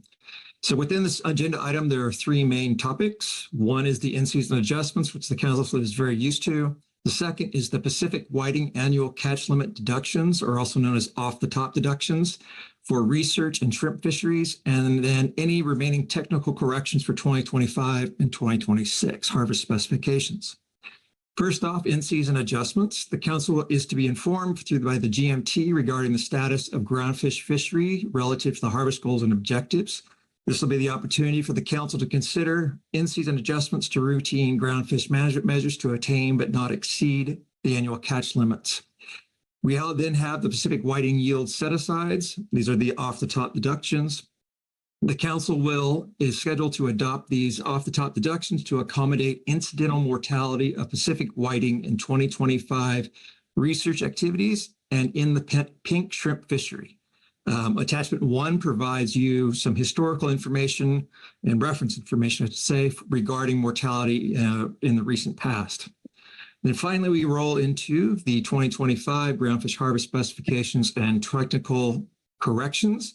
So if in the event any additional technical corrections to the 2025-26 harvest specifications were identified, the council will be informed of this and asked to recommend these corrections to National Marine Fisheries Service for the final rule. Looking here at your reference materials, you do have the attachment 1, which I mentioned earlier, which is historical mortality of Pacific whiting and research of pink shrimp fisheries. You have a report from the California Department of Fish and Wildlife and a report each from the GAP and the GMT. Looking to your action today, it is to adopt final in-season adjustments for 2024 and 2025 as necessary. You have to adopt Pacific whiting yield set-asides for 2025, and then consider any technical corrections to the 2025-26 harvest specifications as appropriate. And with that, Mr. Vice Chair, I've covered the overview. I'm happy to answer any questions you or the council may have.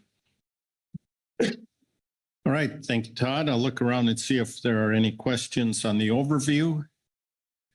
Not seeing any questions. Thank you very much. We will move into the reports. We will start with the California Department of Fish and Wildlife report. Marcy Remco.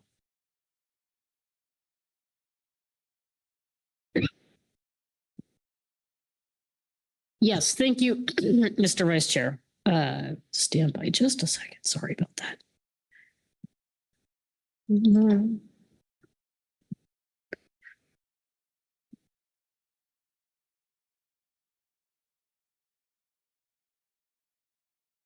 So this is our routine in-season report that we supply under this agenda item each meeting.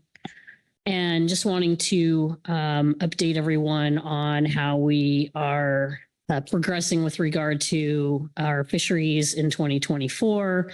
The complete report of the mortality in California is found at the end of the report in Appendix 1.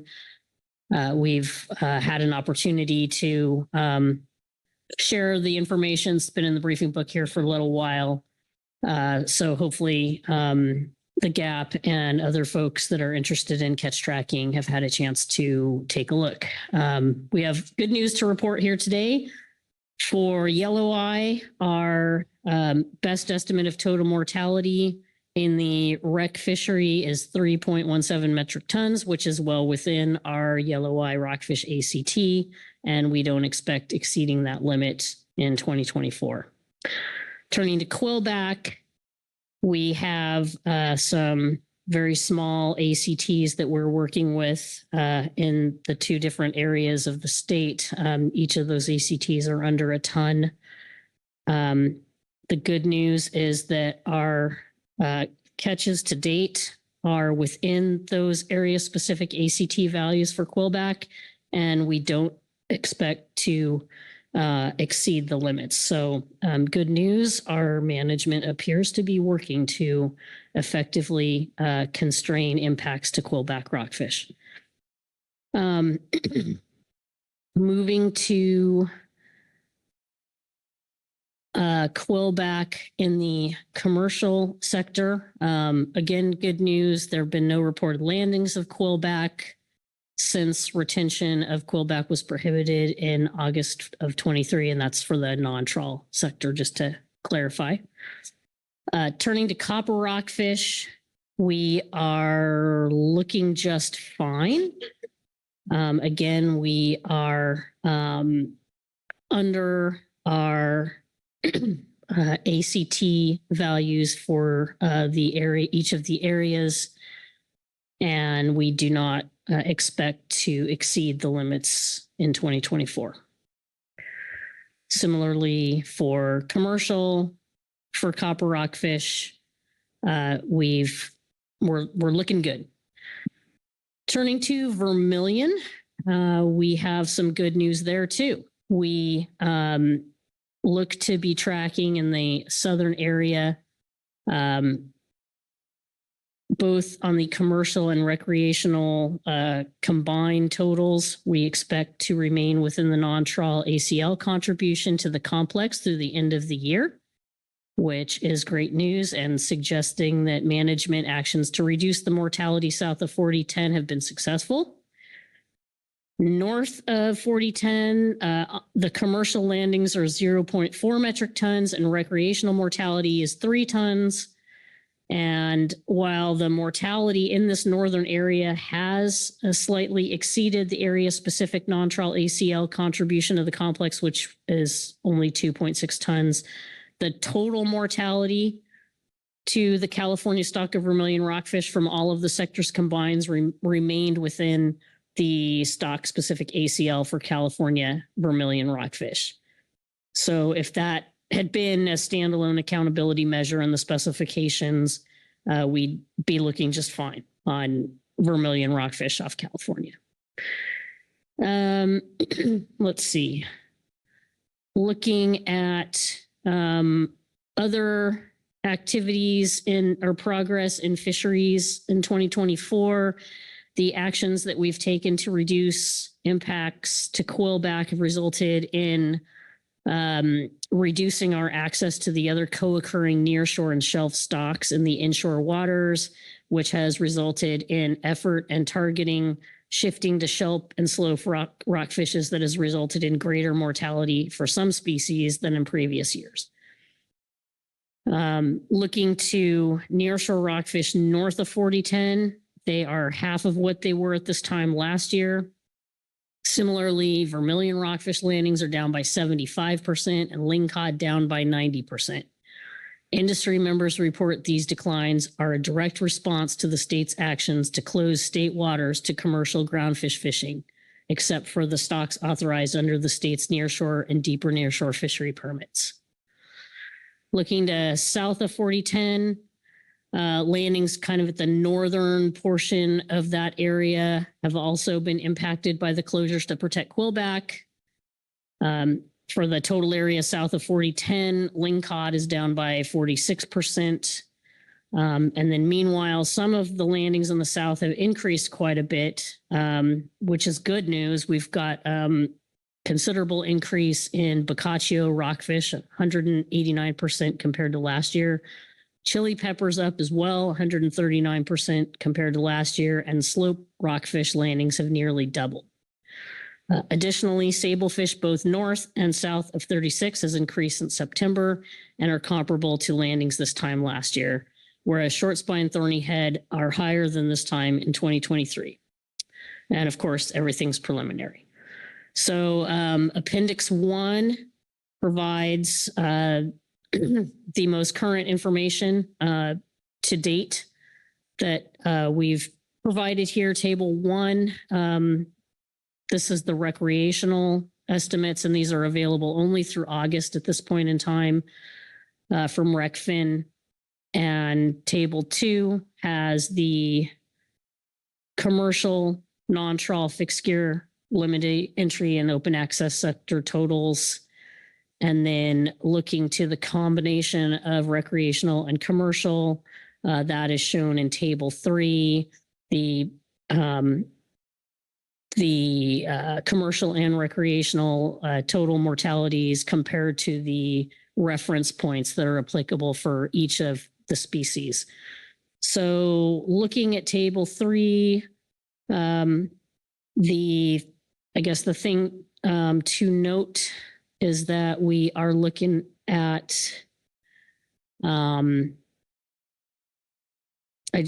just to show where, as I discussed earlier in the report, looking at that percentage attainment in the far right-hand column, you'll see that 130% of vermilion rockfish north, and that's the non-trawl ACL contribution to that complex. That's the total complex of shelf rockfish for north of 4010.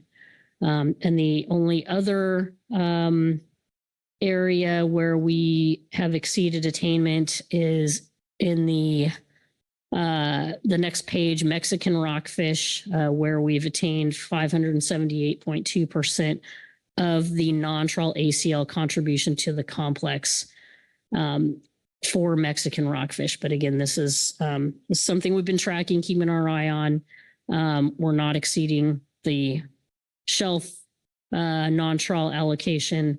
And we've just seen an uptick in Mexican rockfish landings as a result of allowing access to new and deeper areas. So that's where we're at to date. Any questions? Thank you. Questions for Ms. Yaremko on the California report? Don't see any questions. Thank you, Marcy. Next, we'll have a Groundfish management team report. Christian Heath is online to give that report. Christian, good afternoon. Good afternoon. Thank you, Vice Chair Hassemer, council members. My name is Christian Heath, and I'll be reading from agenda item I6, Supplemental GMT Report 1. The GMT discussed the current status of groundfish fisheries and the need for any in-season adjustments. In this report, the GMT details the action items that have been brought to the GMT for council consideration. Action items include in-season changes that the GMT recommends be implemented for 2025. The 2024 scorecards are also available in Appendix A of this report. Appendix 1, sorry. A table of contents and summary of recommendations is available on page 1 for ease of reference. I will begin reading from page 2. In-season changes for 2025. Pacific whiting set aside. As part of this in-season action, the council is tasked with selecting a value for the Pacific whiting set aside to accommodate mortality in research and pink shrimp fishery. This set aside has been 750 metric tons since 2021, and annual mortality in this sector has been well below this value since 2018, with the exception of 2021. The majority of the 828 metric tons taken in 2021 was due to a research project focused on testing methods to distinguish Pacific whiting from mixed Pacific whiting and rockfish aggregations to improve future estimation of Pacific whiting biomass. To our knowledge, the Northwest Fishery Science Center does not plan to conduct any specific research projects in 2025 that would result in unusually large amounts of Pacific whiting research catch. Starting in 2025, NOAA will be conducting the Joint Integrated West Coast Pelagic Survey, which will combine data collection of Pacific whiting and coastal pelagic species. Based on communication with the Northwest Fishery Science Center, the GMT does not anticipate catches from this survey to result in the status quo of 750 metric ton set aside being exceeded. The GMT recommends setting the 2025 Pacific whiting set aside for research and pink shrimp fishery at 750 metric tons. Sailfish north of 36 north latitude. Starting in January 2025, the sailfish trip limits north of 36 for both limited entry fixed gear and open access will be lower than the current trip limits. This is because the council adopted 2025-26 trip limits in the harvest specifications package that were reflective of the council's understanding of fisheries needs at the time. In other words, despite sailfish allocations increasing threefold in 2025, the GAP and GMT recommended minimal increases to the trip limits as trip limits, largely with the understanding that fishery would continue to be constrained by markets and would not need substantial increases, among other factors. In June, the council also took action to increase the 2024 trip limits for the remainder of this year based on requests from the GAP. Since June, the GMT has identified 17 vessels that have made at least one landing that would exceed the bi-monthly limit adopted for 2025.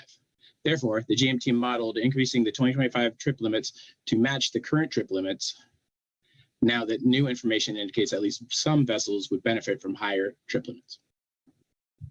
However, while sailfish attainments are expected to remain low for both sectors, the GMT has concerns about catch of short spine thorny head under higher sailfish trip limits. To estimate the short spine thorny head catches, the GMT calculated mean catch ratios of short spine thorny head to sablefish on sablefish targeting trips in the LEN and OAN sectors separately, using hull level observer data from WCOP. The median catch ratios were lower than the mean catch ratios due to the skewed nature of the data. So to be precautionary, the GMT chose to use mean catch ratios to estimate catch. For both sectors, the mean catch ratios were calculated across the years 2011 to 2022 and across all gear types. The GMT did not have time at this meeting to further refine the short spine thorny head catch estimation beyond methods estimation methods beyond this approach. To summarize the impacts for both the limited entry and open access fisheries, status quo and option 1 trip limit estimates for sablefish and short spine thorny head are provided in tables 1 and 2. I'll be skipping ahead to page 4 to get to the GMT recommendation. Across both sectors, an estimated 40 metric tons of additional short spine thorny head could be caught if the council adopts option 1. Combined with the recent 3-year average mortality in these estimates, the GMT is concerned that the short spine thorny head non-trawl ACT north of 30 for 27 could be at risk of being exceeded in 2025 under option 1, which is shown in table 3 below. For this reason, the GMT recommends not taking action at this meeting to revise sablefish trip limits, which means the trip limits adopted for the 2025-26 harvest specifications would be in place at the start of the year. While estimated impacts to short spine thorny head are different between the two sectors, the GMT recommends not making increases to one sector without also increasing the other for equity reasons, given that the GMT does not have time at this meeting to thoroughly analyze and consider impacts. Sablefish trip limit increases can be further discussed and analyzed in March 2025, which would allow the GMT more time to further refine our estimation of short spine thorny head impacts, including the incorporation of 2023 observer data and total 2024 landings. Shelf rockfish north of 4010. The GMT received requests to increase the open access trip limit for shelf rockfish north of 4010 beginning in 2025. The request is aimed to provide relief to the OA sector who have been affected by the closures to protect California quillback rockfish. Some vessels have landed more than 80% of their trip limit over multiple periods, and this request may allow those participants to utilize the stocks that are under-attained, mainly Picacho and jelly pepper. The GMT analyzed the following 2 options to increase trip limits. Number 1, increase the trip limit in the area between 4010 and 42 to be consistent with that of the area north of 4010, or 42, sorry. And option 2, which would be option 1, and then doubling both of these areas, that'd be the 4010 and 42, along with the area 42 north, doubling those 2 areas.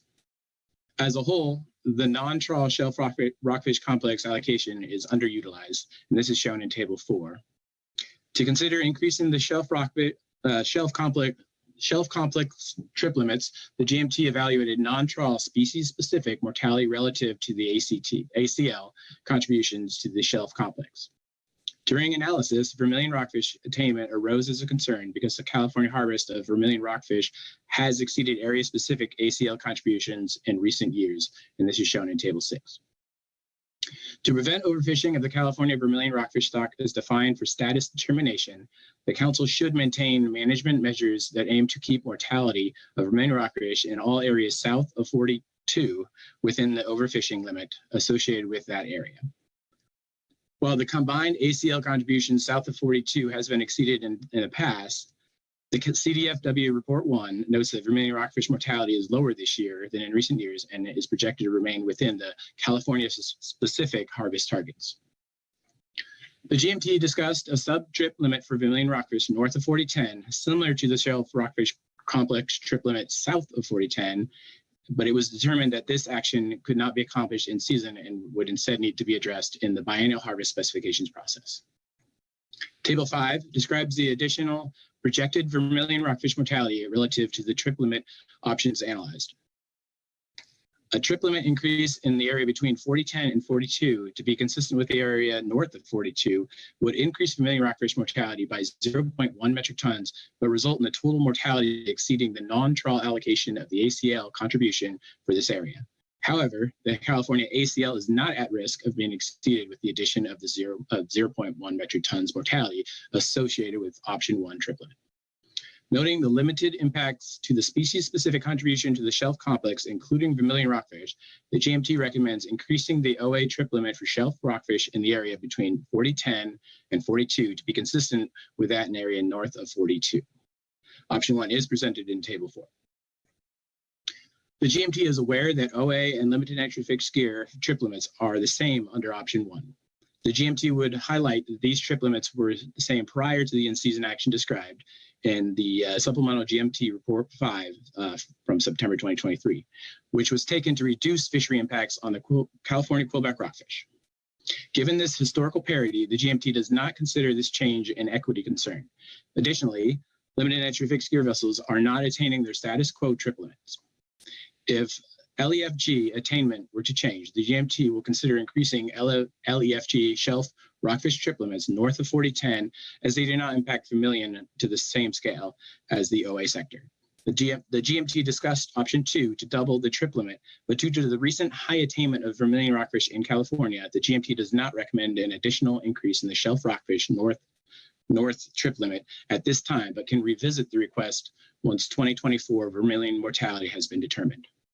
Furthermore, the shelf rockfish complex trip limits are changing irrespective of this action from monthly to bi-monthly in 2025, which will provide operational flexibility, potentially addressing some weather concerns and costs associated with reaching open areas. And with that, I will open the door for any questions. Oh, wait, I got one more section. For the information items, this is at sea set-asides. As of November 16, both the sablefish north of 36 and short spine thorny head north of 3427 set-asides in the at-sea Pacific whiting sectors were exceeded by 221% each. All other set-aside attainments are less than 60%. The 2024 sablefish north ACL is currently at 60% attainment. The sablefish north ACL and at-sea set-aside are both increasing substantially in 2025, so it is unlikely the council will need to consider action to limit sablefish mortality in the at-sea sectors in the next biennium. The 2024 short spine thorny head north of 3427 ACL attainment across all sectors is at 38% as of the time of this writing, as the writing of this report. Thus, the 2024 ACL is not expected to be at risk. However, short spine thorny head will be managed with a coast-wide ACL starting in 2025, and substantially reduced harvest limits are anticipated to constrain some fisheries. Given this, the council will need to monitor short spine thorny head attainment closely in season. The 2025 and 2026 coast-wide short spine thorny head OFLs will be 940 and 961 metric tons, as shown in Table 7. The last time total coast-wide short spine thorny head mortality exceeded 961 metric tons was 2017, when a total of 1,036 metric tons of mortality was estimated. The coast-wide ACL was 2,619 metric tons in 2017. Given the substantially reductions in harvest specifications starting in 2025, an exceedance in any sector could risk exceeding the OFL. The GMT anticipates providing the council a short spine thorny head scorecard at each in-season meeting starting in 2025 to monitor mortality across all sectors relative to the ACL. And with that, I will take any questions. Thank you. Questions for Mr. Heath on the Groundfish Management Team report? No questions here, Christian. Thank you. Thank you. Next, we have a Groundfish Advisory Subpanel report. Gary Richter is online to do that. Good afternoon, Gary. Yeah, good afternoon, Mr. Vice Chair, members of the council. Be reading from agenda item I6A, Supplemental Gap Report 1, Groundfish Advisory Subpanel Report on Final In-Season Adjustments and Technical Corrections for 2025 and 2026. For sablefish north of 36 north latitude, sablefish landings north of the Conception Management Area have increased since the council implemented trip limit increases at the June meeting. The GMT analysis shows that 11 limited entry fixed gear vessels and 6 open access vessels have landed the larger trip limits since June. The trip limits the council adopted as part of the 2025 and 2026 biennium are lower than these current trip limits. GAP members requested that the GMT analyze some larger sablefish trip limits for consideration. After that detailed GMT analysis, there are concerns that an increase in sablefish trip limits would likely lead to an increase in short spine thorny head landings. Therefore, the GAP now believes we should maintain the sablefish trip limits proposed to be in place for 2025, and then take another look at the final 2024 short spine thorny head landings data at the March 2025 council meeting to possibly reconsider an increase in the sablefish trip limits at that time. For open access trip limits for shelf rockfish between 4010 north and 42 north latitude, open access representatives in far northern California have requested an increase in the trip limits for shelf rockfish for 2025. Fishermen have been severely impacted by the nearshore rockfish closures due to the overfish declaration of quillback rockfish. Fixed gear fishermen have been forced to fish further offshore for shelf rockfish to help supplement their incomes. Fishermen in this area report there are large numbers of both chili pepper and Boccaccio rockfish. As most folks are aware, Boccaccio and chili pepper rockfish have separate trip limits south of 4010 north latitude, but that is not the case for the north. Both of these species are contained within the shelf rockfish trip limits. To increase the shelf rockfish trip limits to allow for more chili pepper and Boccaccio would likely increase some landings of vermilion rockfish. Following the GMT analysis, there appears to be room for a slight increase in the shelf rockfish trip limits for the open access sector north of 4010 north latitude, and would conform the trip limits for this area to the limits in Oregon and Washington. The GAP supports this option and will be working with the GMT in the future to begin crafting separate trip limits for chili pepper, Boccaccio, and vermilion rockfish in this area as part of the 2027-2028 biennial management measures. And working from Supplemental GMT Report 1, the GAP recommends the GMT Option 1, which would take the limits up to 1,600 pounds every 2 months. And, to be implemented as soon as they possibly can be implemented there. And lastly, the Pacific whiting set-asides. GAP recommends maintaining a 750 metric ton set-aside to accommodate the 2025 incidental mortality of Pacific whiting in research activities and in the pink shrimp fishery. Mr. Vice Chair, that completes our GAP statement. Be glad to take any questions. Thank you. Are there any questions for Mr. Richter? Keely Kent. Thanks for the report, Gary. Just a quick question on the last part of the report about the OA trip limits for shelf rockfish. I'm just curious, after the GAP came to the point of understanding that in-season wouldn't be a possible pathway for breaking out some of these other shelf trip limits, did you have a broader conversation about what the other options besides in-season were, and then you ended up in the place of suggesting 2027, 2028 specs, or did you jump there specifically because you thought that it might be the only option? Yeah, Mr. Vice Chair Keely, yeah, we had talked about it prior to the meeting with some GMT folks, and our understanding was we could not separate out vermilion and Boccaccio and chili pepper without having done it in the specs. That's the ideal way to go. That's how we manage it in the South. Seems to work out okay. So basically, this was our only option, was to increase those shelf rockfish trip limits, albeit there's slight increases, but there's something there. There's something available for the guys, and we're going to have to work on this. And to be honest with you, we didn't get into any real detail yet about how we're going to handle this for the next spec cycle, but it may be something we have to look at, and it's going to be extra work for especially the team, I'm guessing. Thanks. Thank you. Thank you. Any other questions? Not seeing any here. Thank you, Gary. Thank you, sir. Have a good afternoon. That completes our reports, takes us to public comment. We have 6 signups, if I looked at it correctly. Yes. So we will begin with Daniel Lee. Daniel will be followed by Robert Cranky. Daniel, can you hear us? Do you have me? Yes, we do. Go ahead. All right. Thank you, Council, for your time. I would like to start by saying thank you. We've had a lot of actions in the last 5 years that have definitely helped me as a commercial fisherman be profitable. 2019, we increased shelf rockfish south of 4010. I fish out of Half Moon Bay, as well as breaking out Boccaccio, chili peppers, and the like. It allowed me to focus on some rockfish when we faced struggles within the COVID-19 market. After that, we had the amendment that came through that allowed us even further access to those stocks inside of 50 fathoms and outside of 75. And then most recent action being that you guys were able to change the groundfish regulations from the 36 up to 37.7. However, the quillback issue has deeply impacted me. I don't know if I'll be able to get through all this in 5 minutes, but I'm going to try. In 2022, I caught 19,000 pounds or 19,543 pounds of rockfish.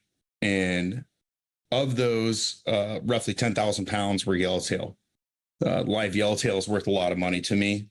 And during that same period in 2022, I only caught 3 pounds of quillback rockfish. Moving to the new regulation in 2024, my total groundfish catch was 5,400.5 pounds, approximately 75% reduction in total take. My total catch of yellowtail rockfish was 767 pounds, down from roughly 10,000. The majority of my catch was switched over to chili pepper rockfish, which we are obviously paid less for, and we compete with both farmed fish, the drag sector, and incidental rockfish taken within the sablefish fishery. It's really been tough for us. We've had to switch how we fish. The 50-foot breakaway is very hard for us. If the yellowtail aren't floating off the bottom, then we can't catch them. And I'm a troller. I don't fish vertical gear. I just fish troll gear. And we already avoid the bottom because if we were to hang our leads up, we lose our gear. It's very expensive for us. It takes over a day to build the gear. And I would like to make some recommendations, if I could, for our section south of 4010. I would really like to see that the breakaway is taken down to 30 feet, just to make us equal with the vertical gear. I would also like if we were able to take lingcod inside of 75 fathoms. Lingcod are a very aggressive species. They come off the bottom. We are still encountering them 50 feet off the bottom. And furthermore, inside of 20 fathoms, it would be very helpful for us if we're able to retain lingcod as well as vermilion. I did some fishing in there targeting the deeper nearshore complex, which I do have a permit for. And one of our biggest problems with profitability was we were encountering fish that historically had made me a lot of money. Vermilion, lingcod, I'm throwing them back overboard. And the rec sector, which is fishing adjacent to me, no problem with them. However, they are able to retain those fish. So if it was possible, the 3 biggest changes I would like to see: reduction of the breakaway from 75 to 20 fathoms to a 30-foot breakaway, retention of lingcod in all of federal waters, and then within state waters, retention of shelf rockfish and lingcod. If you guys have any questions, I'd be happy to answer them. Thank you. Thank you. Any questions for Mr. Lee on his testimony? Keely Kemp. Thank you. Not a particular question, but I just wanted to acknowledge, Danielle, thank you for coming forward. We had the opportunity to meet when we took our port tour in Eureka, and I'm fairly certain I encouraged you to come to the council with some of the things that you were asking me about then and bring forward some of your questions and concerns. And so I think you've raised some good questions. I'm hopeful that the council will consider things probably broader than just this agenda item. But I did want to recognize that we had that specific conversation, and I encourage you to continue to engage in the process, and here you are. So thank you very much for coming forward to give public comment. Thank you for the recognition. I appreciate that. Thank you. Any other questions? Marcy Remco. Thank you, Mr. Vice Chair. Thanks, Danny. It's good to hear you here today. Appreciate your testimony. In your opening remarks, you explained to us the decline in poundage in your catch that you've seen, yellowtail rockfish and total rockfish. compared with 2022. And you cite some very significant declines. Are the declines in revenue comparable to the declines in volume? No, actually, the decline in revenue is actually much greater. My average price for yellowtail rockfish live is $7 a pound. My average price for chili peppers, which is my predominant species, followed by Boccaccio, is $2.25. So not only did I catch a quarter of what I was previously catching, I was also getting paid roughly a quarter or a third, I would say, of what I was getting paid, which is also, and we tried to adapt just on a personal level. We tried to use the long breakaway gear during part of the summer. I actually tried to fish the inside, which I haven't fished since the copper and coalback reductions have happened. And we ultimately had to go to the outside to be able to catch some volume, but it just really doesn't make up. When we lose our live markets, we get in such a competitive market that even if there is a flat day, and I just like to explain this, like we used to travel to Deep Reef, it's 12 miles offshore. You're looking at a different type of weather, 10 to 60. When we go out to chili pepper grounds, they're 22 miles offshore. So the number of days we're able to get out there and the number of days that we have where there's good enough weather and we have a market are much different for me than being able to fish closer to home with a better, more sustainable market.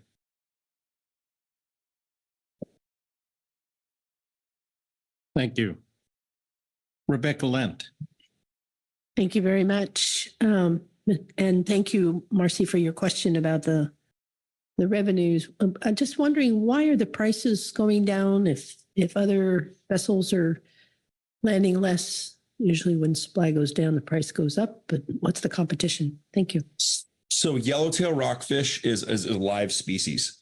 There isn't competition in that market. Chili pepper rockfish, however, is a fillet or a dead species. And that particular fish competes with, like I said, farmed fish, dragfish, other rockfish that are caught incidentally in the sablefish fishery. So there's more people competing for that space, even though it's larger. However, the yellowtail is a niche market that I don't have to compete with other people, because you can't have a live fish that's coming out of a drag net. You can't have a live fish or a live rockfish, I should say, coming out of the sablefish fishery. Does that make sense? Thank you. Any other questions? Not seeing any. Thank you, Daniel.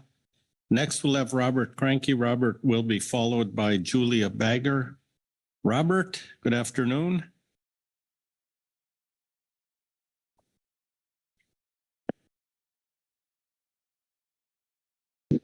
You hear me now? Now we can. Please go ahead. Great. Yeah. Okay. Thank you for good afternoon.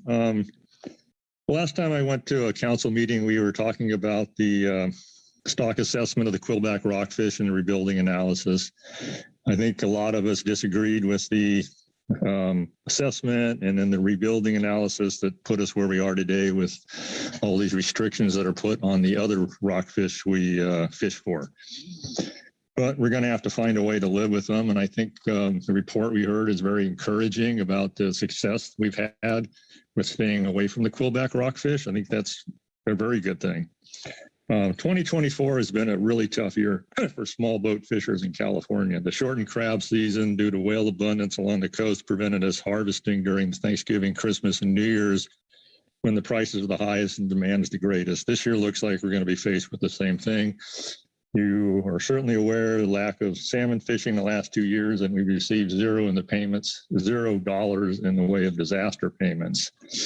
So we're looking for something to improve next year.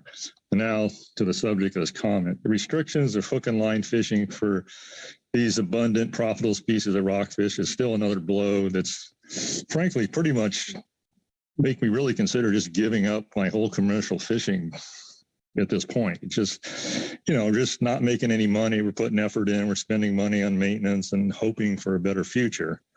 The restrictions put in place to protect the quillback rockfish, like Danny talked about, are making it really difficult to fish. I did some trolling, and I didn't even try this year after seeing Danny's results and stuff. He's puts a lot more time in than I do.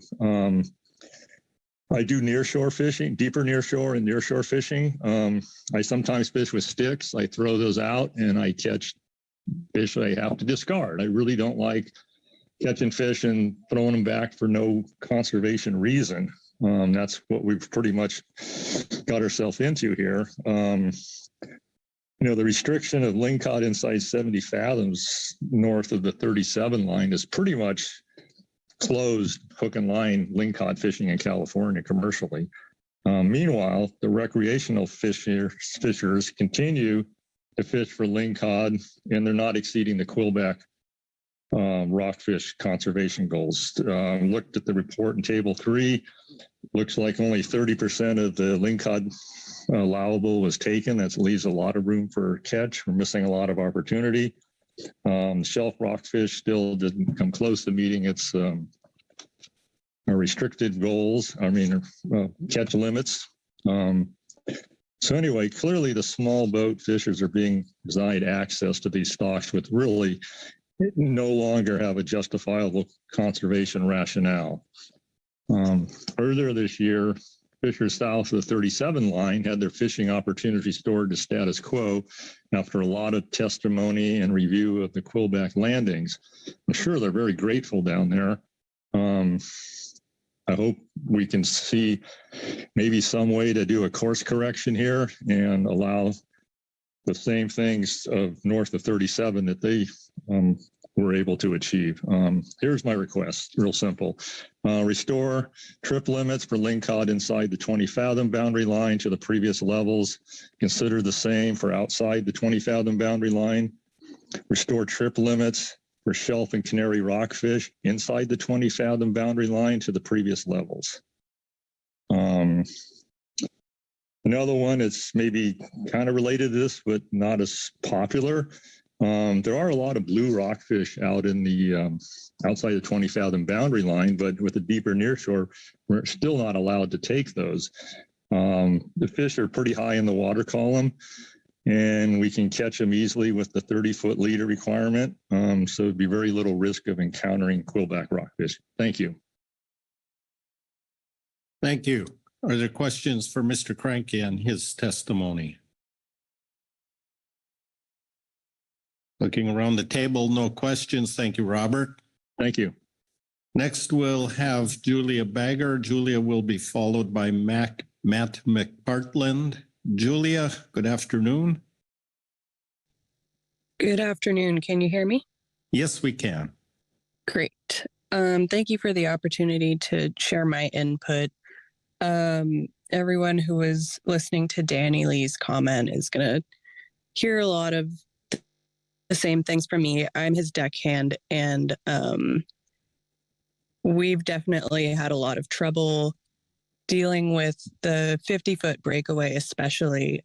It's sort of in combination with the loss of retention of lingcod taken away our live fish market. So that reduction from 10,000 pounds of yellowtail that he caught in 2022, I wasn't working for him yet then, to about 700 pounds in 2024 was a really tough loss for us. And then out of the 5,400 pounds of rockfish that we've caught this year, 3,600 of those have been chili peppers. And like he said, we get about $2.25 a pound for those. So it's just really not as valuable to us. It's a good supplement, but it's not a good bread and butter, really, so to speak. So because of all of this, I was actually forced to take another job on another boat in addition to working on Danny's boat, working with Harrison Eibach up in Humboldt, which was great. But it was definitely a lot more work. And fishing in Half Moon Bay and up here out of Eureka is quite a long commute. There were times when I would go down to Half Moon Bay, and with the 50-foot breakaway, we actually caught no fish at all. So I would go backwards on fuel driving down there. So that's been pretty tough. So yeah, I would agree with Danny and say that I would really appreciate for allowing the retention of lingcod and the reduction in the breakaway length from 50 to 30 feet. And that's pretty much all I have to say. Thank you. Questions for Ms. Bagger on her testimony?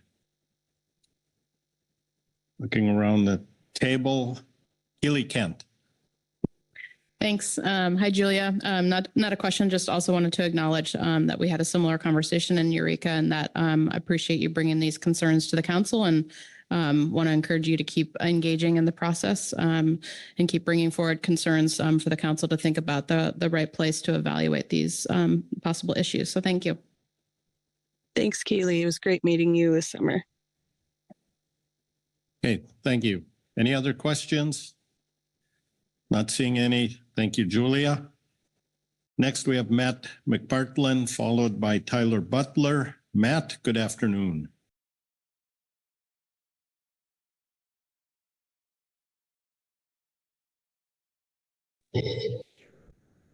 Sorry, can you guys hear me now? Yes, we can. Go ahead. Okay, great, thanks.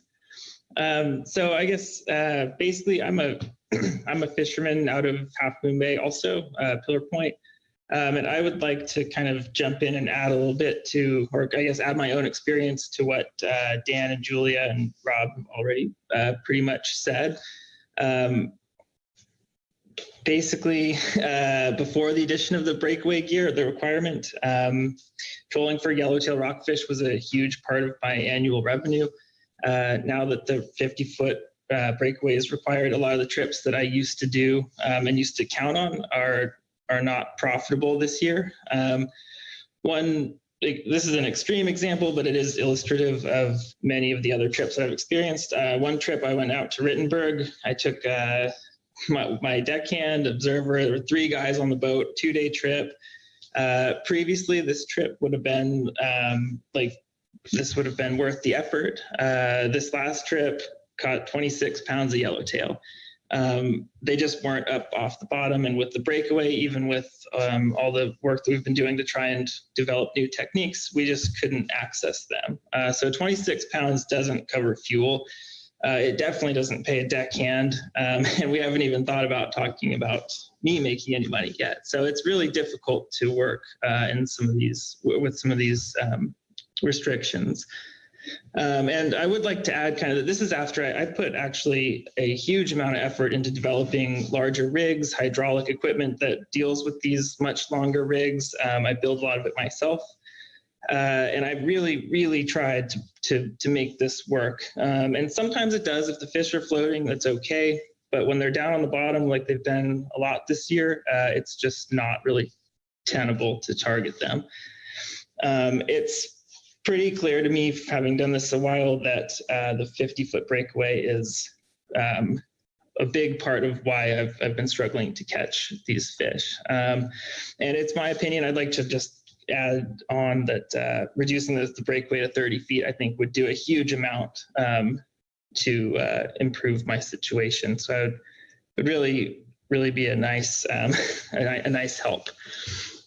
Similarly, opening up lingcod, that would be another option that would really help me target something even when the fish are still difficult to catch with the breakaway. So I guess I would say thank you for the time to speak. I really appreciate it.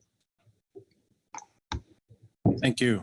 Questions for Mr. McPartland on his testimony? And there are no questions. Thank you, Matt.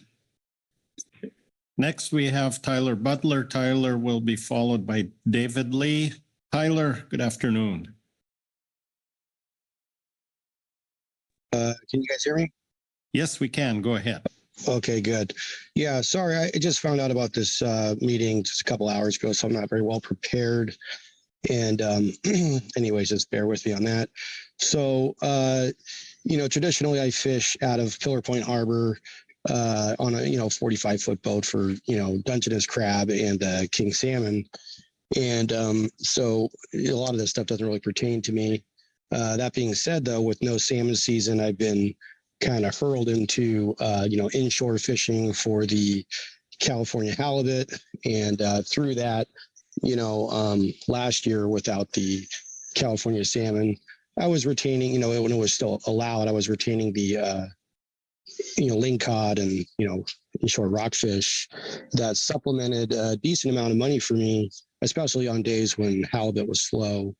And so anyways, with the restrictions that have been applied, it's kind of significant hit to the financial side of things, not being able to retain these fish, on the inshore, inside of 20. And so, I just wanted to throw that out there and just also recommend that some restrictions be lifted. I've only been fishing for about 14 years. And out of that 14 years, just these last 2 years, I've been doing this inshore stuff where I, retain these fish. But also, with salmon, you end up seeing a lot of fish on the lingcod and certain rockfish that would normally be obtained on some of these depths. So, that's pretty much my take here. Is anything that can be done to limit the amount of restrictions on these fish would be greatly appreciated. The other thing is that out of those years, I've never, seen one of the quillback rockfish. So to me, it's sort of the anomaly fish that we're seeing heavy restrictions over that most of us have never even seen before, because I think traditionally they don't really live in a lot of these areas. So anyways, that's it. Thank you for all listening. And, let me know if you have any questions. Thank you. Thank you. Questions for Mr. Butler on his testimony? No questions. Thank you, Tyler. And now David Lee. Good afternoon, David.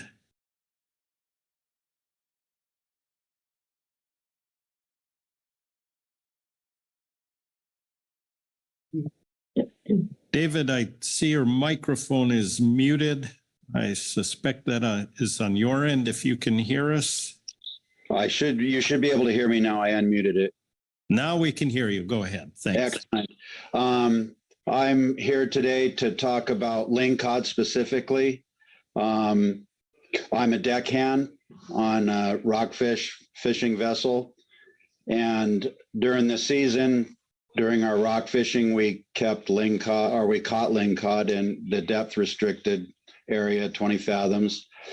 And we were required to let them go. As a deckhand, every time a lingcod went over the side, I saw dollar signs going over the side. In previous years, that didn't happen.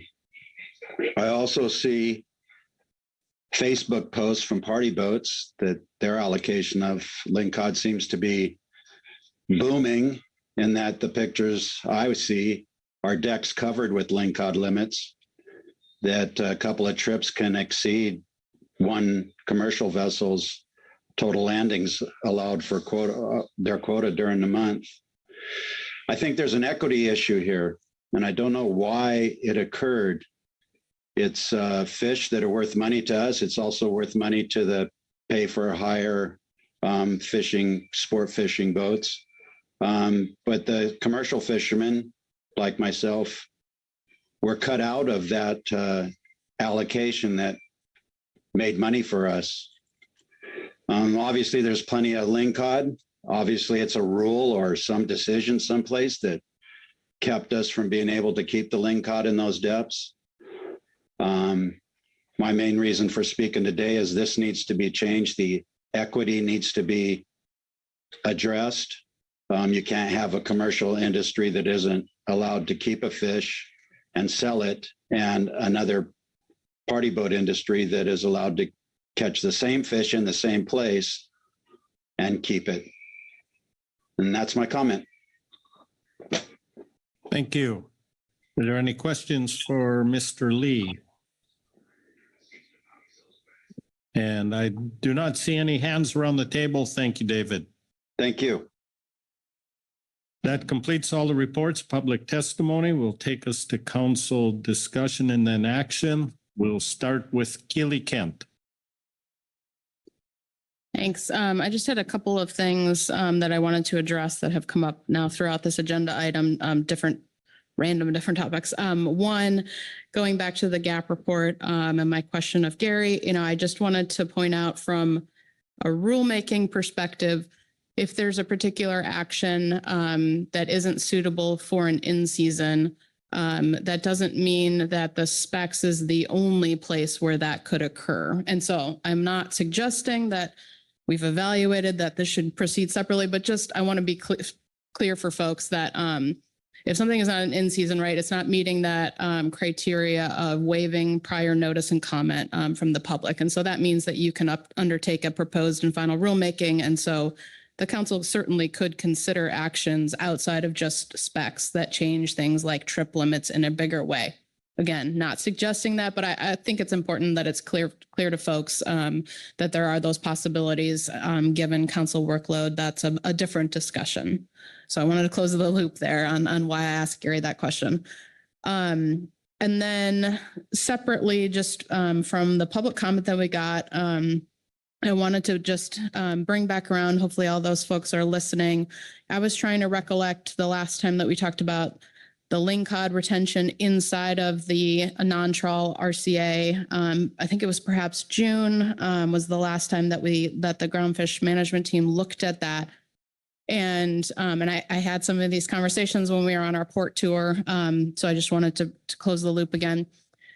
My recollection, certainly welcome around the table if anyone else recollected it differently, that we did not open back up lingcod inside of the non-trawl RCA. So that would be lingcod that would be caught with our 12E gears that are up off the bottom. Two main reasons. One, the concern about quillback, and particularly the concern that we have a lot of new folks that are using these gear types. And so while, the EFP data is useful in trying to understand how that gear fishes, we know that it takes folks a bit of time with new gear to understand how it works and to figure out things like the bottom depth and really making sure that they're using that gear correctly. The risk, as I recollect discussing, was that folks that maybe aren't fishing that gear right, they drop it lower than it's supposed to be, they catch a lingcod, they catch a quillback, right? And we're really looking at keeping the 12E gear as one of the few lifelines in some of these areas during these quillback closure times. And the risk of just one or two quillback coming up in that gear and then it not being the same lifeline, that's what I remember that discussion of the trade-offs there. That isn't to say, I think, necessarily that the door is closed forever. The other part too is that when the Groundfish management team was looking at that question about the lingcod retention, the data wasn't there that lingcod were being caught and discarded in that fishing gear. And so, we've heard a little bit about people are encountering them, but it didn't play out in the logbook data that we were looking at.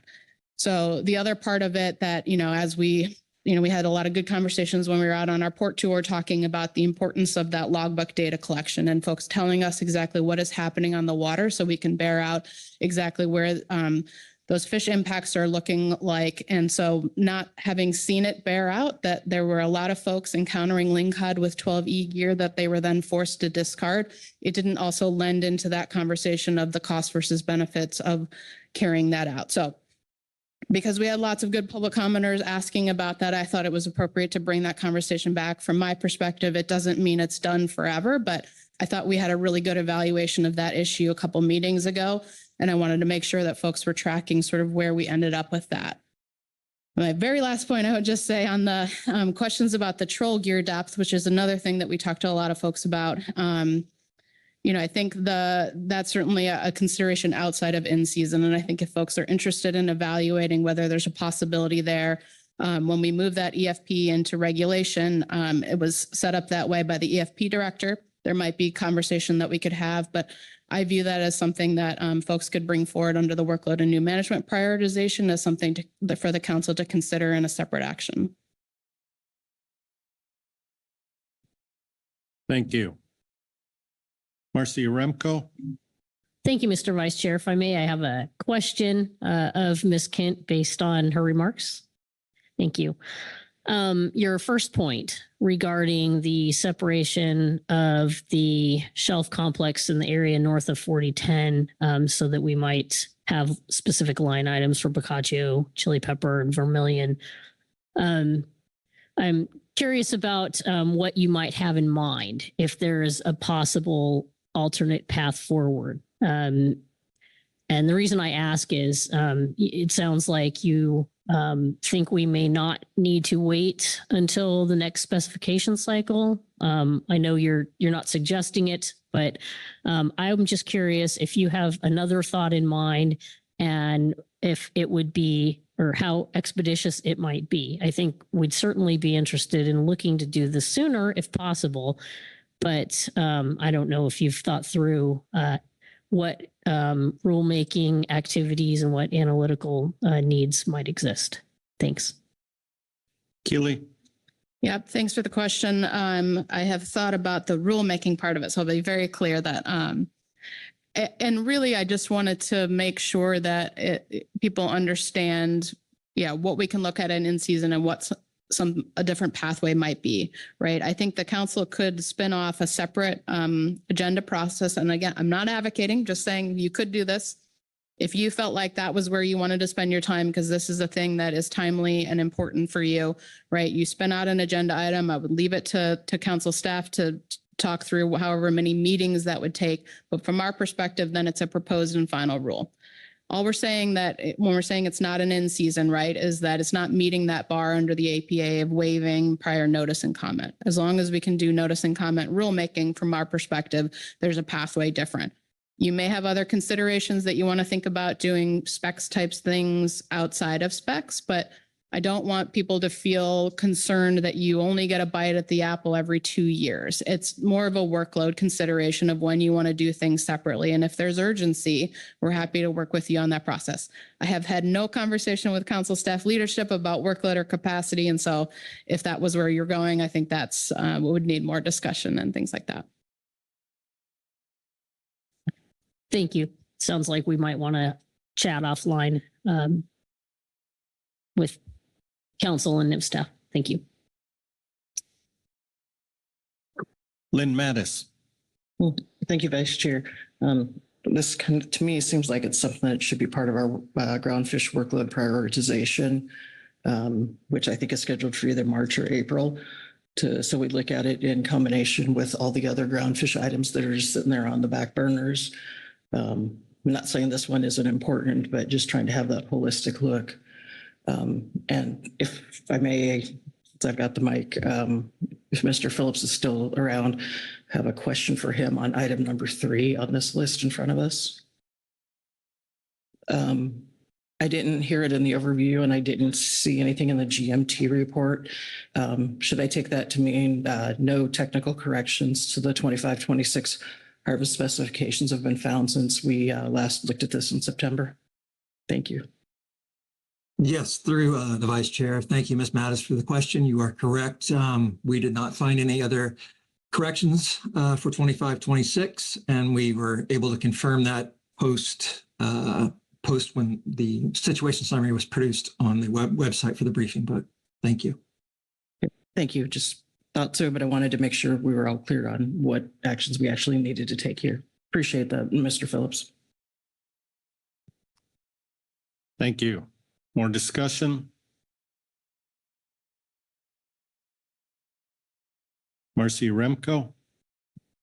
Thank you, Mr. Vice Chair. I just wanted to note the discussion, the fairly detailed discussion that we had in the GMT report about sablefish and the additional commentary offered by the GAP. And just wanted to note that it is a positive sign that we've seen an uptick in sablefish landings and have actually seen some vessels approach the trip limits in the period since June.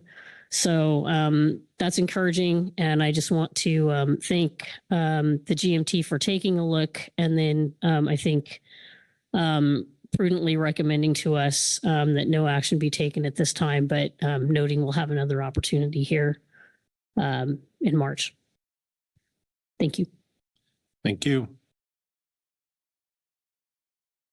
Any other discussion? Motions is needed to adopt anything. Marcy? Yes, I do have a motion whenever the tower is ready. Thank you. I move the council adopt the following in-season adjustments as recommended by the GAP in agenda item I6A supplemental GAP report 1 and the GMT agenda item I6A supplemental GMT report 1. Number 1, set the 2025 Pacific whiting set aside for research in the pink shrimp fishery at 750 metric tons. Number 2, increase the open access trip limit for shelf rockfish in the area between 4010 and 42 north latitude to 1,600 pounds for 2 months, as shown in option 1, table 4 of agenda item I6A supplemental GMT report 1.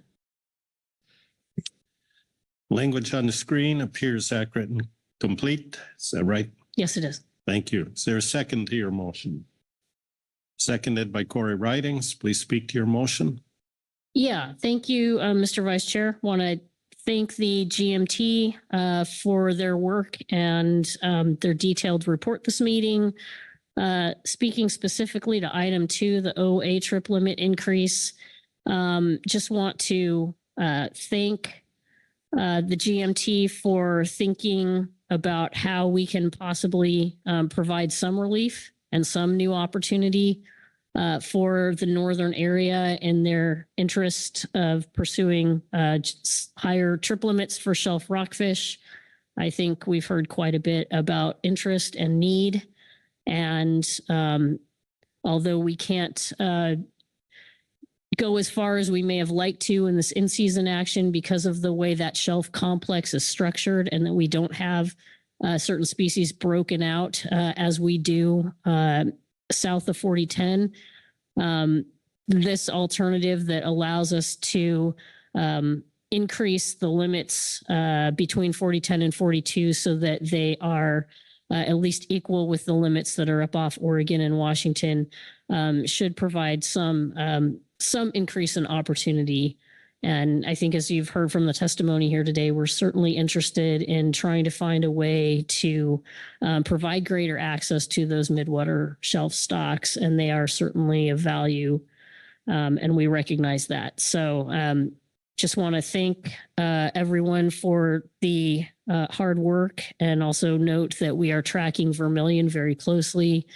We do acknowledge that we're already over that ACL contribution for vermilion in the north, but that the way we've done our accounting, we are looking very good with vermilion, and that we do expect off California in total to remain within our vermilion ACL contribution this year. So that's good news, and we will keep looking for other paths forward to create additional opportunities where we can. Thank you. Thank you. Are there any questions for clarification on the motion? Seeing no questions, discussion on the motion? No discussion. I will call the question. All those in favor say aye. Aye. Opposed? Abstentions? Motion passes unanimously. Thank you, Marcy. Look around for any other hands for discussion, motions. And Todd, I don't see any hands going up here. I believe we have covered action items 1 and 2 there, but I will rely on you to tell us what else should be done.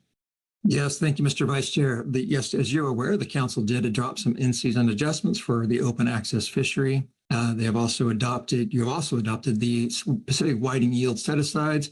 And action item number 3 is no longer germane to the discussion as we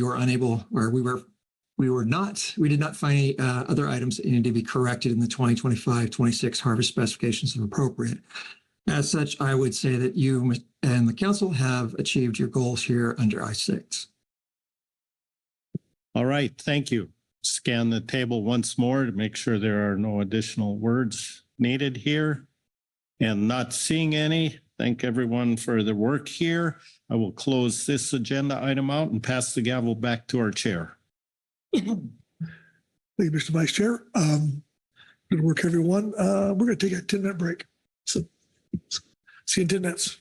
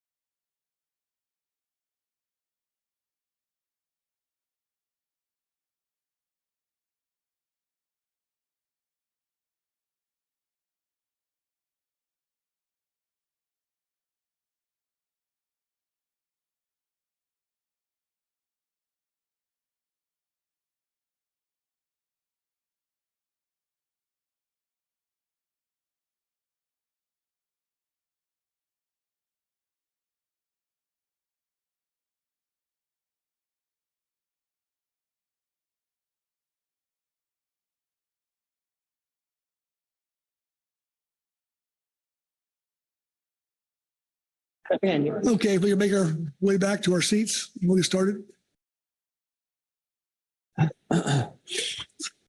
Ooh.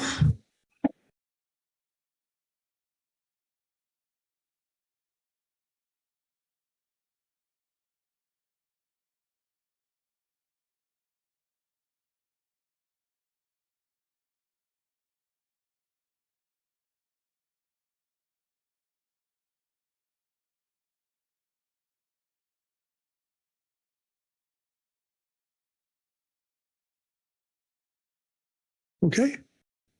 Welcome back, everyone. We're starting off on C2, fiscal matters. With that, I'll look to Patricia to get us going. Patricia? Good afternoon. The Budget Committee met on Wednesday, November the 13th to discuss the financial status, budget and expenditures, and the provisional budget. You have two attachments for this agenda item. Attachment 1 is the agenda. Attachment 2 is the Executive Director's report. And your action today is to consider the report and recommendations. Okay. Thank you, Patricia. Any questions for Patricia? I'm not seeing any. All right.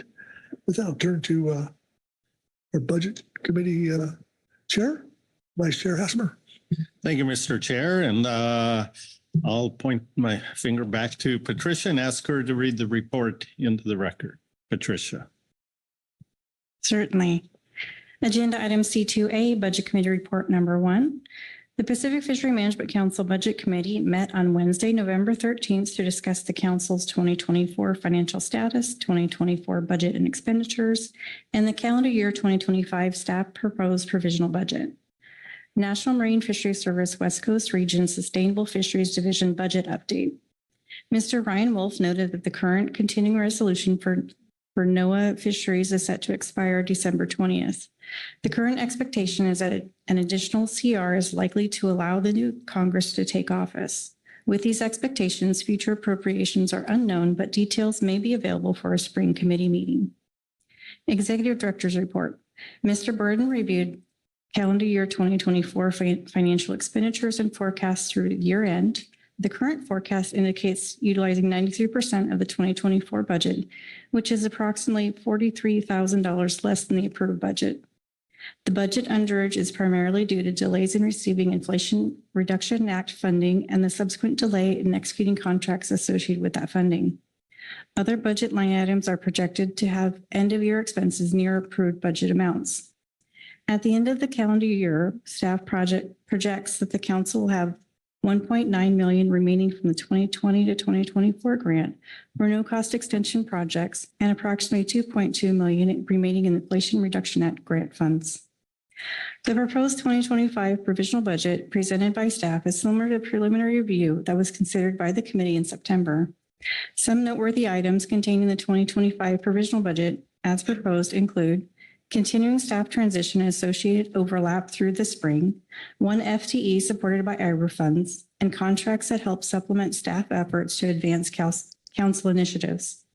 Other minor changes exist in the 2025 budget when compared to recent years, including minor adjustments to stipends due to adjustments in the federal pay scale, travel adjustments due to inflation, 1 less in-person groundfish meeting compared to recent years, continued use of remote and hybrid meeting capabilities, a slight increase in non-council meeting travel, and increased infrastructure investments due to end-of-life replacement needs. State and liaison contracts remain steady for 2025, while outside contracts are higher than recent years to support IRA work. Projected impacts to the delayed spending account were presented utilizing information based on the estimated 2024 expenditures and the proposed 2025 provisional budget. The spend rate of the delayed spending account is expected to slow in 2025 and 2026 compared to 2024. This is in part due to the end of the staffing transition period, the supplementation of some expenses by IRA funds, and other matters. These forecasts rely on council continuing to be financially diligent. The long-term outlook is that expenses will more closely match income during the next grant period. However, substantial uncertainty exists surrounding this outlook, including future levels of funding, inflation, and other matters. Additional matters. Mrs. Heron provided an update on the current status of council grants. The 2020-2024 grant extension request was submitted after the September meeting, and the 2025-2029 grant was submitted in late October with a minor revision needed due to changes in the accounting categories for federal awards. The 2024-2028 IRA grant was also revised to account for the similar changes in those categories. All three grants are currently under review with no grants management division. Mr. Burton presented details relating to enhanced site reviews planned by NMFS to review the operations and financial procedures of the council. These site reviews are proposed for all 8 fishery management councils. However, the Pacific Council site review hasn't been initiated or scheduled at this time. The state liaison contract administration will also be reviewed and refined. The council leadership will work with the state contract administrators on these updates that should be reflected in the 2025 agreements. The changes are planned to identify the scope of work more precisely for these contracts. Budget committee discussion on activities. The budget committee discussed the 2025 budget and recommended adoption of the calendar year 2025 provisional budget as presented by staff. The committee also discussed the needs for future meetings. Given the funding landscape and associated uncertainties, the BC discussed tentative scheduling of spring meetings, March and April, and should the financial picture become in greater focus by that time. If information is not available, the BC will plan for a meeting in June. Committee recommendations: approve the 2025 provisional budget of $6,472,850 for use beginning January 1. Approve a March-April BC meeting if information regarding 2025 funding becomes available. If not, plan for a June 2025 budget committee meeting. That completes the report. Okay.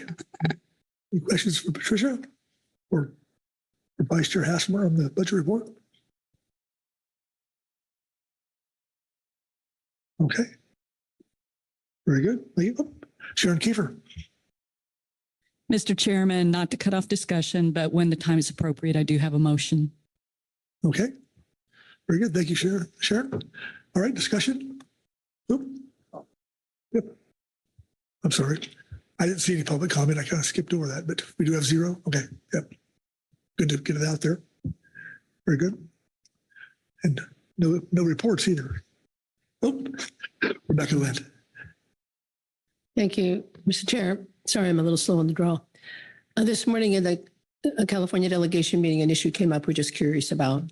Out of the IRA funding, would there be any support for the EFH work, which we discussed under the Cordell Bank's agenda item, just the need to make sure that's adequately funded and ready to go sooner than 10 years?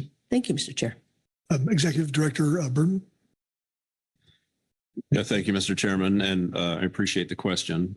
My initial sense is that that funding would not be appropriate to be used for EFH. It's been a very rigid and specific set of projects that we had to propose to receive that funding. I'd be happy to share with you all the proposals. They are on our webpage and talk that through, and maybe you see something in there that I'm missing, but I don't think so at the moment. Thank you. Okay, thank you. Thank you, Rebecca. Anyone else? Okay. Turning to Sharon, since I don't see any hands. Butch has not got his hand up. So, please. Thank you, Mr. Chairman. I move the council adopt the recommendations of the Budget Committee as presented in Agenda Item C2A, the report of the Budget Committee. Okay. Is the language on the screen accurate? Yes, Mr. Chairman, it is. Okay. Seconded by Mark Grelnick. Thank you, Mark. Please speak to your motion as appropriate.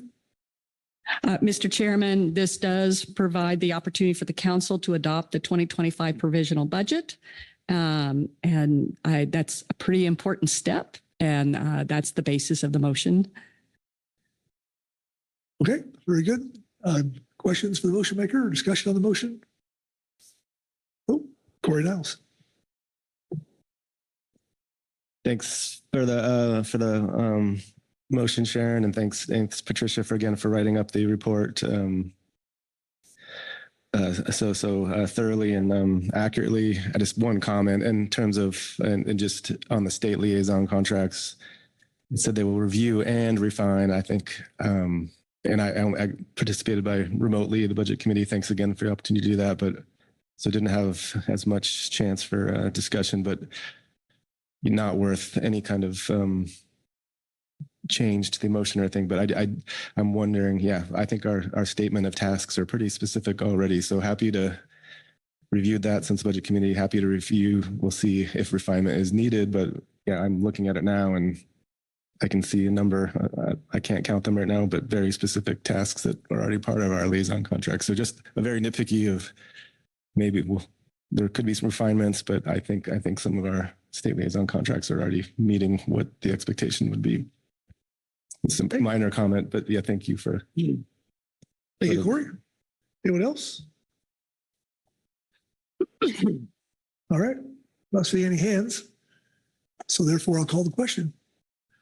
All those in favor signify by saying aye. Aye. Those no. Abstentions? Motion passes unanimously. Thank you. All right. So with that, let's turn to Patricia. How are we doing? Your work is done. I'll see you in the spring. All right. I like the sound of that. So very good. Thank you. So take us to up next is BC3. And with that, I'll turn to Executive Director Burden. So when he's ready. Yeah, thank you, Mr. Chairman. This is agenda item C3, legislative matters. The legislative committee met on Wednesday, November 13th to review the status of legislation and bills introduced within the 118th Congress. At the time of the advanced briefing book, and at this time, the Pacific Fishery Management Council has not received any formal legislative requests for comment. Happy to report that the legislative committee did discuss some pertinent bills, the status of existing bills, and did have a healthy discussion about that legislative committee chairman, I believe, is prepared to speak to. So the council action here today is to consider the legislative committee report and recommendations. And you do have in your reference materials, you have a supplemental legislative committee report. You also have some other supplemental materials that are provided. There are links to them in your briefing book. Not aware of any public comment at the moment. And so unless there are any questions, Mr. Chairman, I would suggest turning the microphone over to the legislative committee chairman, Mr. Oliver, and I believe he is prepared to give a verbal report. Okay. Thank you, Executive Director Burden. Turn to Chris Oliver. Chris? Thank you, Mr. Chairman and Mr. Burden. As Merrick said, we met last week to review several pieces of legislation that have been introduced over the past year, including the Huffman-Magnuson-Stevens Act Reauthorization Bill, the Bottom Trawl Clarity Act, and a few others. And we reviewed some of the draft comments that have been put together by the North Pacific Council. I think many of those will end up being consistent with this council's thinking. The purpose was not to develop specific comments at this time, but really to reorient ourselves with the various legislation and their numerous provisions and discuss the relevance to the interests of this council and really be prepared to develop more specific comments when and if we're requested to do so when some of these bills may potentially get reintroduced in the next Congress, which obviously could be this next spring. We had a very good, robust discussion. We talked about many of the merits and concerns associated with the various provisions of each of these bills, particularly the Huffman MSA bill. And I think we're in a good position to re-engage when and if necessary. It's highly unlikely that any of these bills is going to move forward at all in the next 2 months.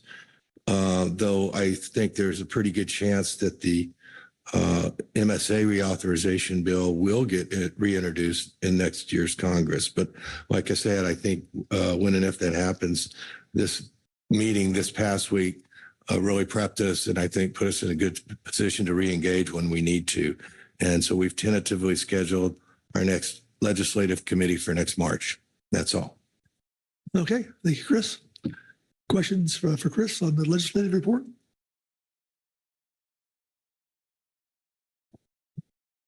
Okay. Rebecca Litt. Thank you, Mr. Chair. I'm sorry that I missed my first opportunity to attend the legislative committee meeting, but I just want to thank Chris Oliver and his colleagues in Alaska for all of the useful material, the pre-digesting that had been done. I found that really, really helpful. Thank you, Mr. Chair. Thank you, Rebecca. Okay. No one else? All right. Executive Director Burton, I'll turn back to you. Yeah, thank you, Mr. Chairman. That would conclude this agenda item.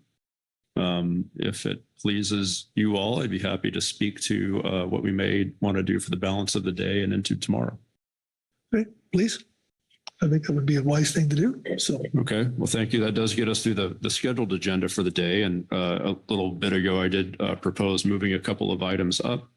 One of those matters, after considering the implications of moving these agenda items up, I would no longer propose that we take C5 today. I believe that would just be too complicated. I've been made aware that there are members of the public that are interested in weighing in on that matter, and they're ready to speak to that tomorrow. So I would propose that we go ahead and leave C5 to tomorrow. I do think it would be appropriate to continue to take up C4 today, just given that we are almost 2 hours ahead. That's usually an item that's quickly dispensed of, fairly easy to walk through. And then following that, I would propose that we adjourn for the day. Okay. All right. That sounds like a great idea. So with that, we have the meeting record from September has been out there. And so you had a chance to look at that. So look for someone to either comment on its accuracy or maybe suggest improving them. Always a plus this point in time.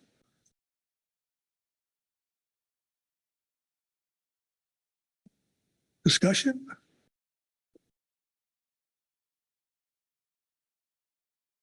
Krista, I like the looks of Thank that. you, Mr. Chair. I don't have a motion written, but if you need a motion, I would move that we approve the minutes or the council meeting record, excuse me. Okay. Sounds wonderful. See, staff is on it.